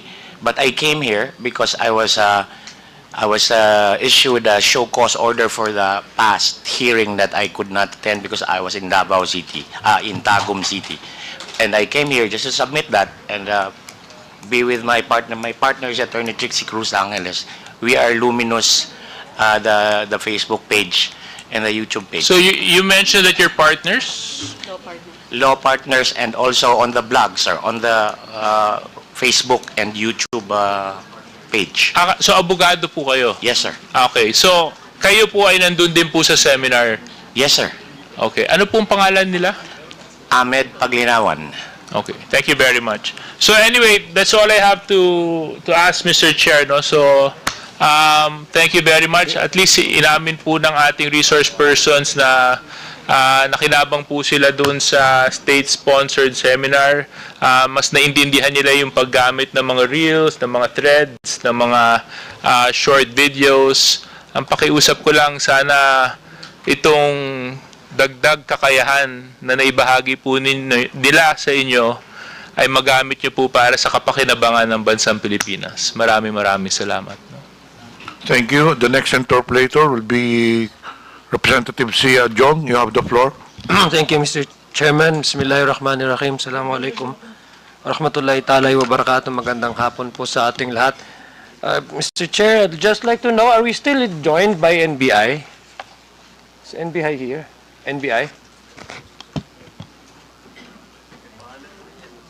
Thank you. Mr. Chair, I just want to know the current state of our laws regulating the spread of fake news, because there have been a lot of discussions earlier regarding the fake news and misinformation and disinformation. I just want to know what are the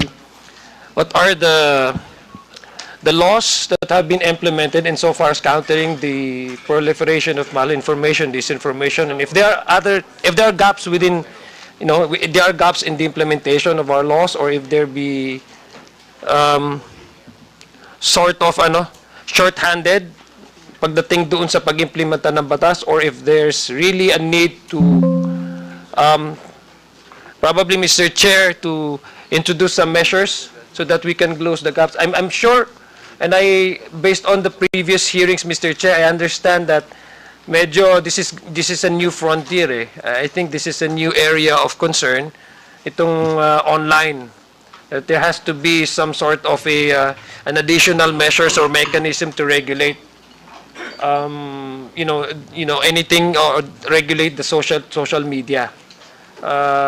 Mukhang yun ang hindi pa natin nabubigyan ng pansin. So gusto ko lang po malaman from the NBI, and partially these questions have already been answered or been asked, I think, last hearing to the NBI, but just want to go back to some few salient features that we want to find out from NBI on how they deal with misinformation, disinformation. So gusto ko lang po malaman, when it comes to investigating cyber crimes, is NBI the lead agency, or do you have other agencies involved in that? Good afternoon, Mr. Chair. I am Special Investigator Anthony Alfred Vita from the Technical Intelligence Division of the NBI. My chief, Sir Attorney Raimundo, had to go to the Supreme Court for another engagement.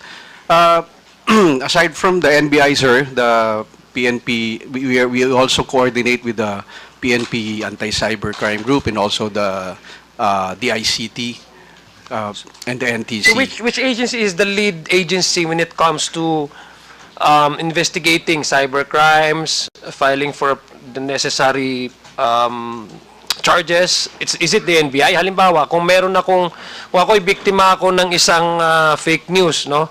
Kung magpapa-investigate ako, magpa-file ako, sa NBI ba ako pupunta, or pwede ako pumunta sa ibang agencies? Yes po. NBI lang ba may primary mandate to investigate? Mr. Chair, you can also go to complainants can also go to the Philippine National Police. With the NBI, they can file their complaint with our cybercrime division. So when it comes to investigation, it's the NBI. The NBI is the lead agency, no? Am I correct? We have. It is one of our primary jurisdictions, Mr. Chair. Our director is the vice chair also of the CICC. When it involves cybercrime bites, information that is proliferated online, I'm asking if is NBI the lead agency, kasi para po klaro na hindi gusto ko lang po malaman walang overlapping of mandates dito ng may agency. That's why I'm asking you straight a question. Is the NBI the lead agency when it comes to investigating cyber crimes? We coordinate with the ACG, sir. Yes. Okay, sige. So, yung sabi kasi ni Director Husilos yung sa CICC, is it CICC still under the DICT or NBI? It's under the DICT. Under the Mr. Chair. DICT. So is it a DICT? Is this a council that you do regularly meet? Or do you also do some investigative work? Mr. Chair, Or do you delegate the investigation to NBI? With regards po to CICC, nagkakandak po sila ng regular meeting. So you don't do with the investigative mounting. work. It's more of like a council. You coordinate and you come up with policies, di ba? Yes po, sa part po ng CICC. Now, what we do po sa CICC ngayon is they accept yung mga complaint po nung I know, but cybercrime. yeah. So sino po talaga yung nag-investigate? That's why I'm asking first that basic question. Sinong nag-investigate among all these agencies involved in the issue of cybercrime? Who actually is the lead agency to investigate?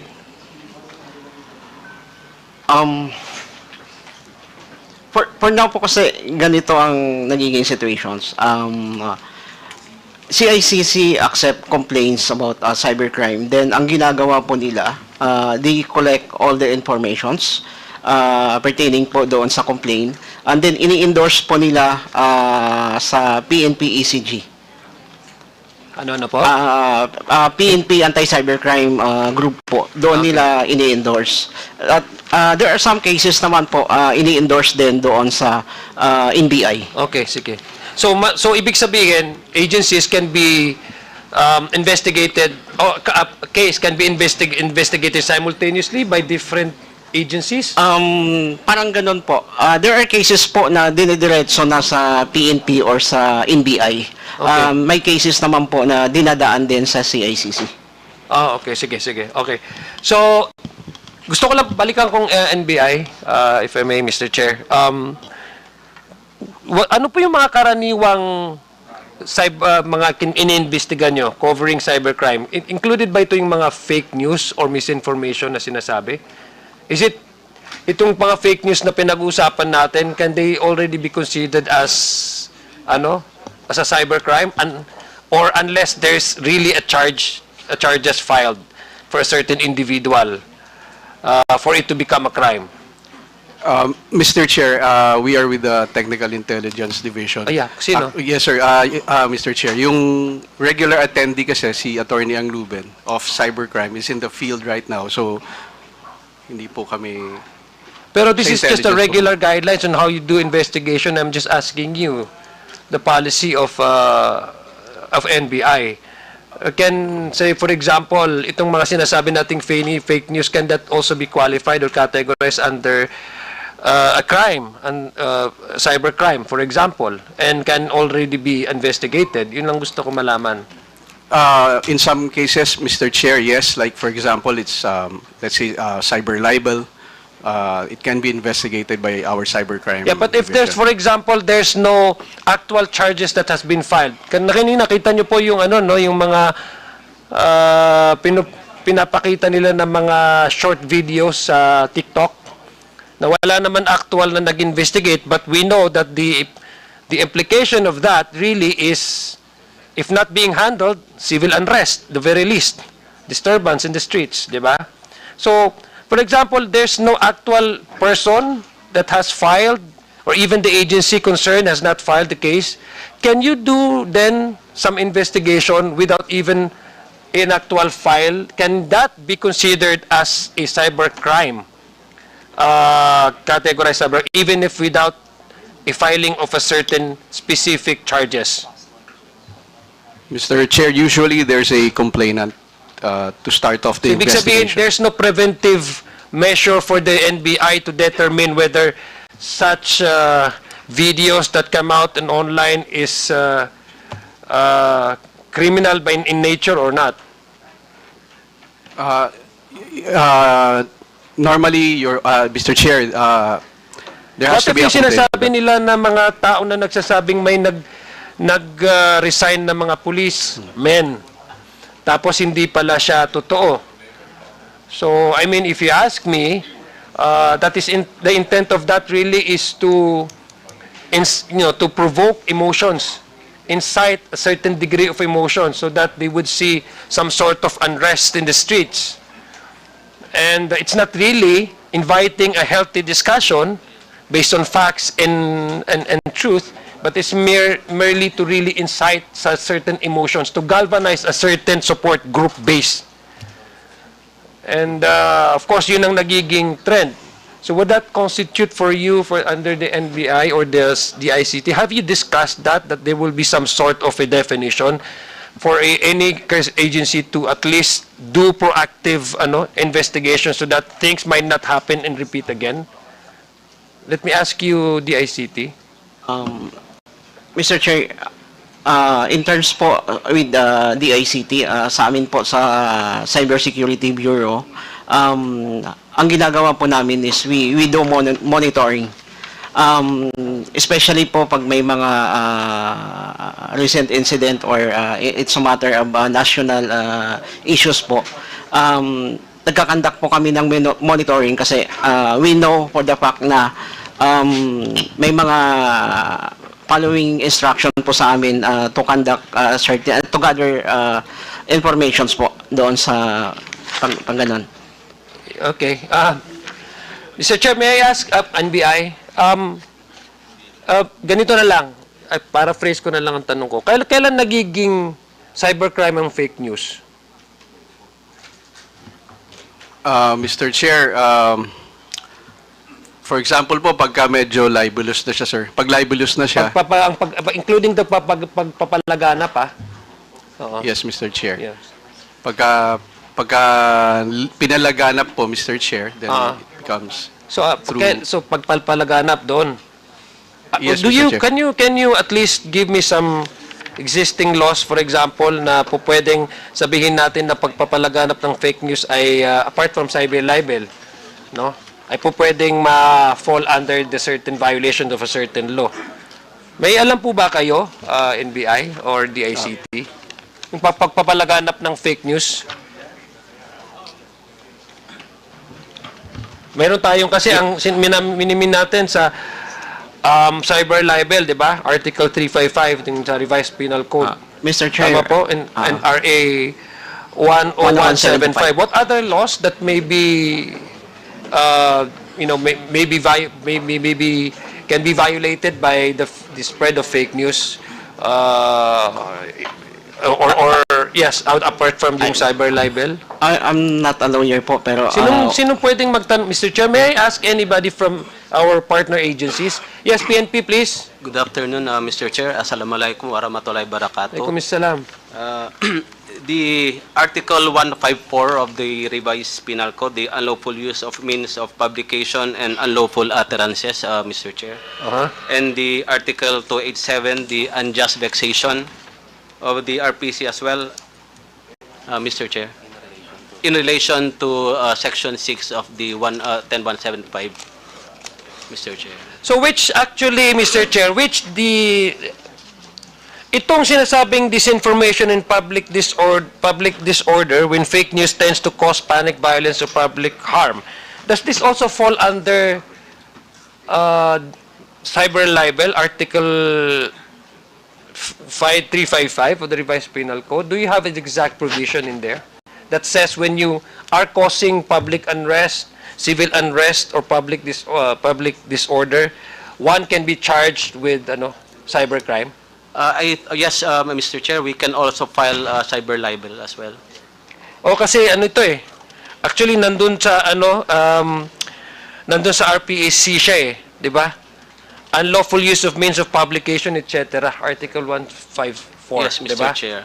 So there's already that legal basis for the PNP and NBI to do some investigation, even if there's no actual filing of a case. Yes, Mr. Chair. Actually, we do have what we call monitoring or cyber patrolling. And once one of these is libelous or it tantamount to national security, we usually ask for preservation order. So, how many cases have you already filed in that nature? Yung mga fake news na or mga nagpapalaganap na causing disorder, na wala naman talagang legal basis or verified na information na meron halimbawa, merong 154 na mga policemen na nag-resign because of their disgust over the arrest of the former president, and that's why there's a quite number of policemen who are willing to, to throw away their badges as a sign of protest. Hindi pala totoo. But that, in a way, really caused some civil unrest to some extent. But under this law, you can already file cases for them, against them. Yes, Mr. Chair, but we usually nagdi-depend kami sa if there is a complainant. But in the event that there is an absence of the complainant, we usually. But can the agency, the PNP, for example, be the complainant in this case? Can you file? Can you clear? Kasi gusto ko po maintindihan kung what are the gaps and the loopholes in our laws para po magkaroon tayo ng mas maganda na batas pagdating sa pagka-counter nitong mga hindi tamang mga impormasyon. Yes, PNP. Yes, sir. If I may, sir. I am Police Lieutenant Colonel Anacleto Daliba. I am the Assistant Chief of the Legal Affairs Division of the PNP Cybercrime Group. Mr. Chair, to answer the question, sir, I would like first to establish that there are basically two cybercrimes under Republic Act 10175. Okay. The first one is what we call the cybercrime per se, or under Section 4. These are the, let's say, core cybercrimes. But we also have Section 6 of Republic Act 10175. These are basically crimes committed in violation of the Revised Penal Code or other special laws in relation to Section 6. Ito yung, sir, these are the crimes wherein the perpetrators use IT equipment. Let's say you use a cell phone, you use a computer in perpetrating a crime. Let's say, for example, estafa. Or in this case, sir, libel under Article 355 of the Revised Penal Code in relation to Section 6, sir. Iba pa po yan dun sa cyber libel na tinatawag naman natin under Section 4 of the RA 10175. Now, pertaining to fake news, for example, we have Article 154 of the Revised Penal Code, which is what we call unlawful utterances or unlawful news. Ito, sir, yung spread unlawful or fake news, technically. But this is perpetrated as a violation of Article 154 of the Revised Penal Code in relation to Section 6 of the Anti-Cybercrime Act. The process of investigation, sir, is that there is a need for a complainant to to file a formal complaint for investigation before us, so that we could docket that for investigation. And then we will be applying for what we call a warrant to disclose computer data. This warrant is akin to an ordinary warrant. Well, we go to court, we ask the court to issue a warrant, and then the court now will issue a warrant authorizing the PNP-ACG or the NBI, as the case may be, to order a service provider to give information regarding... Yeah, but Mr. Chair, sorry to cut the story short po. So, ibig sabihin, essentially, meron po kayong kapangyarihan to file charges?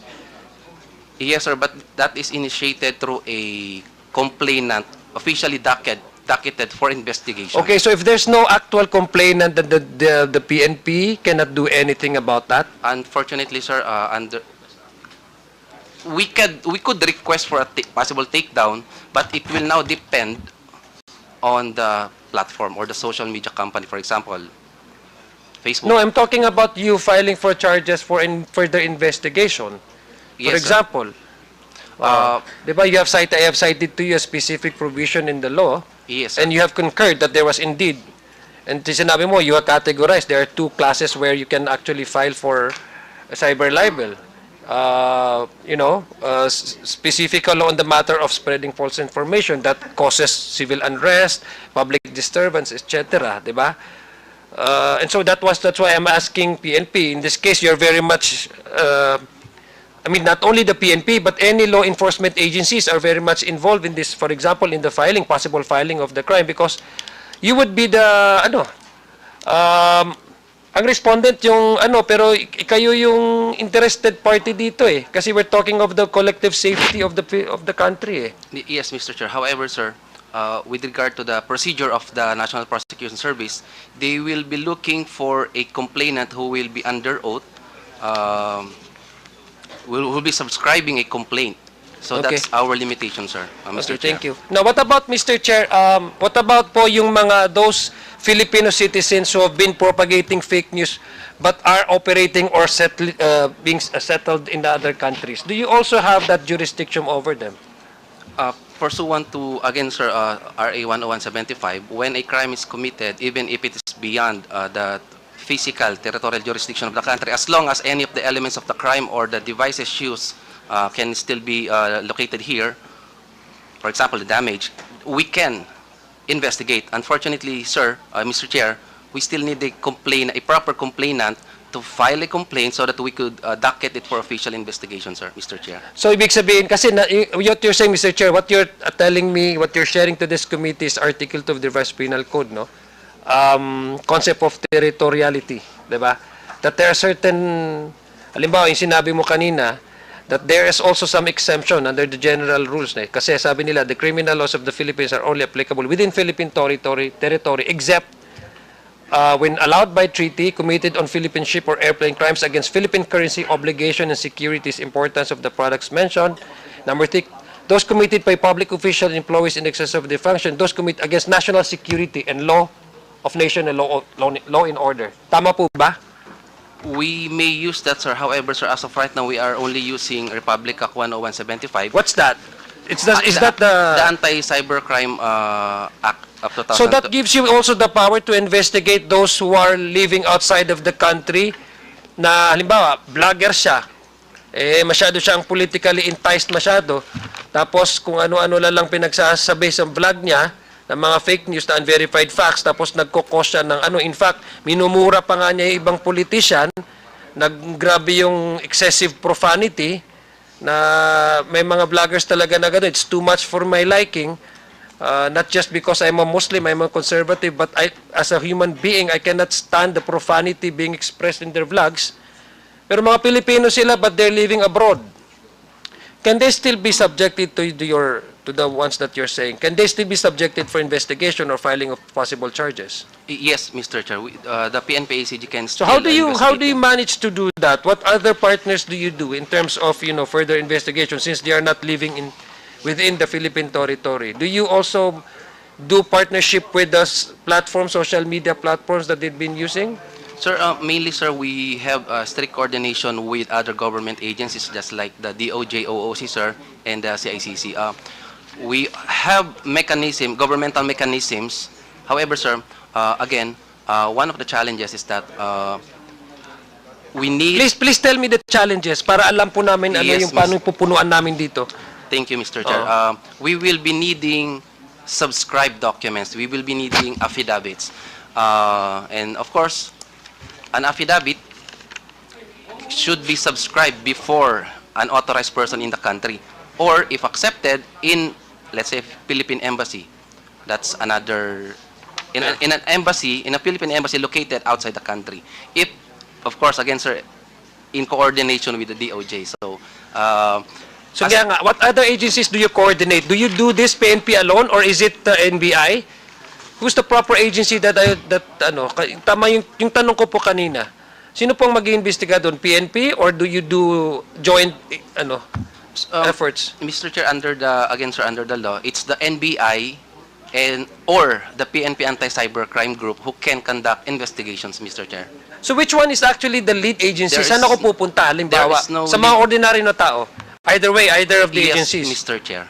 Okay. Now, are you aware also, Mr. Chair, aware po ba kayo din that in other countries, when they do also investigation in terms of this, information digitally transmitted to, online, meron silang tinatawag na let me check ha.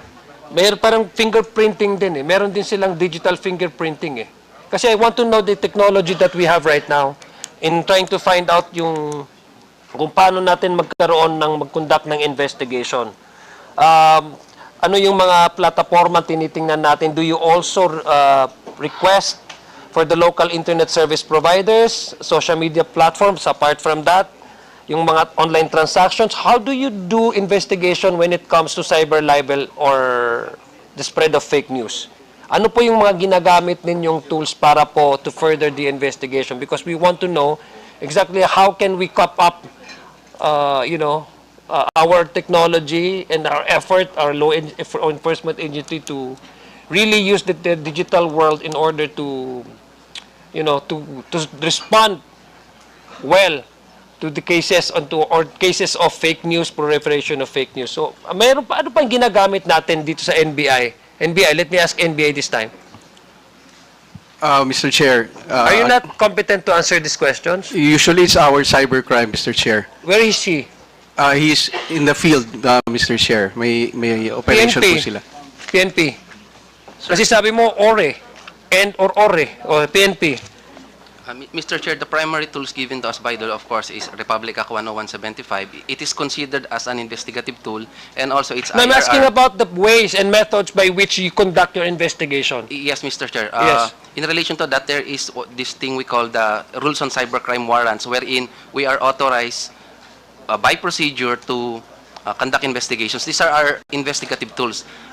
Pertaining to the specific devices or equipment, Mr. Chair, we apologize that we cannot divulge the specific types of equipment. But can you at least we have guarantee this committee that you are at par with the other gadgets being used by our neighbors, or for example in the ASEAN?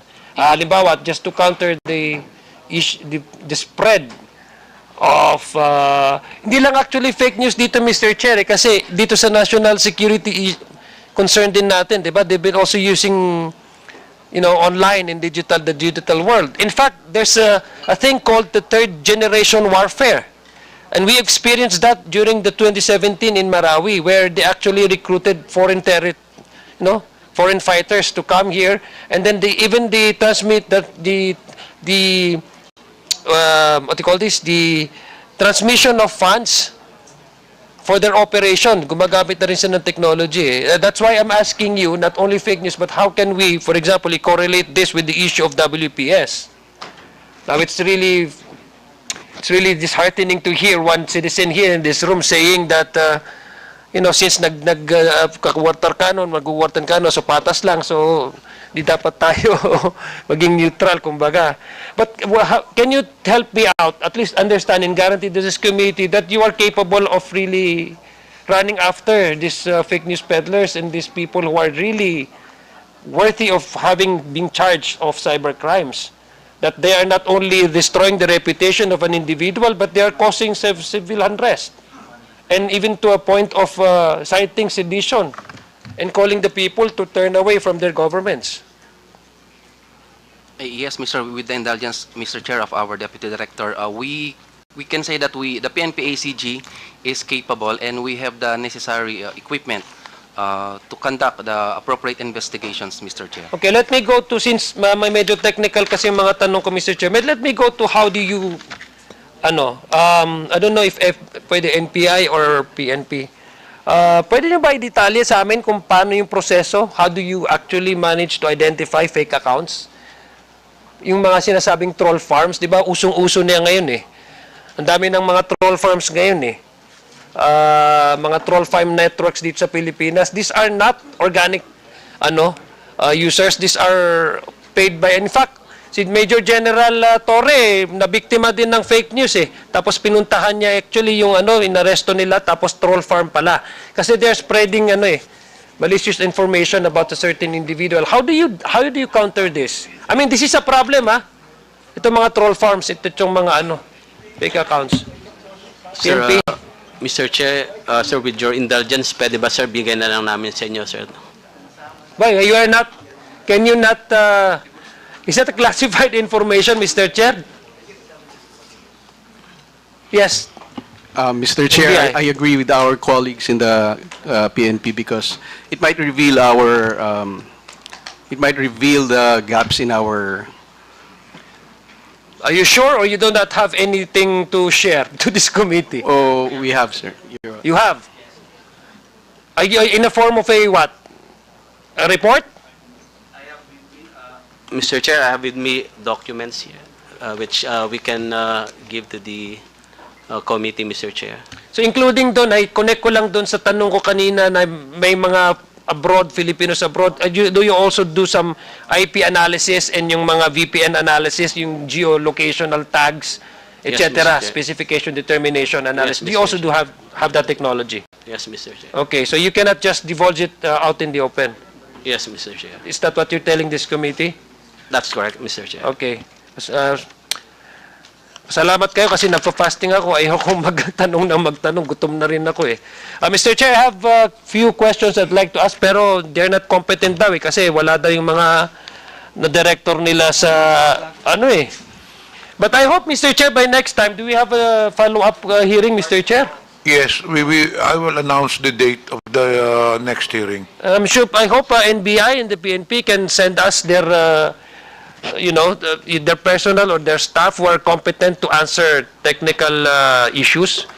Kasi hindi lang natin pinag-uusapan yung abstract ng usapan na ito, na when to file, bakit kailangan mag-file. We are also looking at your capacity to run after these criminals and how we can help you capacitate your agency so that we won't have any person saying na pumunta kayo doon kasi nagkagulo doon at ganito-ganyan, tapos magmumura sila sa gagamitin ng platform para magmumura para silang mga walang nanay at mga walang sister at walang mga daughters.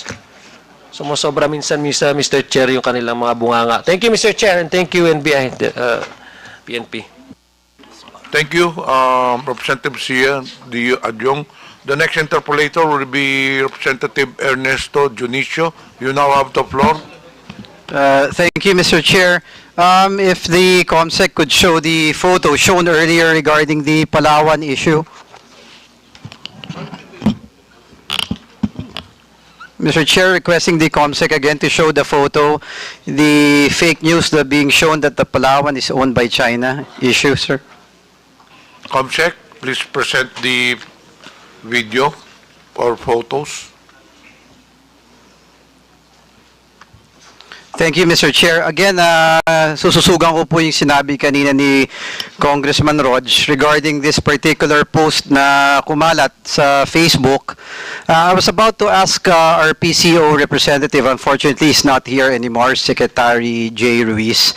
And also I would want to ask sana si Ms. Pichi Paderna regarding the exposure of these false statements on TikTok. Unfortunately, also, wala yung Facebook dito sa atin, Mr. Chair. I really hope that in the next hearing, they will be present and to be given a chance to ask si Ma'am Pichi Paderna. Your Honor, ito talagang mga photos, ito nakakabahala eh.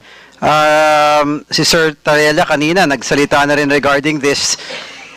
This directly undermines the very sovereignty of our country, Mr. Chair, distorts perception both locally and internationally. At this juncture, Mr. Chair, since wala na po yung tatanungan natin from PCSO and from TikTok, siguro I'd like to take the opportunity to ask some of our vloggers since kayo naman po ang ating mga bisita. Siguro if I may start, Mr. Chair, baka pwede nating tanungin each vloggers, ano pong opinion nyo dito sa lumabas na statement na to, yung kiniklaim ng China that Palawan is not part of our country, but rather part of China? Kung maaari ko pong marinig yung opinion lang ng each vloggers, if I may, anyone can answer at this point. Mr. Chair, I am not familiar with this issue that is presented in the screen about that story saying that Palawan is being claimed by China. Just to give further light, Your Honor, Mr. Chair, Palawan, ito nakalagay po doon sa caption Palawan Island, formerly known as Zhenghe Island, was once the homeland of Ming Dynasty. It was always been developed by China government and Chinese. It has nothing to do with South Fei. Even Luzon Island was also homeland of China in early years. Ito masakit dito, Mr. Chair. One day, it must return to China.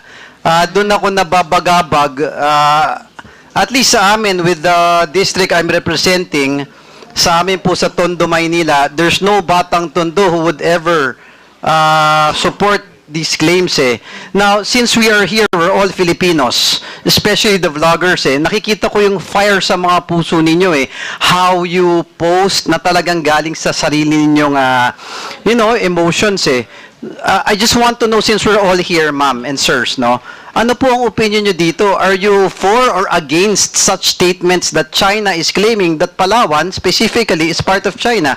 Anyone can answer po. Yes, Mr. Chair? I can start. Mr. Chair? Mr. Chair. Mark Gamboa. Yan. Please answer the question. Yan. Ako po, as a vlogger din po, and someone who loves this country, I strongly condemn yung pong mga propaganda na lumalabas na yan. Ang Palawan po ay sa Pilipinas, ang mga taga-Palawan po ay mga Pilipino, sa atin po yan, at kahit na anong mga fake news na lumalabas po, na sinasabi na ang Palawan ay one day ibabalik sa China, yan po ay dapat tuligsain at dapat po pigilan. At sa akin po, sa aming mga vloggers, kahit na magkakaiba kami ng sinusuportahan ng mga politiko, lahat naman po yan Pilipino Sana po, maski dito man lang sa issue na to, na sinasabi na ang Palawan ay parte ng China, ay magkaisa kami. At sabay-sabay po naming ikondena yung pong lumalabas na mga pictures na yan, na ang Palawan ay teritoryo po at posibleng ibalik po sa China. Sana doon man lang po, sa aming mga kasamang mga vloggers, kahit ikaw ay sumusuporta kay Duterte, kay Marcos, kay Aquino, kahit sino pa. Pero sana po, pagdating sa issue ng ating soberanya, ng ating teritoryo, magkaisa po tayo. Ang Palawan ay sa Pilipinas at hindi po sa China. Maraming salamat, Mr. Chair. Thank you. Yes, Mr. Chair. I'm Dr. Richard Mata. Actually, isa sa advocacy ko po yung i-detect yung mga fake news.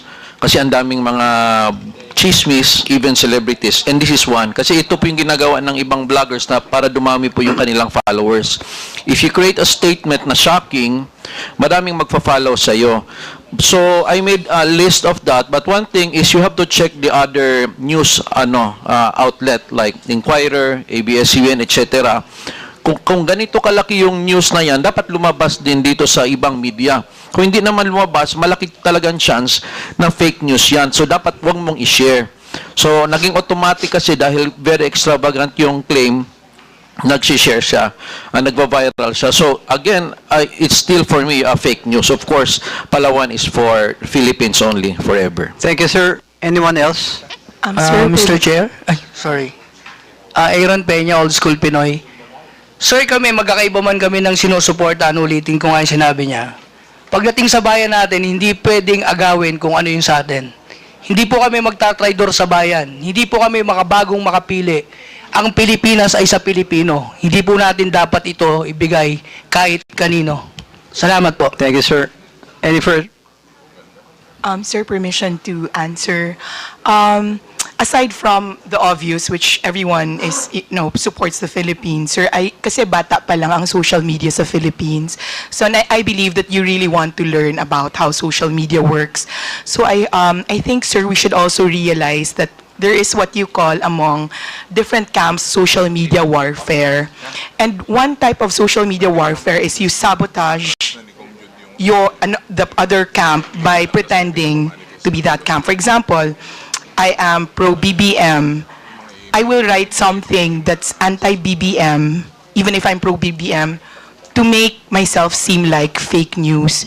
So I really believe, sir, na you believe that we should really understand how social media Ma'am, I'm works. sorry to cut you, Mama. I'm sorry. But I do understand what you're trying to say. Yes, sir. But the simple question is, do you believe that Palawan is part of our country and not of another nation? Yun lang po yung tanong ko. I just want to hear the sentiments of the vloggers since nandito po tayo ngayon, ma'am. My apologies, sir. Yeah, of course, sir. Of course. Thank you, ma'am. Anyone thank you. else? Natural po. Siyempre, tulad ng sabi ko kanina sa opening statement, dapat ipinapagtanggol natin ang ating bansa sa mapayapa at tamang pamamaraan. At tulad din ni Dr. Richard Mata, sabi nga niya, ito po ay fake news. Kaya hindi po ako nagre-react masyado sa ganito, except that you asked for our opinion. Thank you, ma'am. Sino pa po? Baka meron lang. I just wanna hear po. Dr. Ethel Pineda. Yes, ma'am. That's obviously false. Anyone who went through school and who attended history classes would right away know that that is preposterous. Thank you, ma'am. Sir, Sir, Palawan is definitely within Philippine territory as defined. So, mali po yung news na yan. And it doesn't even come from a reliable source. So, I definitely po na masasabi na fake news po yan. thank you, sir. Sino pa? Meron pa po? I just want to clear out, lahat po tayo dito ay pro-Filipino. It's just that magkakaiba tayo ng values, magkakaiba tayo ng approach. While others want aggressive approach, ako po ang gusto ko, friend to all, enemy to none, because I saw the result from the previous administration. So lahat tayo gusto natin ng magandang Pilipinas kasi hindi ako titira dito kung ayoko ng Pilipinas. Pangalawa, I won't say na fake news yan or anything sa ngayon because this is how I process information. Again, sir, is Palawan part of Philippines or not? Of Para sa course, inyo po. it's already accepted internationally. Sa inyo lang, sir. Yung Yes opinion po. Okay, It's sir, thank you. Other already- vloggers it's po. a fact that it is a Anyone part else, of sir? the Philippines. Anyone? Gusto ko lang mabilis lang. I want to drive at a point. I just want to hear your opinion, ma'am, sir, with all due respect. Yes, sir? Sir, I am not under oath. I will swear to you now. Okay, I am a lawyer. I took an oath to defend the Constitution, and this is part of the Constitution, so I never give that any attention at all. So, sir, you agree? Yes, sir. Okay, thank you. Okay na po tayo. Now, the point that I just want to drive at, the passion, yung mga efforts ng mga vloggers natin, siguro we should channel it to something very important dun sa sovereignty ng ating bansa. Siguro if we hear some news like this, na may nakita tayo, like sabi ni Sir Mark Gambo, na isang vlogger din, I think we should do something about this. You have followings eh. Marami pong naniniwala sa inyo. I think, I mean, it's unsolicited advice. Baka it's good that we could write something about this para po sa ating bansa. Well, that's my opinion. And again, Mr. Chair, I would want to know sana with Facebook and TikTok, gaya ng sinabi ni Ma'am Pichi Paderna kanina, na meron silang automatic na hindi pa nire-report 99% out of the 4 million plus posts that has been taken down, natitake down nila. I want to know kung yung mga ganitong klaseng posts kasama ba sa mga pinagbabawal ng platform nila. Again, Mr. Chair, and sa ating mga vloggers, thank you for being here and thank you for supporting our country. Like what President Bongbong said, na not a single inch of our country will be given. We will fight for our country. At ako naniniwala, at least for sa mga batang tundo na nire-represent ko, walang kahit isang batang tundo na magkakalulo sa bansa natin. And I thank you. Let's all join together and let's fight for our country. Gaya nila, Sir Tariela. Again, thank you, Mr. Chair, for the time. Thank you, Representative Mr. Dionisio. The next interpolator will be Representative Romeo Acop. You have the floor. Thank you, Mr. Chair. It's too late already in the day. My substantive or substantial questions will be asked in the next hearing. Pero meron lang po akong i-clarify. May I ask from Madam Kiambao Reyes?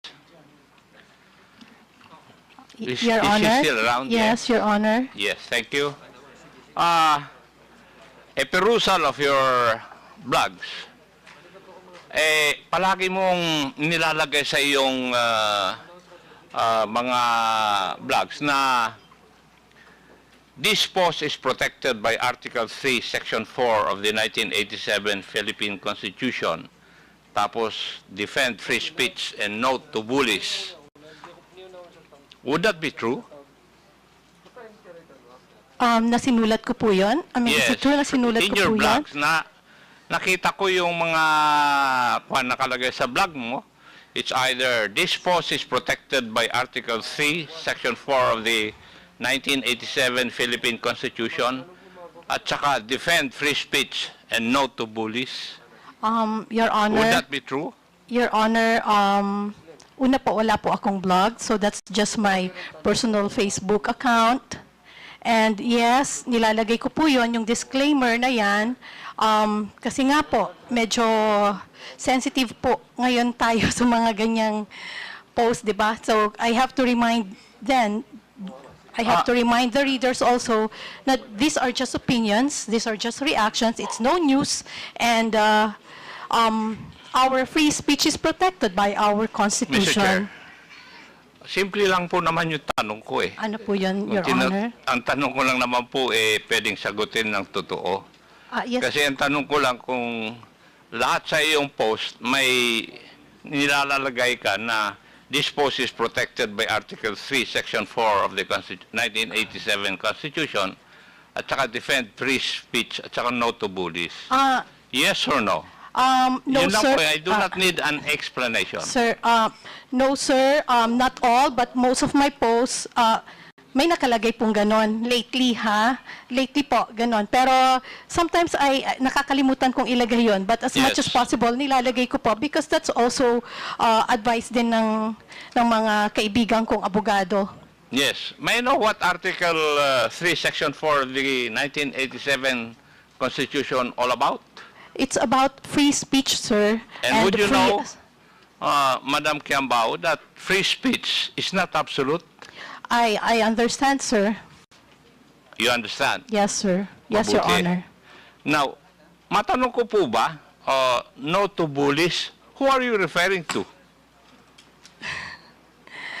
Marami po talagang bullies din sa online at Sino po marami yung po. nagbubully sa inyo? O ikaw ang nambubuli?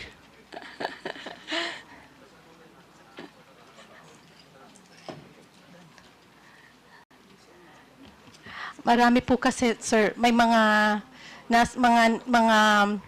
vloggers sa kabilang side, yung mga kontra sa aming mga opinion na binubuli rin po kami, Like pinagpo-post ng kung ano-ano. Gusto niyo pwede pong banggitin yung mga pangalan nila? Like who nga po? Opo. Like yung sina Rene Astudillo, Labandera, Okay, sige sino na yan? po. TPL Labandera, Tama na po. TPL3. Ano po ang ini-espouse nila na laban po sa inyong opinion? Eto po, sa akin po, tulad nung first hearing po, hindi ako nakarating dahil ako po ay nasa ibang bansa at dumating na po ako ng hapon. And then, kung ano-ano na po yung mga pinagsasabi at pati yung itsura ko, kung ano-anong sinabi nila na kesyo, kung ano-ano pong hindi maganda. And hindi ko na rin naman po pinatulan, pero yun nga po, no to bullies, di ba? Parang, just because hindi po tayo kumikibo, yun, kung ano-ano na nga yung pinagsasabi sa kanilang mga FB pages. Sana nga rin po, napatawag din sila dito at nang matanong nyo rin po ang kanilang mga opinion tungkol sa usaping fake news. Thank you. Salamat din po, Your Honor.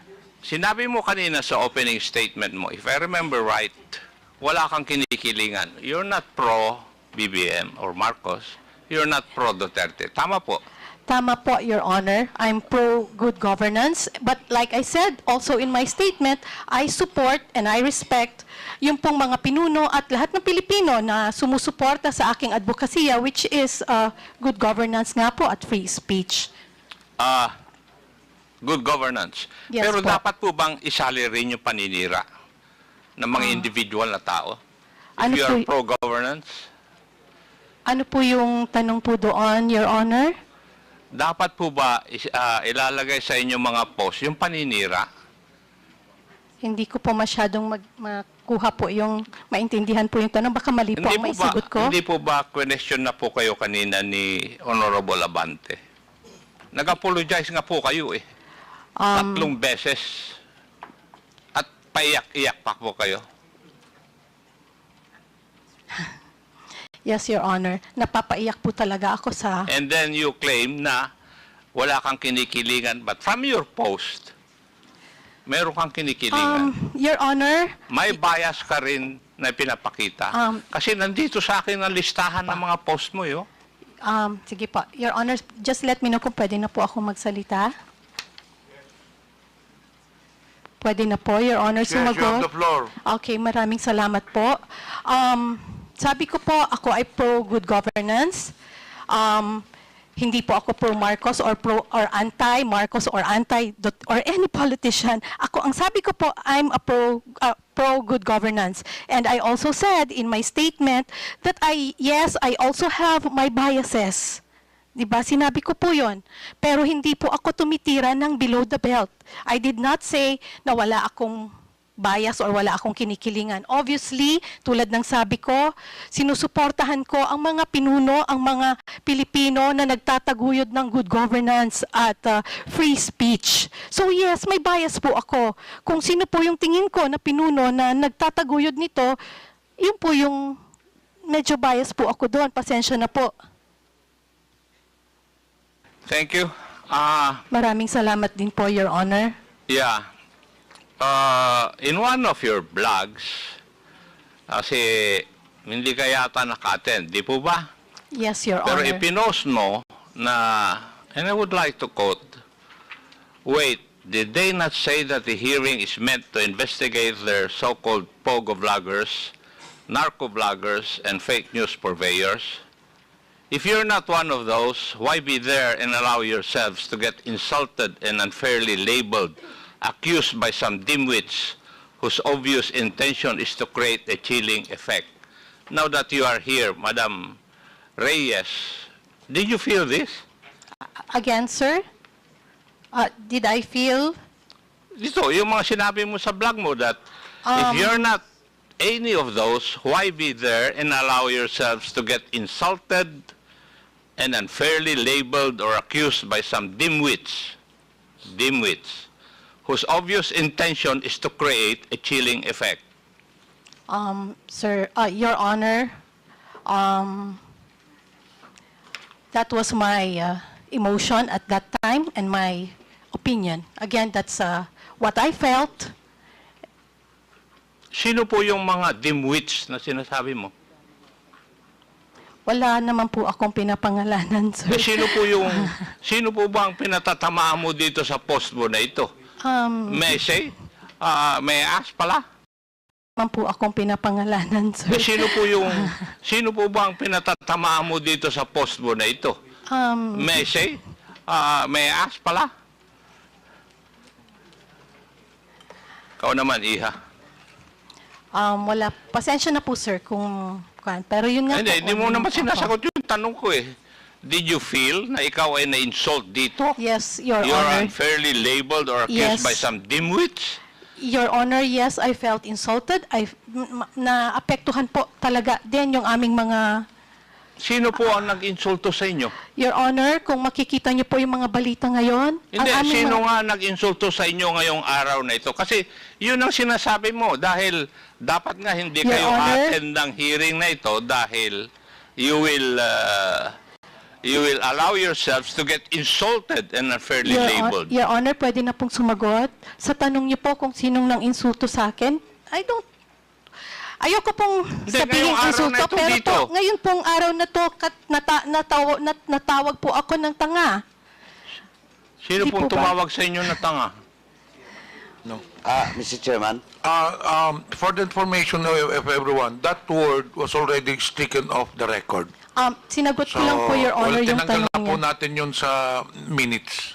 Yes, Your Honor, I understand. Sinagot ko lang po yung tanong ni Your Honor, Congressman Acop, kasi nga, tinanong niya kung sino pong nang insulto sa akin.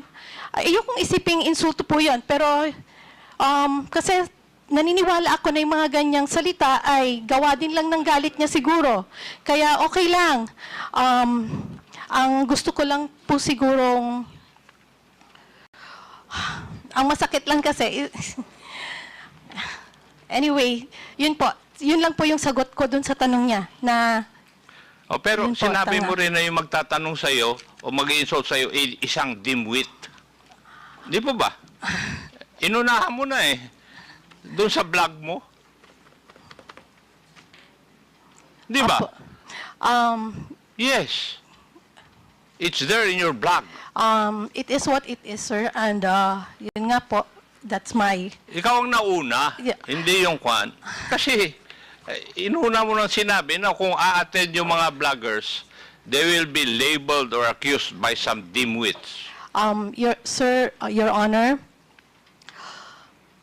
kung titignan niyo po ay yung mga bali-balita ngayon, naidikit na po yung mga pangalan namin sa mga salitang fake news blogger, fake news purveyor, narco bloggers, togo bloggers, nakadikit na po yon. In fact, yung latest kagabi, sinabi na ikukulong na yung mga parang 11 bloggers. Kami po yon. I-detain. Sino po yung nasa balita po, Your Honor. Kanino pong balita? Marami po, pwede po nating makita mamaya, pero may mga bali-balita na po. Mga mainstream media po ang nagbalita at idinikit na po yung pangalan namin directly sa mga salitang yan. And nakakalungkot po kasi syempre, hindi naman po namin ma-explain yung mga sarili Miss namin MJ, sa lahat. can I cut you off? Yes, Your Honor. May we know yung sinasabi mong nasa balita? Opo. Pwede mo kang pakita sa amin dito? Opo, Your Honor. Saan balita na ikukulong kayo? Sino nagbalita? You mentioned mainstream, so that would be GMA, ABS-CBN. Yes. Pwede mong ipakita rito, mainstream preba po. na merong nagpalabas ang mga mainstream media na ikukulong kayo? Because Wait I have lang, not Your heard Honor. of any Meron po. mainstream media telling that, saying about this supposedly na pagkulong sa inyo. Pwede mo bang ipapakita rito yung prueba, ebidensya, proof that this mainstream media has been saying na ikukulong kayo? Yes, Your Honor. Pwede kong ipakita sa inyo mamaya kung gusto niyo po. Kasi na-screenshot ko Sinong naman mainstream po yan. media ba yung sinasabi mo? Can you just give me Radyo Mindanao Network? At saka meron pa marami pa akong nabasa kasi pino-forward nga po sa amin, sir, yung mga ganyan. Baka hindi naman mainstream media yon. Because this is also social media personalities. meron din, oo. I don't think No, sir, if mainstream it is a legitimate media outlet, It is, Your if it's a Honor. mainstream media, these are legit people, I don't think they will make irresponsible statements such as that. Mr. Chairman. Yun nga po, Your Honor. Yes, Representative Baduano. Anyway, with due respect to the statement made by Ms. Kiambao, ma'am, ganito kasi yan eh. Today's hearing will prove that indeed, if it is true, no? At saka dokumentado po yung sinasabi mo, na kahapon o kagabi, may mga ganong report, Meron. it will be proven that it is not correct at it is not true.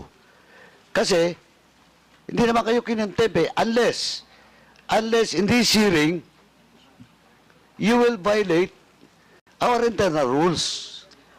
Di ba? Now, hindi namin problema yun, ma'am, kung may ganon. Kasi you were invited for the past several invitations, that's why you were issued a subpoena ad testificandum. Ay siguro ano mang media yan, baka interpretation nila, pag wala kayo dito, makukontempt talaga kayo. Now, ma'am, second, ma'am, yung sinasabi mo ngayon, yung news ngayon, you're now in the news. Okay? And yesterday and Now, today, yes. and then, with regards to this hearing, nasa news kamo, and you were accused of being sa fake news, etc., etc. Ma'am, remember, you apologized 4 times on those issues. Na-question sa iyo, and you apologize. And that's on record. Now, if it is true or not, and how it was delivered in social media or any media outlet, ay titingnan natin. But ma'am, sabi ko na nga, you were apologetic for the 4 questions that were issues that was raised against you. Di ba? Now, kaya dalawang issue dito. Question of contempt. Hindi naman kayo siniting contempt.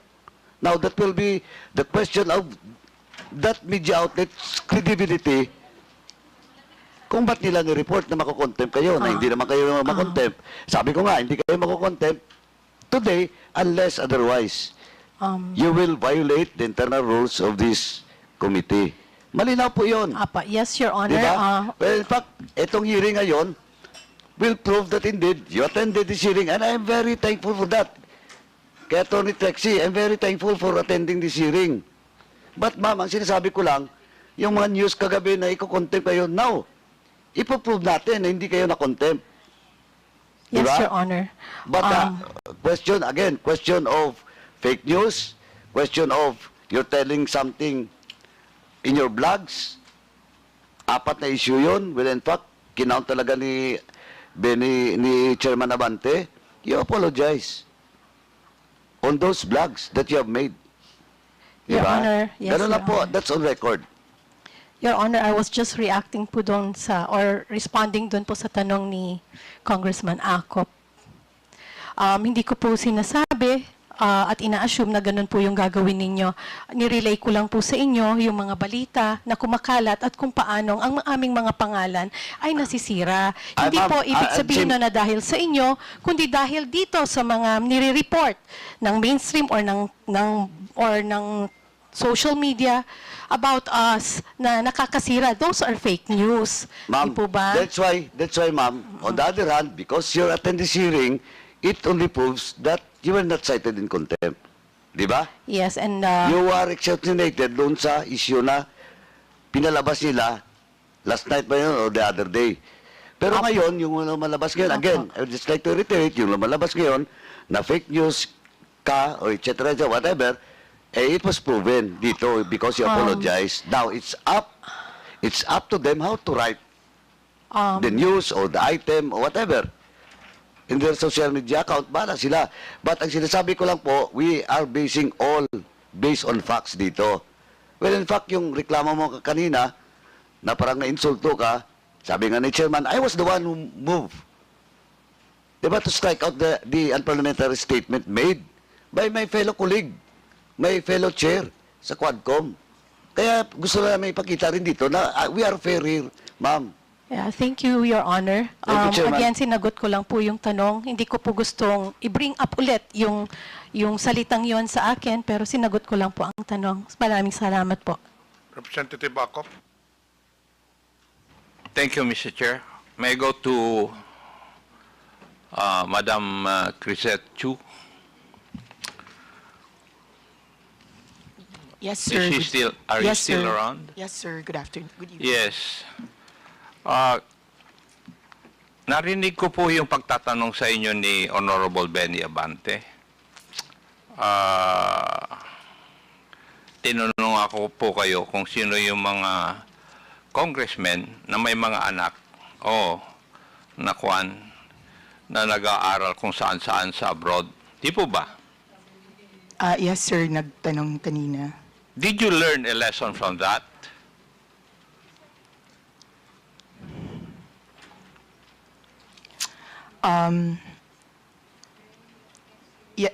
Yes, sir. That the next time I say that, I should have the courage to follow up with the actual names if I have the courage to name them.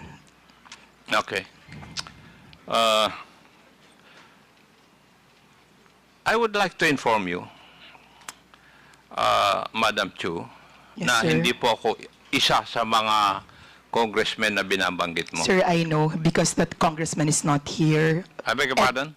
Sir, I know, sir, because the congressman that I was referring to, it was based on the news, sir, and that Hindi, congressman... kasi ang sabi mo kasi, mga congressman. That's why I was asking that question.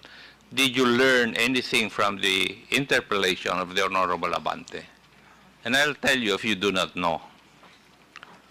Sinasabi ko lang Yes, na sir. hindi po ako isa sa mga binabanggit mo na yun. Yes, sir. Yes, sir. At yung Yes, mga sir. anak ko, hindi nag-aral sa abroad, nandito po sila lahat, nagtatrabaho, and they are good citizens of this country. Yes, sir. Good for you, sir. Hindi. Huwag mong good for you. It's my job as the father. No, no, sir. I did not mean it As I expect that disrespectfully, you should sir. also, if ever you have children, you should train your children to become good citizens of this country. Yes, sir. Sorry, I did not mean it disrespectfully. That's not my intention. I apologize if... Now, the lesson I would like to give to you is that you should, whenever you come up with your post, you should not generalize.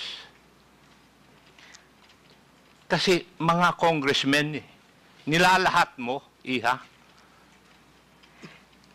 That was not my intention, sir. I do not. Okay, I did why not did you mean- write it? I did not. Kaya nga sinasabi ko, ang lesson learned mo dapat dito, huwag ka nang mag-generalize sa mga post mo.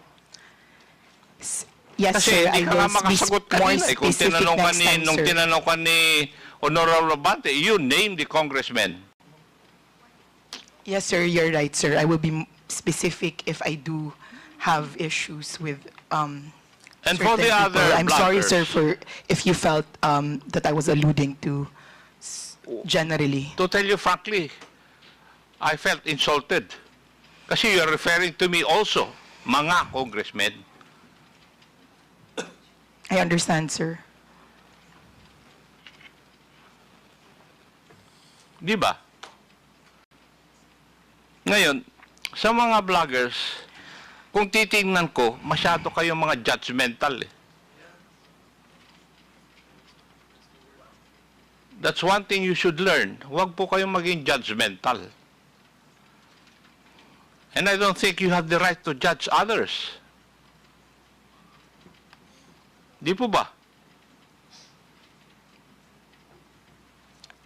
And the other thing that you forgot is that when you come up with your post, if you come up with informations, you did not exercise due diligence.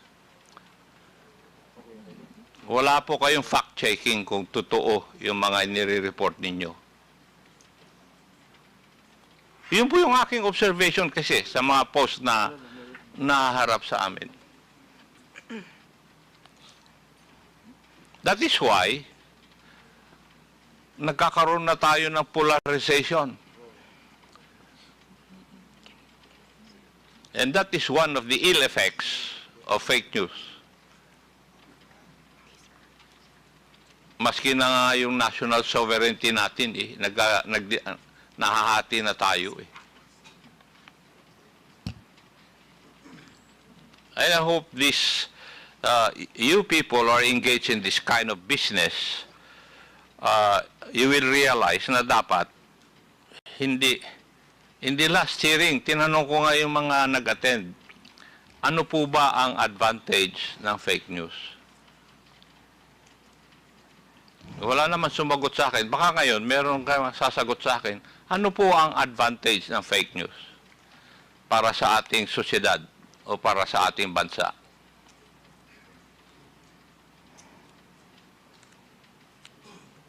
Meron po bang makakasagot sa akin nun? Sir, may I? Mr. Chair, sasagot daw? Yes, please. Hindi po kayang sagutin. Kailangan po natin ng definition ng fake news. Kasi po, merong fake news na time-bound. Totoo ngayon, bukas hindi na totoo. Katulad ni Galileo na nagsabi na heliocentric ang excuse me, Mr. Chair. solar system. Madam, please Opo. indulge me. Ano po yung unang statement ninyo?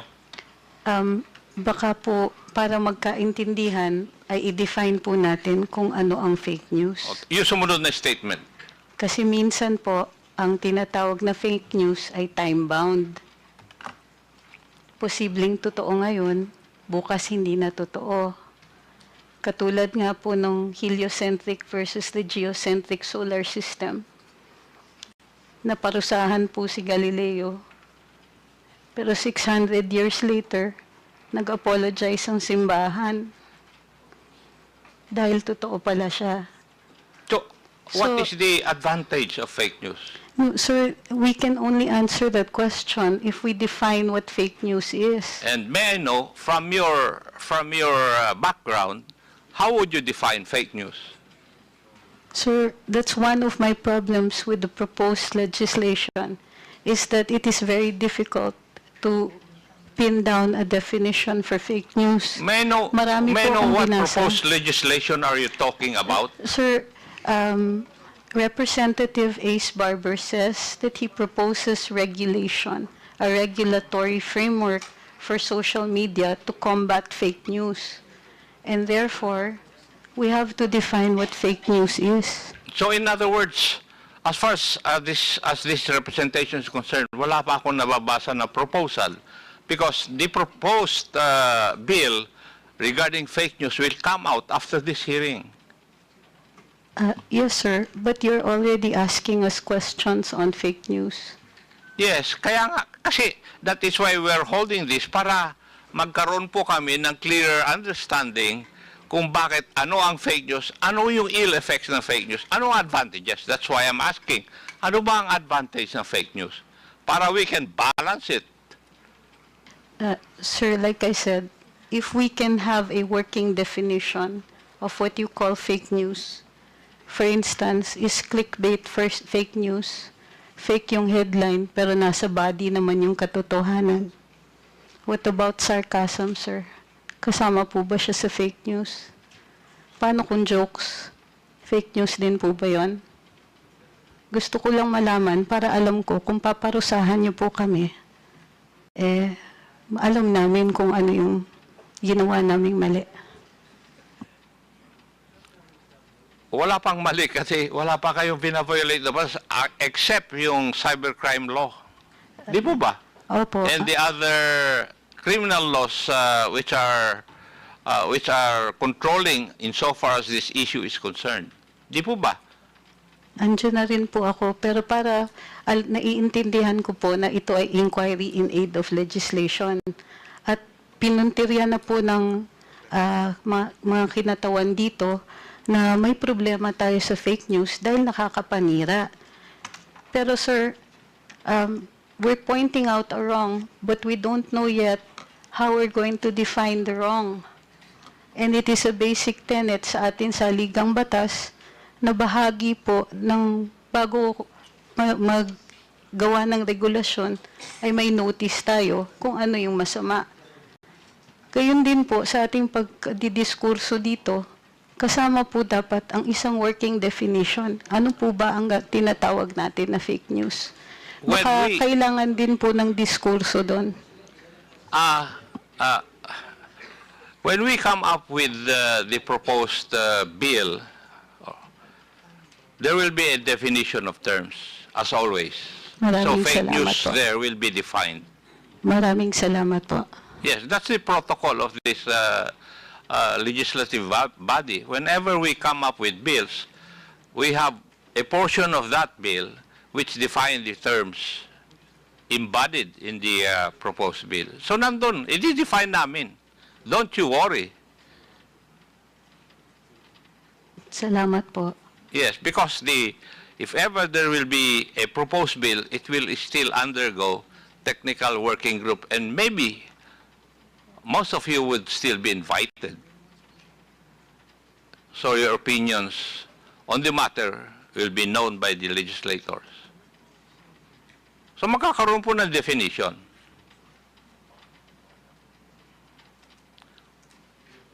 Would that allay your fears, Madam Angeles? Yes, sir. Pero sana, ano lang po, ang request lang po, naiintindihan ko po na nagagalit kayo dun sa ibang napopost ng mga kasamahan ko. Hindi po ako nagagalit, Madam Angeles. Kasi ang nagsasabi lang sa akin, yung mga anak ko, kung binabanatan po ako. Sila po ang mahilig magbasa. Ako, I'm too old already to read all those things.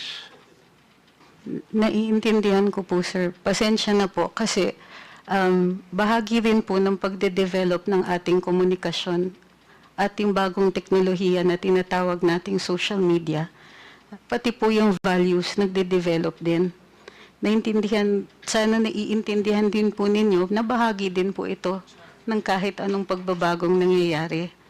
So, pero kung yung means na pagbabago ay labag po sa batas, tama po ba yun? Attorney? Sir po, pakiulit po. Kung yung pagbabago na sinasabi po ninyo, kasama sa pagbabago, ay kung labag naman po sa batas. Kasama po sa batas? Hindi, labag po sa batas. At nakakasama doon sa mga citizens ng country na ito. Tama po ba yun? Sir, maliwanag naman po pag may paglalabag sa batas na kailangan itong parusahan. Sa tingin po Pero, ninyo, sa opo. experience po nyo, kayo po ang kasama dyan sa business na yan. Wala po bang paglalabag sa batas na nangyayari ngayon? Wala po naman din akong sinasabi na walang paglalabag. Hindi, tinatanong ko nga po kayo. Hindi ko naman sinasabi na sinabi ninyo eh. Binabato mo sa akin yung katanungan ko eh. Kayo po ang nagpa-practice nito. Sir, Nababasa po ninyo yung mga blogs ng iba. Wala po ba, sa tingin ninyo, wala pong paglalabag sa batas? sir, kung sa fake news, Hindi, sagutin niyo po iba-iba pong muna level. yung tanong ko. Sir, may mga nakikita ko, yung iba ay libel, mayroon pong iba na dahil hindi po nila naiintindihan, mayroon posibleng mga unlawful utterances. Pero covered nga po siya ng batas. Pero ang pagkaintindi ko po sa diskurso natin ngayong araw na ito ay yung posibilidad na gawan natin ng batas ang tinatawag ninyong fake news. Yes. Yes, sir. That May is the purpose nakikita of this ako. hearing also. Yes, sir. Mayroon din naman po ng paglalabag, pero dahil hindi pa po batas ang fake news, hindi siya paglalabag sa batas. Gayon pa man, naiintindihan ko, mayroong nasasaktan, mayroong nadadamage. At yun po dapat yata ang pinupuntirya natin. Yung may masasaktan, yung may damage, at yung may mali siya. Kung titignan po natin ang batas, lahat po ng limitasyon sa kalayaan magsalita at magpahayag ay ukol doon sa mga may masasaktan, katulad ng bayan o kaya individual, o mayroong malaking possibility ng kaguluhan. At ginagawa ito ng may mali siya. So kung ito pong mga elemento na to ay present doon sa pagpapahayag ng fake news, definitely, sir, mayroon pong nangyayari niya ngayon. Noted po. Maraming I agree salamat with you po. also on that point. Thank you. Mr. Chair, may I go to BIR? A while ago, BIR, natanong po kayo kung nag-comply kayo sa submission ng mga nagbabayad po ng taxes na nag-engage sa business na ito. Di po ba? Yes, Your Honor. And a while ago, if I remember it right, hindi pa kayo makapagbibigay ng mga payments that they made. Would that be correct? Yes, Your Honor. Yes. May I know why? Your Honor, we are prohibited by Section 270 of the Tax Code, Your Honor. And what does that state? Your Honor, we are prohibited from divulging data based on the returns filed by the taxpayer, Your Honor. It is also provided by the National Internal Revenue Code na meron kayong submission of pertinent information to Congress. Are you aware of that provision? The exemption, Your Honor, of the 270? Yes. Yes, Your Honor. So, kaya nga, pwede kang mag-submit dito sa amin. Yes, Your Honor. We are allowed to submit those documents, Your Honor, in an executive session, Your Honor. Yes. Yes, Your Honor. Kaya nga pinag-prepare namin because kami ang magsasabi kung we will get it in executive session. Yes, actually, Your Honor, the documents are already being prepared. The thing is, it is quite difficult to segregate the social media influencers alone, Your Honor, from the other taxpayers, Your Honor, from those who are receiving compensation or income from, for example, digital market, Your Honor, from the sale in digital market. We have, as of now, Your Honor, a lump sum of the taxpayers, but we are in the process of segregating the social media influencers alone, Your Honor. Yeah. And your circular about this was only made in 2021. Would that be correct? What particular circular, Your Honor, may I... Regarding payment of taxation for those indulged in this kind of industry? Your Honor, the bloggers?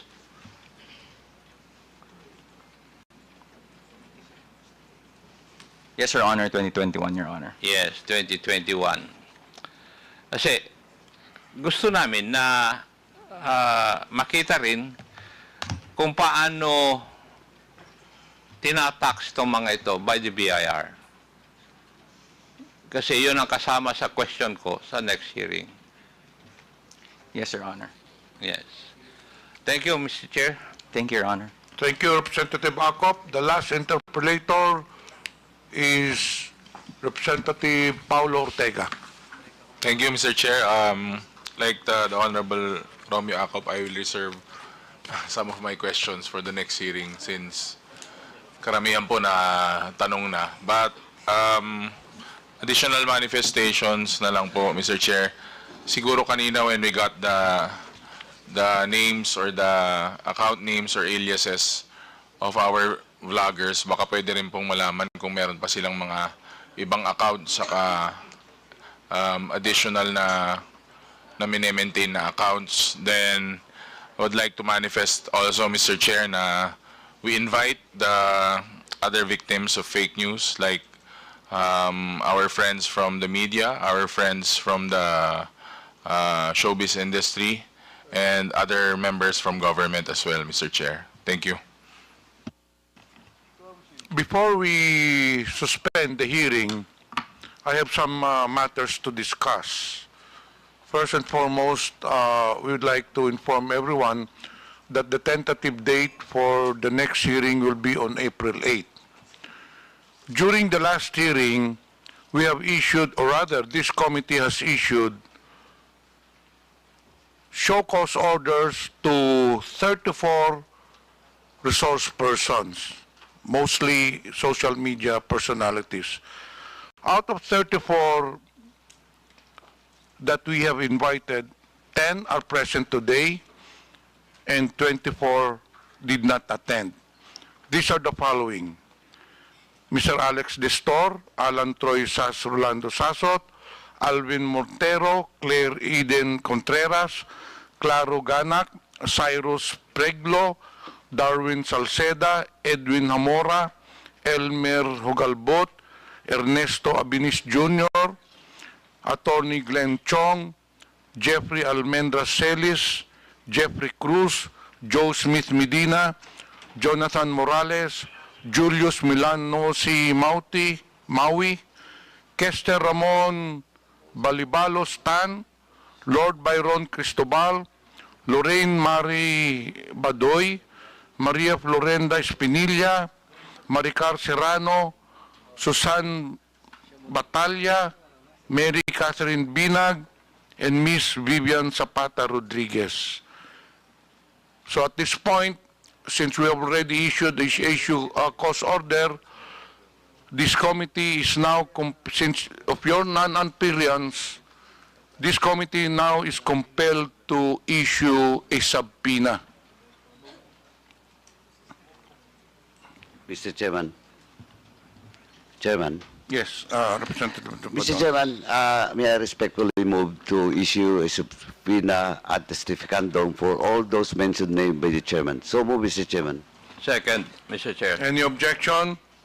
Therefore, the chair hereby, the motion is approved, and the chair hereby directs the committee secretary to issue the subpoena to the mentioned resource persons.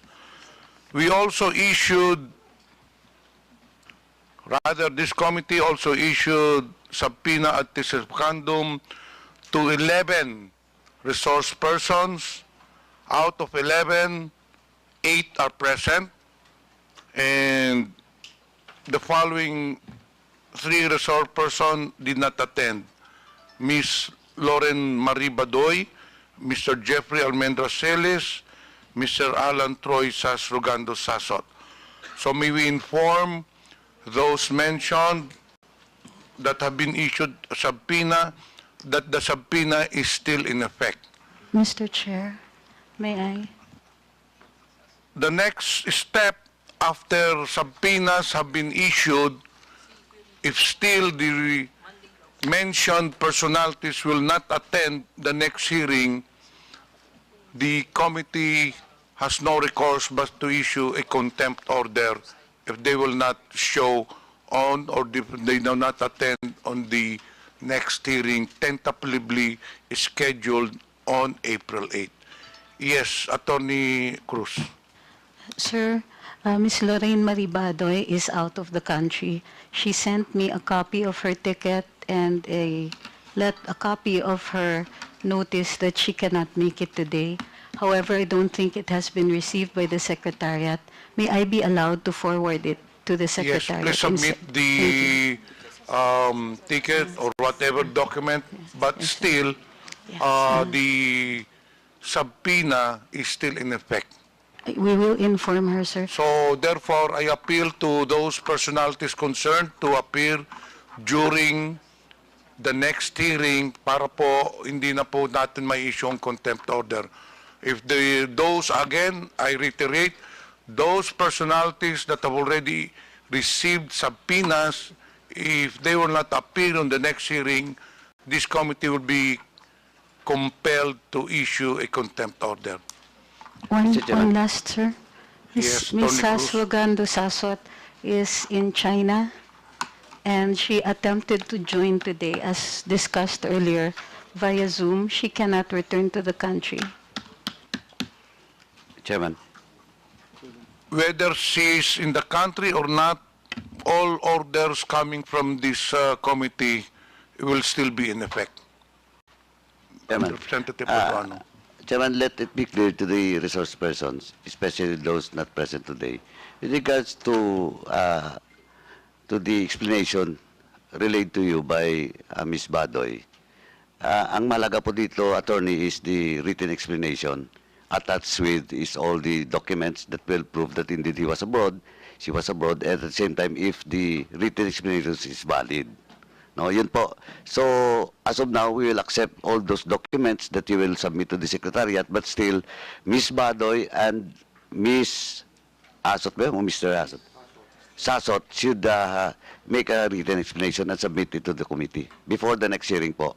Thank you, sir. And lastly, Mr. Chairman, just to remind everyone, resource persons, and that includes all those resource persons that are not present in today's hearing, and maybe they're monitoring this hearing, let me remind everyone that please don't force us to cite you in contempt, because under our rules, just to remind you, Section 11 of our internal rules, paragraph F, we will not allow discussions or attacking, insulting this committee hearing after the suspension of this hearing, because you will be in violation of Section 11, letter F of our internal rules.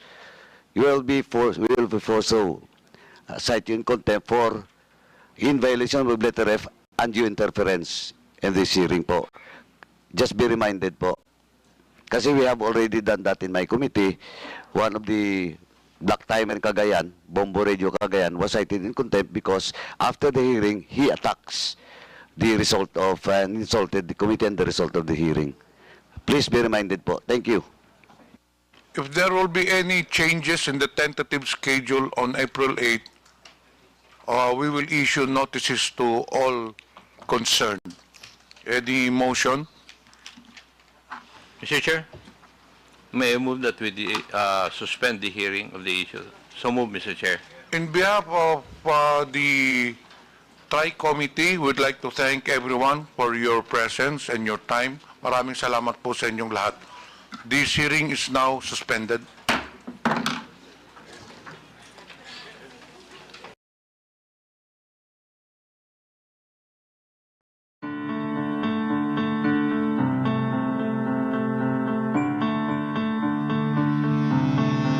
Gintod pilak,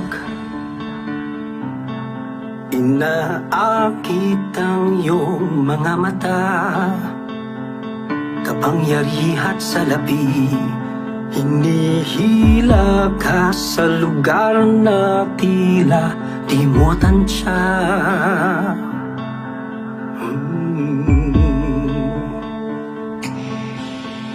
Tatalian gamit ang matatamis na salita, aamuhin Naglalaroan na parang bata.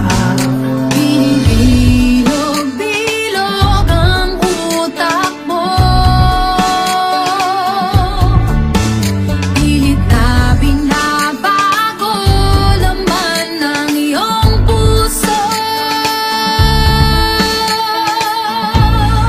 Hinding-hindi kami mapapayaran.